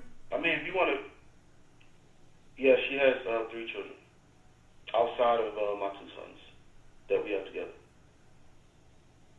Okay. All right. Well, again, this conversation should have been had separately, but all in all, we thank you for that because it's about not. You have to realize we can't operate before the Spirit in haste. Jump out of the pot into the frying pan. Okay, and that's what keeps a perpetual curse going on because why? We go through time in which there's no rest from struggling. And then our children get to see this struggle and believe it or not, that's their only education. They tend to believe struggling and these tough circumstances are normal. Okay? When it's really a scenario that was created out of some level of spontaneity, unwise decisions. You just can't have 2 separate situations with an age gap like that, moving children all over the place with no spiritual guidance, and expect all things to just fall in place. It doesn't work that way. Because there's a lot of different things, components in this that may lead to blowback soon. If you don't get it, I'm gonna tell you right now. And I'll pray for you and your family, but you operating in haste. You got an older woman with children, family, which means that's a connection there that she's accountable to another guy or other people somewhere. You got other children.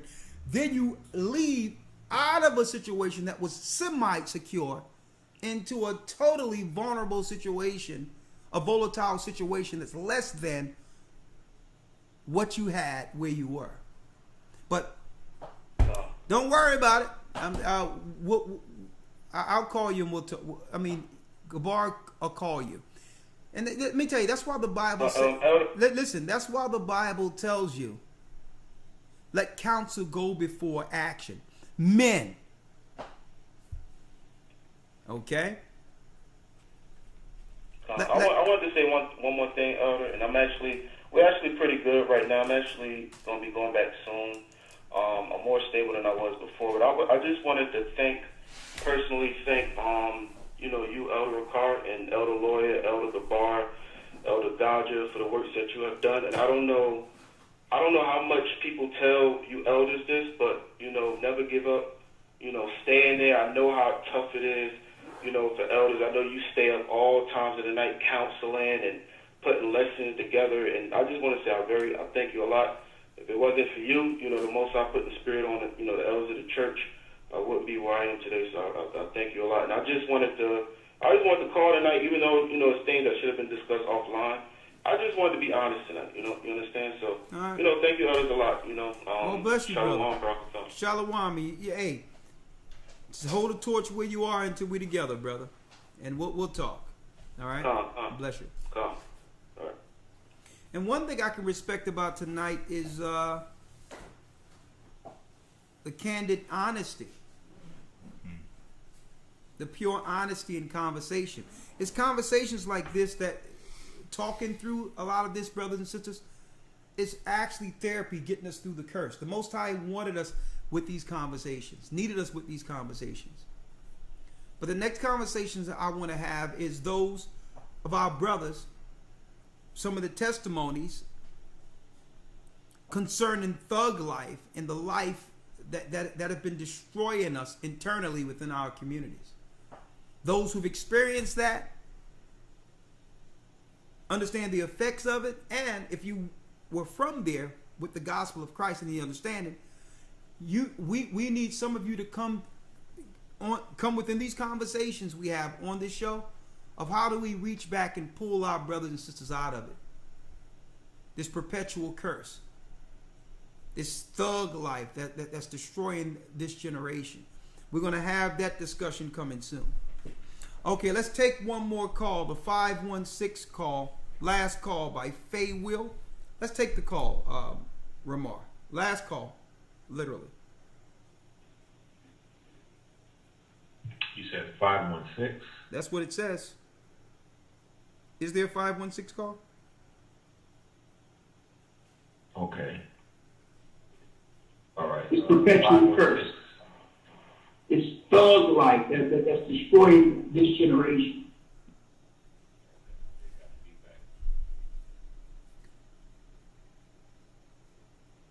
Is that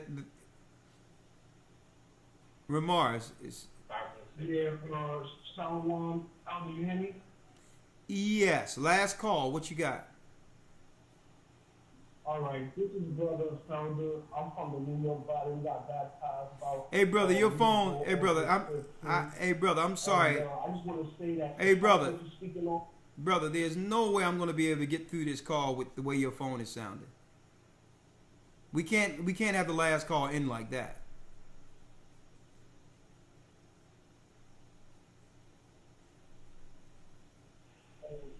Can you hear me? Okay, go on. I'll try, but if not, we're gonna have to move you till next week. But go on.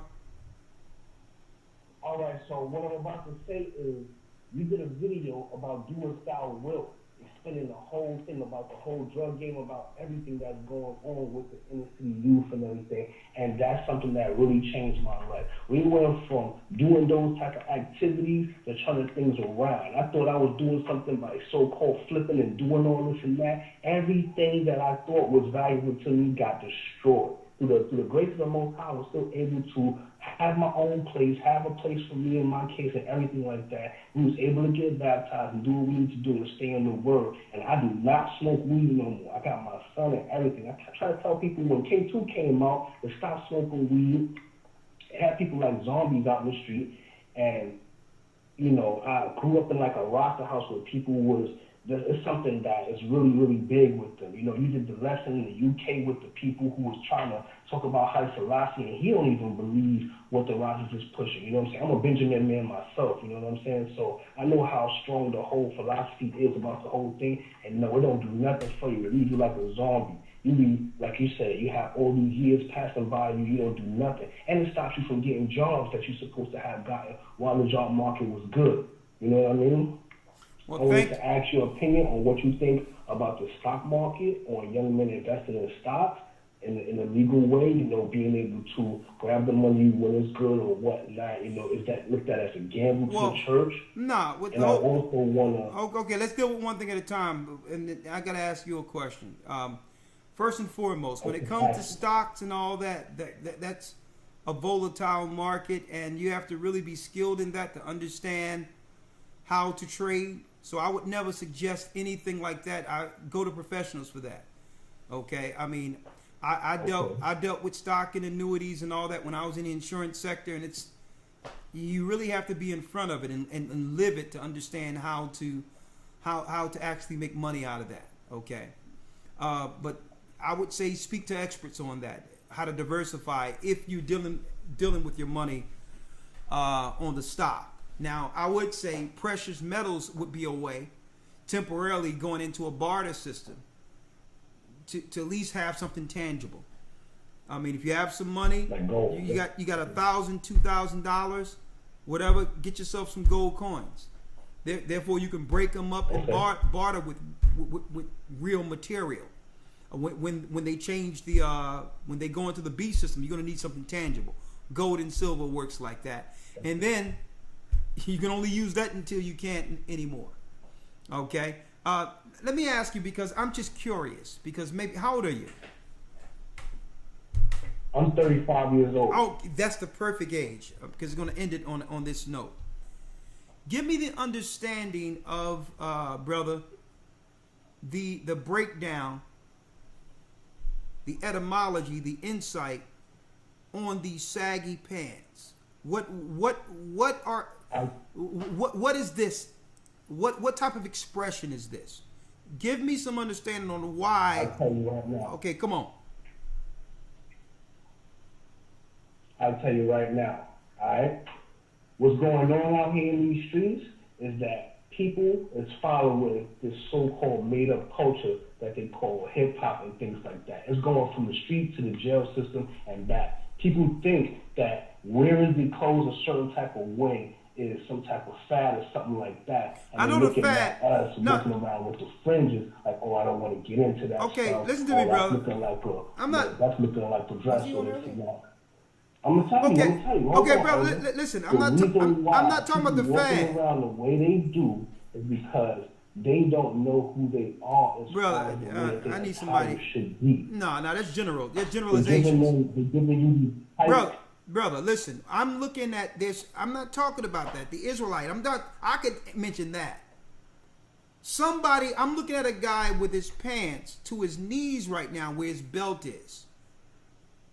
Okay, so he's using the strength of his legs, keeping them spreaded, to keep his pants up past his knees. There's something there that he have to do it this way. It has to be done this way. For why? That's a process I'm looking at there. Why? What is that? That involves unconsciousness. You in a spirit of homosexuality. Pull your damn pants up. There's no reason to walk around like that. They wearing the tight pants. It's going from baggy to skinny. They had baggy pants still sagging. They go into skinny pants, even sagging even more. They got these name brand belts that they want to show off the belt buckle. I'm telling you, there's a lot of reasons involved in it. I tried wearing my pants like that for one day and it didn't work. Not only does it stress out your hips, but you can't move. You try to stand up and get onto a public bus, and when you try to raise your legs up, you can't raise your legs up. All right, brother. Okay. Cannot run. Okay, brother. Let's put him on hold real quick. Okay, I got it. Okay, lawyer. I think what his brother is saying, he's quantifying, is that this is the new sexy for this generation. I mean, I'm looking at this right now. Why even wear pants?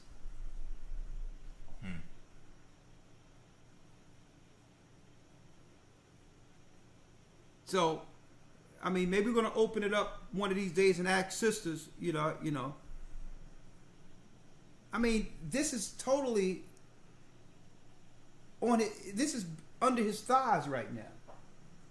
So I understand what they're saying. They don't know the Most High. No. I remember growing up and laying my pants out and my shirts out on the bed and like, yo, I'm going to kill him tomorrow. Had his shoes on the floor. I remember fashion and the mind that goes behind the fashion. I was looking at that shirt and all that, putting that together, put the shoes on the floor next to it. Like, yo, I'm going to kill him tomorrow with this thing. And I was looking at it, the fragrance or whatever the case is.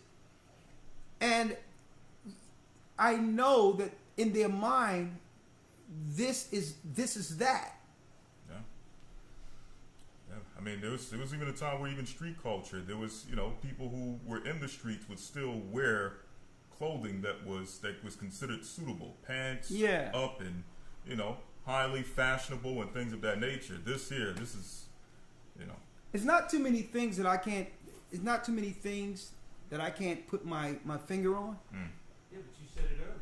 What's that? When you mentioned that, I think it was Russell Simmons you said, right? I know Russell Simmons say it was a demon, a thug, that was an old idol from ancient India that they got the image of thug from. Yeah, but that quantified why it is, because media dictates what's sexy.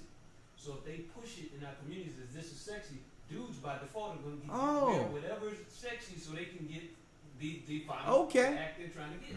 Okay, obviously there's a demographic, there's a number of sisters who are looking at this and saying, okay, this is what's happening. Yeah, because this is hot. Their favorite rapper or whoever looks like this. So now I got my own personal whoever. If this is 50 Cent, I like 50 Cent, but I can't get to him. So this dude now is dressed like 50 Cent. Therefore, the brother's gonna do it. He's gonna listen. No, but I've never seen 50 Cent on this no, head. I'm not saying. I'm just saying. Just whatever that name is, whatever. Yeah. In the media, it Yeah. now goes into our neighborhoods, and then that's sexy. And now brothers are just going to jump on it. Yeah. Remember, it was one point brothers wearing the pink, the fluffy stuff and all that at one point because that was attractive in certain areas. Well, can you imagine, man? This is a show in of itself. Mm-hmm. Can you imagine when they defund the police? And the white supremacists and the foreign troops come and you trying to get away with this on?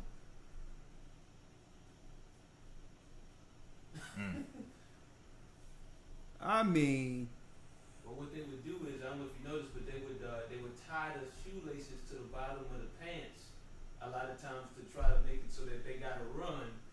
They get to run. Well, last but not least, and I'm going to touch on this next Wednesday. Last but not least, I'll end it here. Right? I need you to who would rise up against us before we go. It says here, that's the thug demon right there, and that's the diva demon. We hear diva, that's an East Indian deity.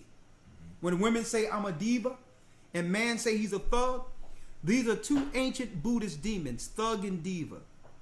A diva is not a female version. It's not a female version of a hustler. You are using demonic terms to describe yourself and the ratchet behavior. This is the original image of a thug. And you see him around and all that. They use the pants to represent that. I wanted to show that you said that. It's a demon. It's an old demon. Brothers and sisters, we need to free ourselves. And you young men, it's time. Judah, pull your pants up. Put some fringes on. Open your Bible. Read the word. It's our time. Or get rolled over as a 90%. Time is running out. Either you're going to be with the 90% that falls in the day of judgment, or the 10% that's standing in full power with Christ before we enter Israel. Your choice. Babylon is falling. Elder Lawyer, read it. Psalms chapter 94, verse 16. Come on. Who will rise up for me against the evildoers, or who will stand up for me against the workers of iniquity? Who will rise up? Brothers, it's our turn. Sisters are saying, well, okay, they tired of trying to hold this whole thing together. They've been struggling, trying to hold it all together. It isn't working. And the sisters are saying, men, stand up. Save and secure our nation. So what you going to do? The Most High is calling back Israel. Stand up.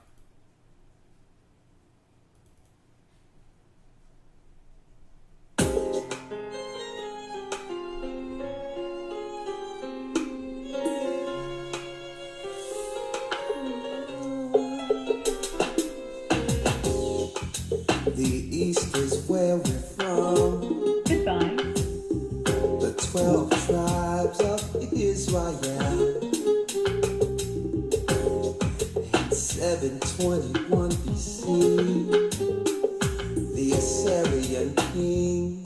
He took us down, we fell. With the great escape we went to the Euphrates. The Lord held the water still. To a land where no mankind dwelt, we went. The 12 tribes of Israel. So we be Manasseh, the Cubans, Ephraim from Puerto Rico, Naphtali from the Isles of Hawaii.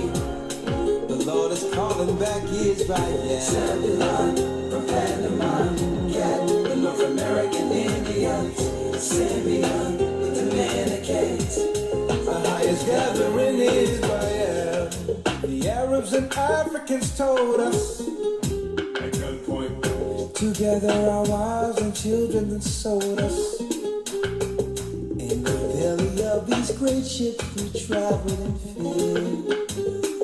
By the rivers of Babylon we found our brothers here. A higher gatherer in Colombia, Reuben from Australia, Issachar, the Mexicans. A highest gathering is right.